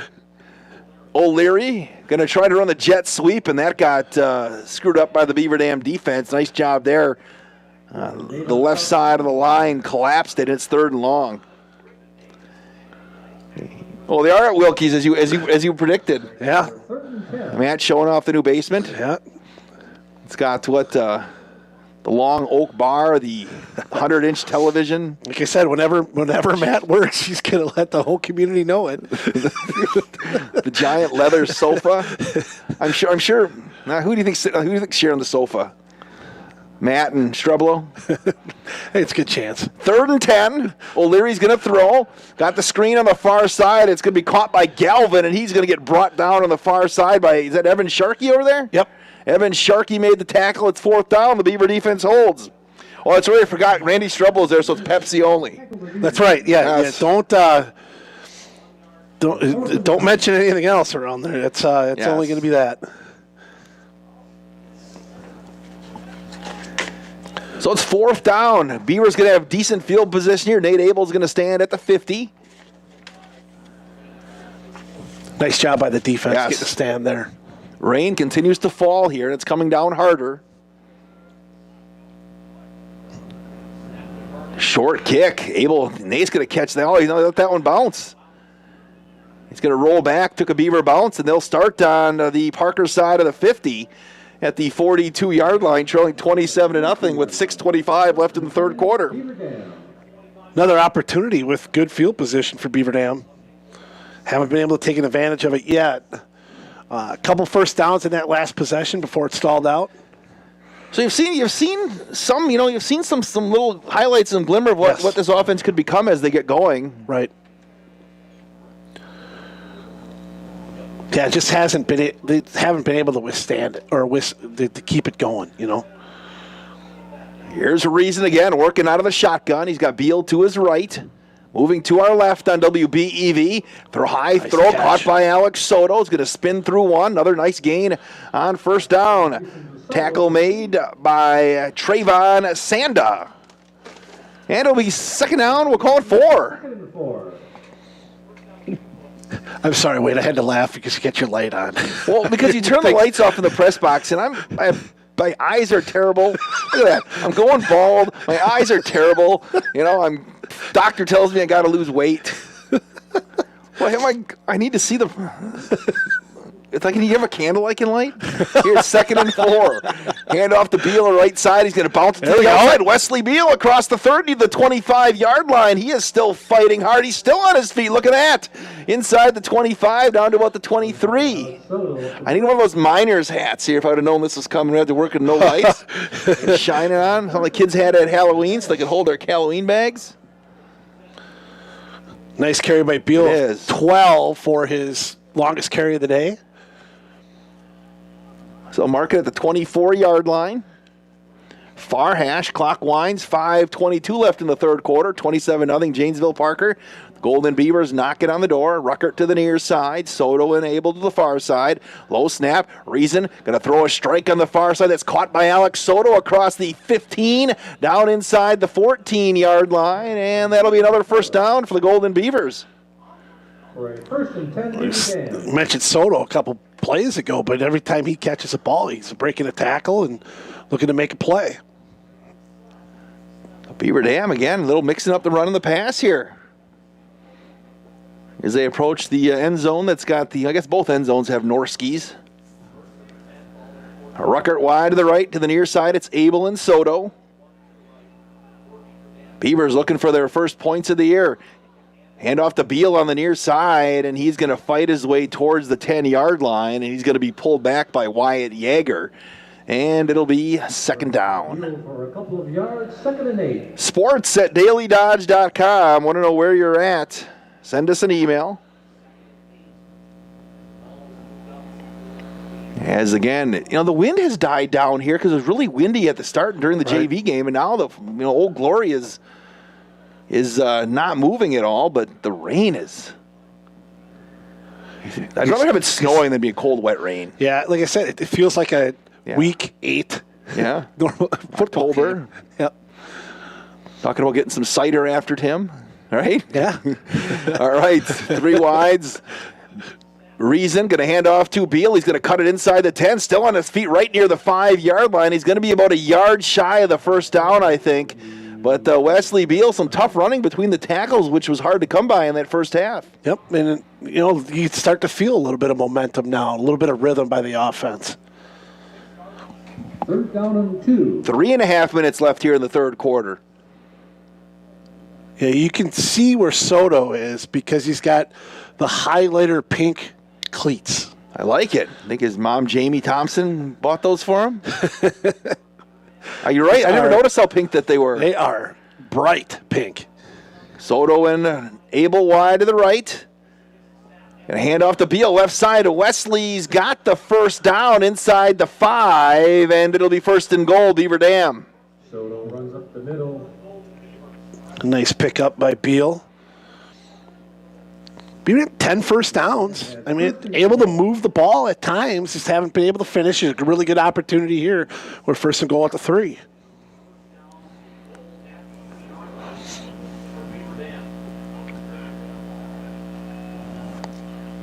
Beavers will huddle, and they'll again send Soto and Abel wide to the right. Westover slot to the right. Beal stands to the right of Carter Reason.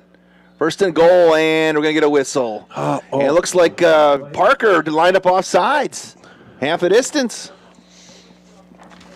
You don't see that very often when that early flag comes out. You automatically assume it's on offense, and you'd hate to see Beaver Dam shoot themselves in the foot again here. Yeah, now I move it 1.5 yards up. They'll mark it at the 2. Or just inside the 2.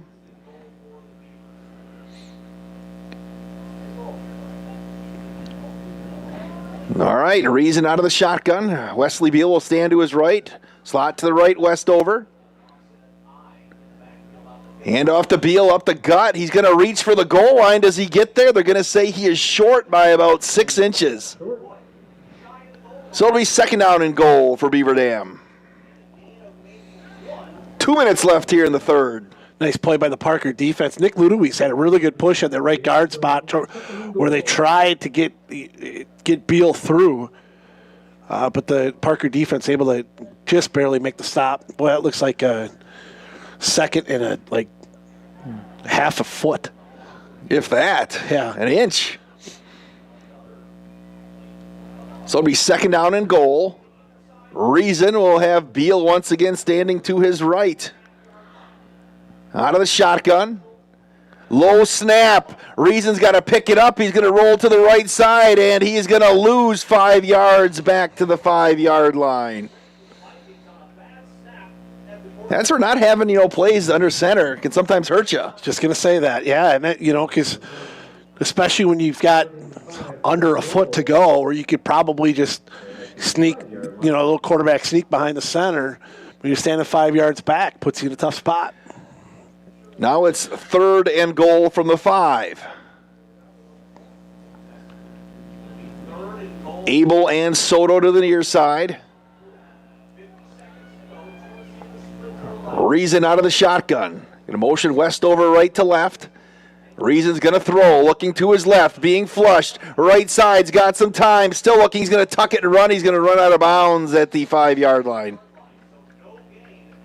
So it'll be 4th and goal. 10th play of the drive coming up, and it's likely the last play of the drive here. And Beaver Dam really, just for a moment, or just from a mojo standpoint, needs to put this one in the end zone. 36.7 seconds left in the third quarter. It's 27-0. Janesville-Parker. Soto to the right, Abel to the left. They very rarely split those young men. Fakes tight end to the right. 4th and goal from the 5-yard line. Reason gonna throw. Got some time. Throws the corner route, and it looks like Soto cut it off at the pylon, and Reason threw it to the back pylon, and the Beavers turned it over on downs. 1st and 10. Yeah, that's It's a big stop for Parker, and it's a disheartening stop for Beaver Dam. It's a chance to score, just put some points on the board, and big mistake on the second and goal from the. I said a half a foot. You thought it was even closer than that. Exactly. Yeah. Hey, Rick Schmid from McQuantico watching Beavers Dam football in the spring opener. Seems strange to be playing football this time of year. He says, "Go Beavers." Got a few more emails we'll get to. As O'Leary walks to the line of scrimmage, it looks like he's got Pritchard standing to his left. As they'll start at the 5-yard line, and he's going to hand off to Pritchard. He's going to cut it back and maybe get to the 8 or the 9. Also sending an email to sports@dailydodge.com. Steve Cool says, "Let's go Beavers." And Rick Schmid sent me another email. Do you know Rick?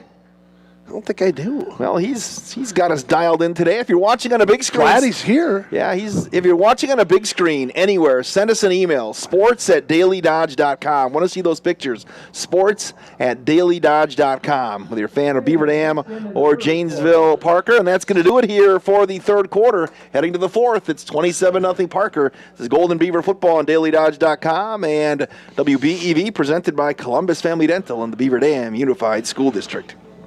When was the last time someone went the extra mile for you? Hi, I'm Chad Guzzi, owner of Air Care Heating and Air Conditioning in Beaver Dam. We are committed to keeping you happy and comfortable. Whether you need a new furnace installed or your air conditioner repaired, we pay attention to detail and stand behind the work we do. Offering emergency service around the clock 7 days a week, we have been proudly serving the area since 1981. Let Air Care go the extra mile for you. 920-356-8860. See us today at aircareinc.com.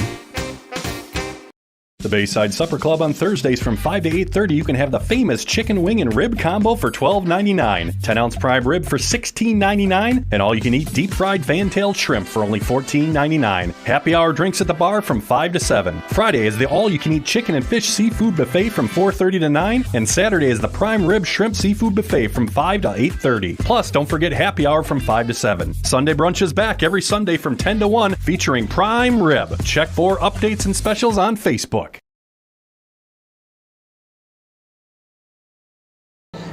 Fourth quarter getting underway here at the Forest. Wade Bates, Tim Ladrin, and Justin Wilski. You got Cale Zomer back at the Global Media Center spinning the dials. It's been all Parker, 27-0 here. Beaver Dam football presented by Columbus Family Dental and the Beaver Dam Unified School District. 2nd down and 7 for Parker at their own 7, and they're going to hand it out to Pritchard. He'll bust around to the near side, and he'll get a few. It'll be 3rd down and about 4 or so.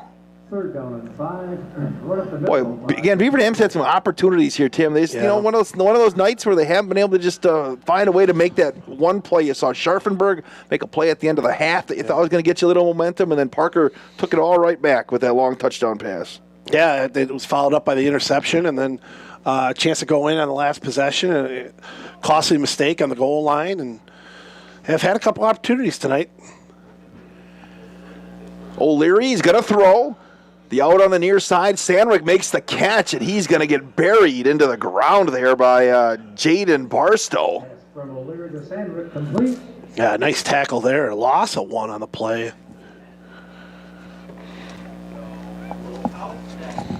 But for Parker, the clock moving is more important than anything else for them. Caden Vernon's going to punt, and you got Nate Abel standing again at his own, at the Parker, 42-yard line now. So Beavers again should have great field position.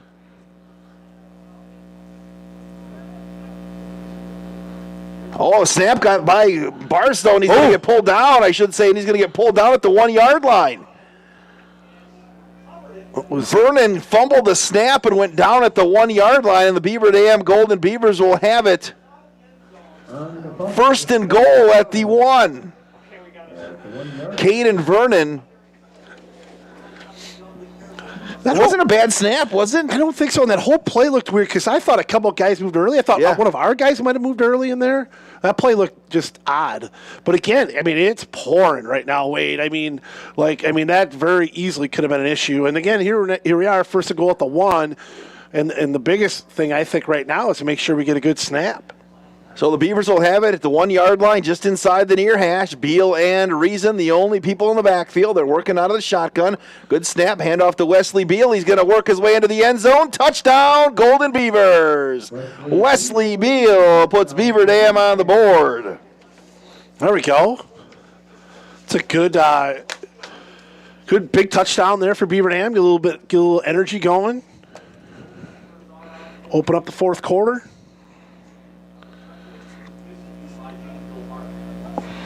So the Beavers are going to send out Kaylee Walter. 2 seasons ago, she was an all-conference kicker.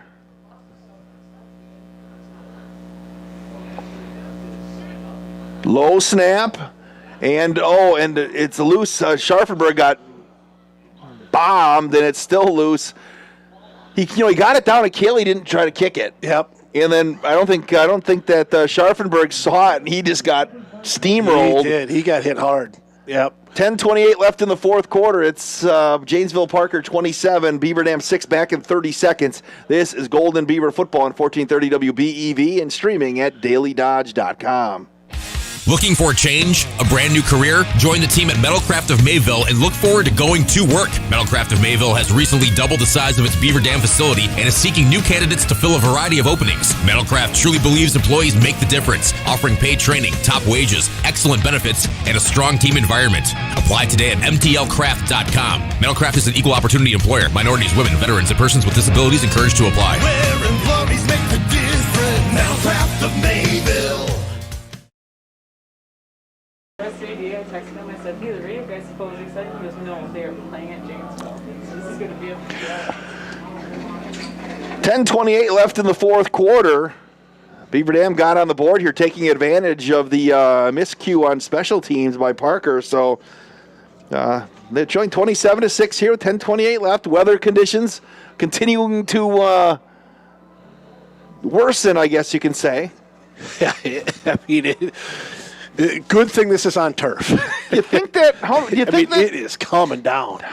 How much do you think I'd have to pay Melissa Gearing to take my keys and drive my car to the gate with all the equipment I got? Do you think? I have a one. How about a George Washington? Do you have a George? And an onside kick from Beaver Dam again, and this one it's going to be fielded cleanly by Grant Bagley, and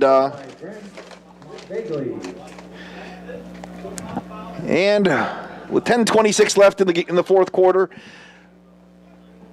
Janesville-Parker takes over at their own 47-yard line. These neutral site games, man, again, I can't remember who we're playing. I know. I've said to Forrest at least once, maybe twice. You had Oregon the one time. I said Oregon at one time. I don't know. Well, that's because they played before us. And we talk about Oregon volleyball. All right, here's O'Leary. He's got Pritchard standing to his left, just handed to the big guy, and he's going to weave his way near the 50. But he got a nice job there by the BDD. That was Colton Fakes making the tackle, gain of a couple. Again, we'll have I may have my nights free this week here because we have football next Saturday. I don't think we have any volleyball this week. Well, don't say it's free because you're going to be doing a lot of housework. Oh, yeah. Be careful. Second down and 8. A couple of wide receivers to the far side. Got a motion to the near side. Griffin Davis, who's got a touchdown today. They'll hand it to Pritchard. Right side uses the block, and he's going to get railroaded and brought back. Is that Cam Mendoza? What a play. He fought off 2 blockers and a stiff arm from the big guy Pritchard and brought him down for a loss of about 3. Wow. It'll be 3rd and 10. Cam Mendoza, one of the plays of the game. Freshman. That was impressive. And, it's tough for a freshman to play in a varsity football. I don't care how good you are. Yeah. If you're able to come in there and make an impact, because it's so much. They're seniors to freshmen. Well, and especially it's a place like defensive end. Yeah. We got, is it Ahai Arroyo checking into the broadcast. Appreciate that. O'Leary's going to throw right side. He's going to heave it long. He's got Hartwig wide open. Hartwig, couldn't hang on. It was thrown a little behind him on the near side at the 25-yard line. Quick snap, as you saw from Janesville-Parker, they heaved it to Hartwig, who had it and just couldn't pull it in. It's 4th down, and the Beaver D holds again. Good throw by O'Leary, who was under pressure by Caden Reeby. And, Hartwig beat Jake Weber down the sideline, but, it was right there. But, again, you got to think that's a weather drop. Yes. You know? After he made that unbelievable catch on the other side of the field in the first half with Barstow all over him. Here's Vernon. Going to punt, stand back at his 32. Nate Abel. Good snap this time. He secured it. Here comes the pressure. Nice kick. Abel's going to call for the fair catch, and he'll make it at the 25-yard line. And with 8:50 left in the fourth quarter, it's Parker 27, Beaver Dam 6. Golden Beaver is going to get the football back here. Well, hopefully, even though it was a one play, 1 yard drive, hopefully they take some momentum out of that here and put together a solid drive and a score. They'll work off the far hash. Safe to say it's probably going to be the shortest touchdown drive. You know, I didn't bring my book that Steve Kinsey has of of all the records because I didn't print it off last night. That probably has to have tied the shortest touchdown drive in Golden Beaver history, huh? I think so. Yeah. Reason's going to work. Oh, low snap again. We had movement all over the place, and that's going to push the Beavers back 5. The guys on the left side, they're jumping. Just ran over my apple that I was going to eat on the way home with my chair here. We have nice rolly chairs here. I just ran it over. I think this is still edible. I don't think so. Guess I'll have to break my diet and find a McDonald's. Oh, darn. 8:49 left. It's 27-6. We'll call it 1st and 15. Reason going to hand it off to Beal on the draw, and he's going to work his way across the 20 up to about the 22-yard line. Got a couple of those yards back. 2nd and 13. See a kid walking up with a sucker. They don't have concessions here, do they? I don't know. Because that was one of those, you know what I'm talking about, those powdery suckers that you can only buy at lollies. Yeah, lolly. Yeah. That young man, he bought them on his own. Okay, that was my big concern is starting a JV game at 3:30, get done here at 8. When do you eat? Luckily, the JVs got done a little early. Good thing you brought your cooler. Yes. Hand off to Beal again up the middle, and he's going to get tripped up across the 25 and the 26. It'll be 3rd down, and we'll call it about 8. That was Wesley's 20th carry of the night. He's got 20 carries for 76 yards and a touchdown. Clock continues to wind here, under 8 minutes left. It'll be 3rd down, again an 8 from the 27-yard line, right smack dab in the middle of the field.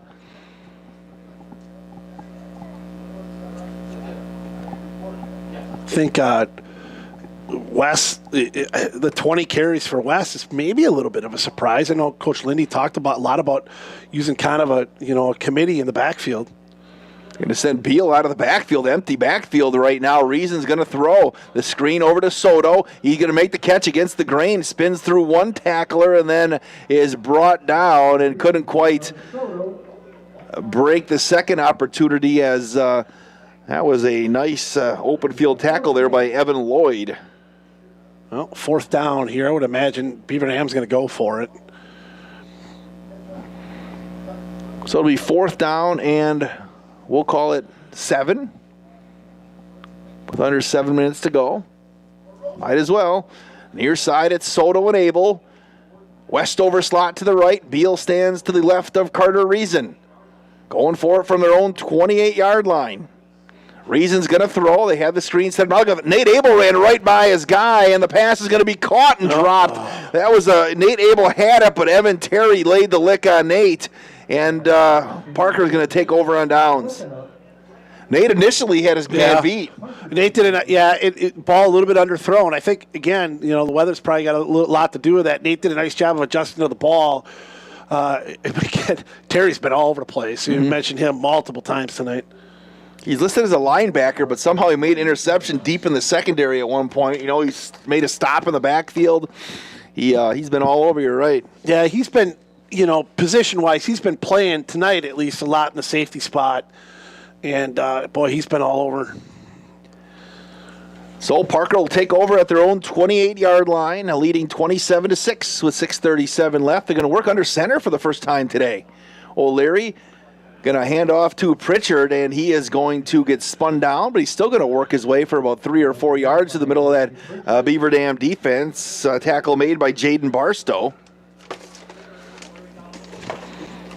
A 3-yard gain for Pritchard. Pritchard 17 carries for 80 yards tonight. Had that big, huge drive out of the gate, and then they've been able to just kind of slowly pound the ball in the middle of the field. O'Leary under center again. They're going to motion Davis from right to left. Hand off to Pritchard again, and he's going to put his head down and get a couple of yards. And Strasser was the guy who made the tackle again. Went low. It's going to be 3rd down and about 6. I'm not going to move it up, maybe 3rd and 5. It's Strasser's 6th tackle of the night. All the umbrellas out on the far side of the field. A few people didn't look at the forecast and are probably shivering over there, getting wet. I'm dry. It's good. It's nice out we here. left the window Nice in closed for most of the night. A couple of wide receivers wide to the right. Richards and Galvin. 2 more to the near side. O'Leary going to throw over the middle, and he overshot Hartwig, who was wide open, and it'll be 4th down.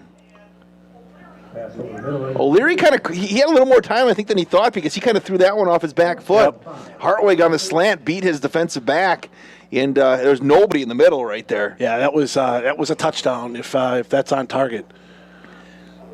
So the Beaver Dam D here. Oh, it's 5:13 left. It was 27-0 at the half. Beaver Dam D in the second half.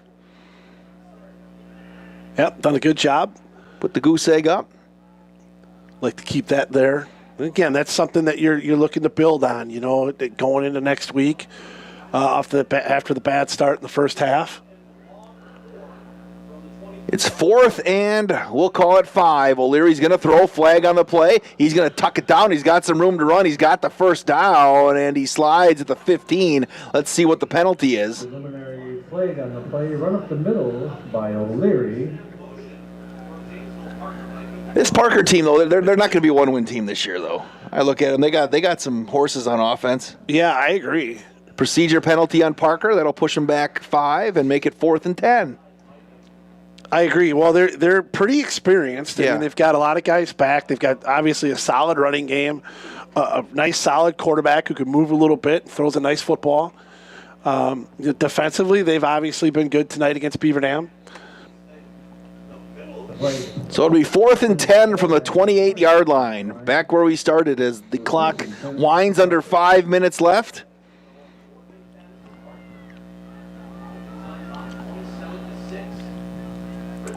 They're going to send Pritchard out wide to the right now, with Sandwick as the lone running back. O'Leary's going to throw. Here comes the pressure being flushed to the near side. Flag on the play. This is coming back, and it's going to be incomplete. And I think there was going to be a hold up the middle on Parker. So and their coach is upset, and he's going to get a penalty as well. He's got the flag. That was one of the assistants that got the penalty. Oh, he threw his headset, I think. Yeah, because their quarterback got a hit, and they wanted the late hit out of bounds. And one of the coaches went running on the field toward the official. And his headset was on, and he lost his headset, right? Is that kind of how it got out there? Yep. They don't have the guy that trails you with the watching your cable like they do in the NFL. So they'll talk about it, but it's like really getting foggy. Do I take 151 back, or do you think they still cut across V? It's got pretty foggy out there now, isn't it? Which way are you going, Coach? I trust you. I don't know. I haven't decided. You're a veteran of the road. I'm probably still coming the same way. Did they call intentional grounding? They had a hold. They had a hold. I thought that they didn't call roughing the passer. That's what I thought I heard. I watched. No, they couldn't call roughing the passer because that wouldn't have been. They must have had each team with a penalty. So They did. They did get the penalty. They did get the roughing the passer penalty, so they didn't They didn't throw a flag on the Parker bench. They're doing it again, 4th and 10, right? Yeah, but a personal foul. Yeah, I but don't think would. Yeah, the two penalties would be. Yeah, because it looks like they did call roughing. They called holding and then roughing the passer. Okay, but. So let's see. They just hear the radio guys in the booth next door. They thought the same thing as we did. They thought that Parker got flagged for a penalty. Right. Well, there was the flag in the backfield that was the holding call. Yeah. But then didn't see the call for the second one, and obviously those penalties must have offset. And so now they're going to replay 4th down here. Well, we got a Reed Chrysler Dodge Jeep Ram timeout right now, but we will keep it right here. And I don't know. Where's Mike Pereira? Is it Bruce Kaufman or Mike Pereira tonight? He was texting us during the JV game, but he's in Florida right now, so it's past his bedtime because it's 9 o'clock in Florida. So Bruce is definitely sleeping somewhere. All right, it's going to be 4th and 10 again from the 28 as the rainy, foggy conditions continue here. Now the wind is blowing again. Oh joy! All right, O'Leary's going to work out of the shotgun. Sandwick's going to be his lone running back. O'Leary's going to throw, being flushed to the near side. He's being flushed by Colton Fakes. He's going to heave it down, and that's going to go way out of bounds. And Pass is incomplete. Beavers will take over on downs again. Fakes and Evan Sharkey on the pressure. With 5, make that 4:26 left in the game. It's 27-6. 28-yard line, 1st and 10. So all that, and Beavers take over right where where their drive ended. Yeah. Well, probably last legit drive of the night here. Chance to put some points on the board. Reason's had 25 pass attempts so far tonight. And 3 wide receivers for BD. Reason will work with Wesley Beal. Rain continues to fall. Play fake, Reason. Throw it to the far side, caught by Soto, and he's immediately dropped on the far side of the field by Trayvon Sanda. And they'll nice gain on 1st down for the Beavers. Yeah, pick up a 5. Alex's 6th catch of the night, 6 catches for 62. I trust you. Was that a question or was that a statement? No, I was actually see what you're doing with binoculars. I was concerned about you with the lights. And I didn't put my binoculars. I didn't put my binoculars. I put my binoculars away today. I'm a hot mess here tonight. Reason's going to throw. He's now the handoff to Beal on the draw, 35, and he's going to weave his way near 1st down yardage. Coach, does he got it? Yes, he does. They are moving the sticks. 1st down for Beaver Dam. 11th 1st down of the night. 3:40 left and ticking.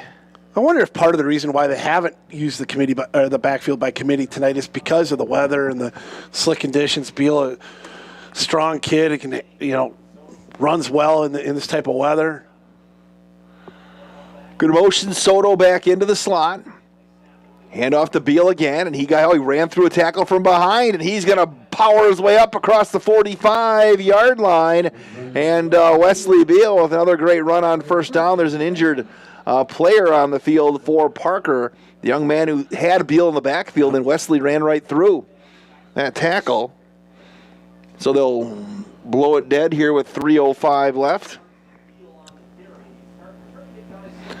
27-6. Beaver Dam trails. They trailed 27-0 at the half, and I guess they're winning the second half if your coach is looking for positives coming out of this one. Yeah, that's kind of what we talked about at halftime. And you know what? And honestly, they made some changes defensively. They made some personnel changes defensively in the second half. Got some guys maybe that were on offense and on defense, and that's made a big difference. Yeah, I think so. And some of those guys that came in and started playing 2 ways are experienced guys that have been out there before, and probably settled things down for them on the defensive side.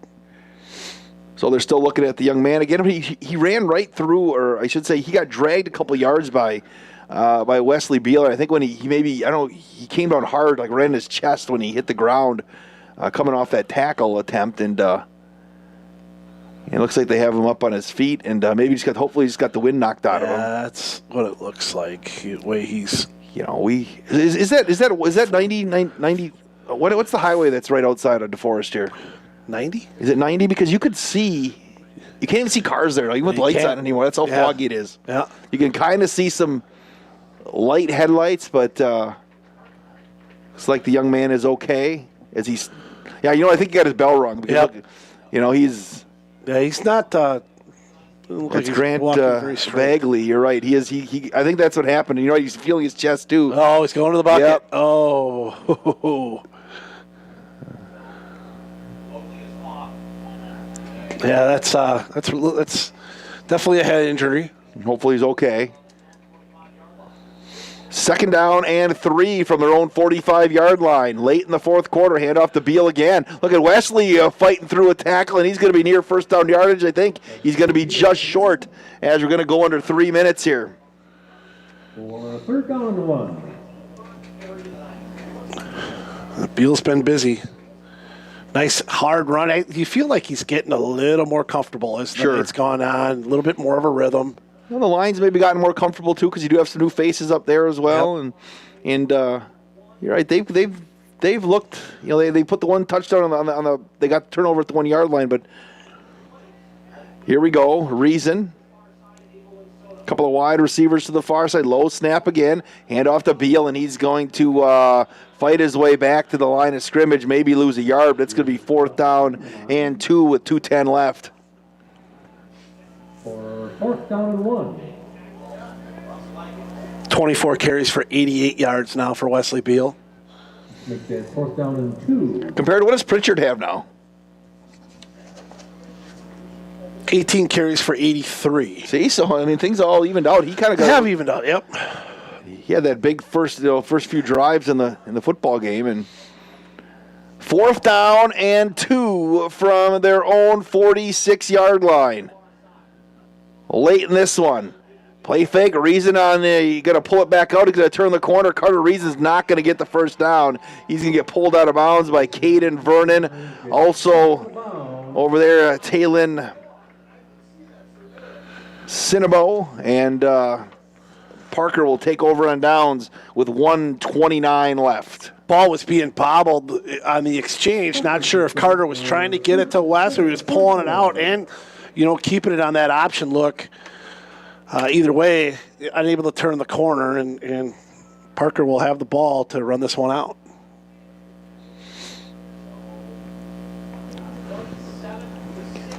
So let's see if Parker just, I'm assuming they'll just keep it on the ground and salt this thing away. And, with no showers, you have to ride home after this on the bus. That's no fun, right? It's going to be ugly ride home. Yeah. Handoff up the middle, Sandwick. And they've got the JV quarterback in right now, Gavin Novak. For a 6-yard gain, 2nd and 4. So it'll be 2nd down and 4 here as we're going to go under a minute here after this snap.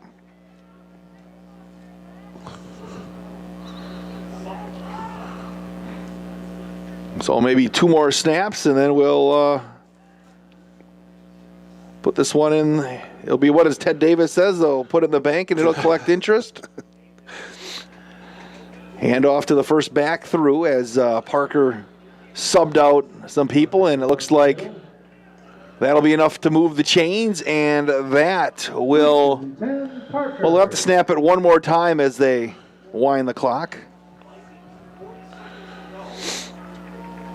Yeah, and Parker, a 1-9 football team a year ago, but with a lot of guys back, will start 1-0. Beaver Dam wins the second half, as you mentioned, Wade, 6-0, but the 27-0 first half is what did it. So O'Leary back in there to take the final snap, and he will genuflect, and that will do it here from DeForest.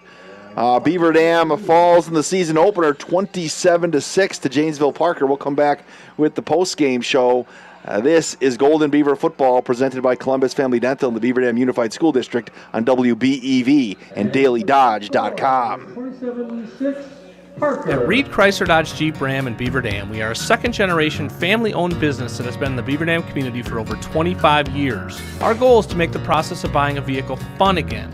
No pressure, no hassle, just quality customer service from our friendly and experienced sales staff. So give us an opportunity the next time you're in the market for a new or pre-owned vehicle. The worst that can happen is we shake hands and part as friends, and if you catch us on the right day, you can enjoy one of Mom's amazing homemade cookies. Let our family take care of your family at Reed Chrysler Dodge Jeep Ram in Beaver Dam.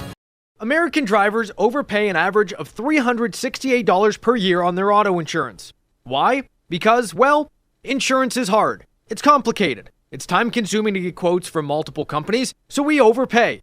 Or we call Richards Insurance in Beaver Dam. Make one call and receive a quote from a great company like Auto Owners Insurance. The team at Richards Insurance will literally do all the work for you. So if you could be saving money each month with an Auto Owners Insurance policy, you'll know about it. How much will you save with Richards Insurance? To find out, call Richards Insurance or stop in at 123 North Spring Street, downtown Beaver Dam. With offices in Columbus, Watertown, West Bend, and Oshkosh. With over 50 employees and hundreds of years insurance experience across 5 offices, you'll get full-service counseling with no obligation. Your auto owner's insurance carrier is Richards Insurance in Beaver Dam. Call 887-1615. We'll be there with you. Richards Insurance of Beaver Dam.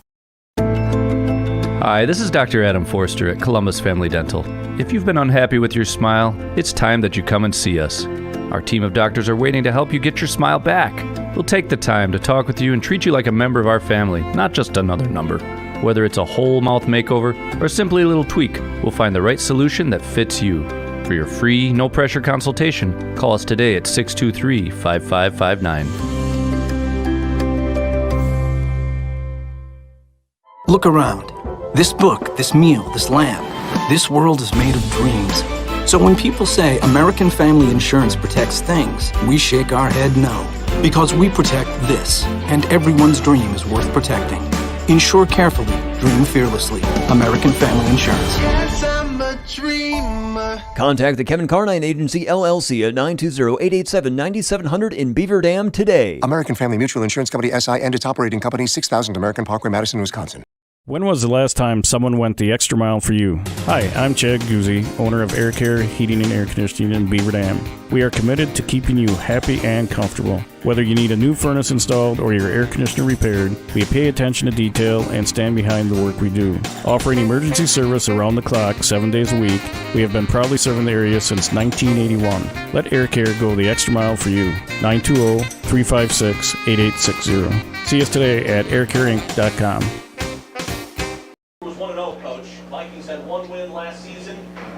Start off this season with a victory as well. And welcome back to DeForest High School. Beaver Dam drops their season opener 27-6 to Janesville-Parker. Wade Bates, Tim Ladron here. The broadcast presented by Columbus Family Dental and the Beaver Dam Unified School District. Let's go over the scoring in this one.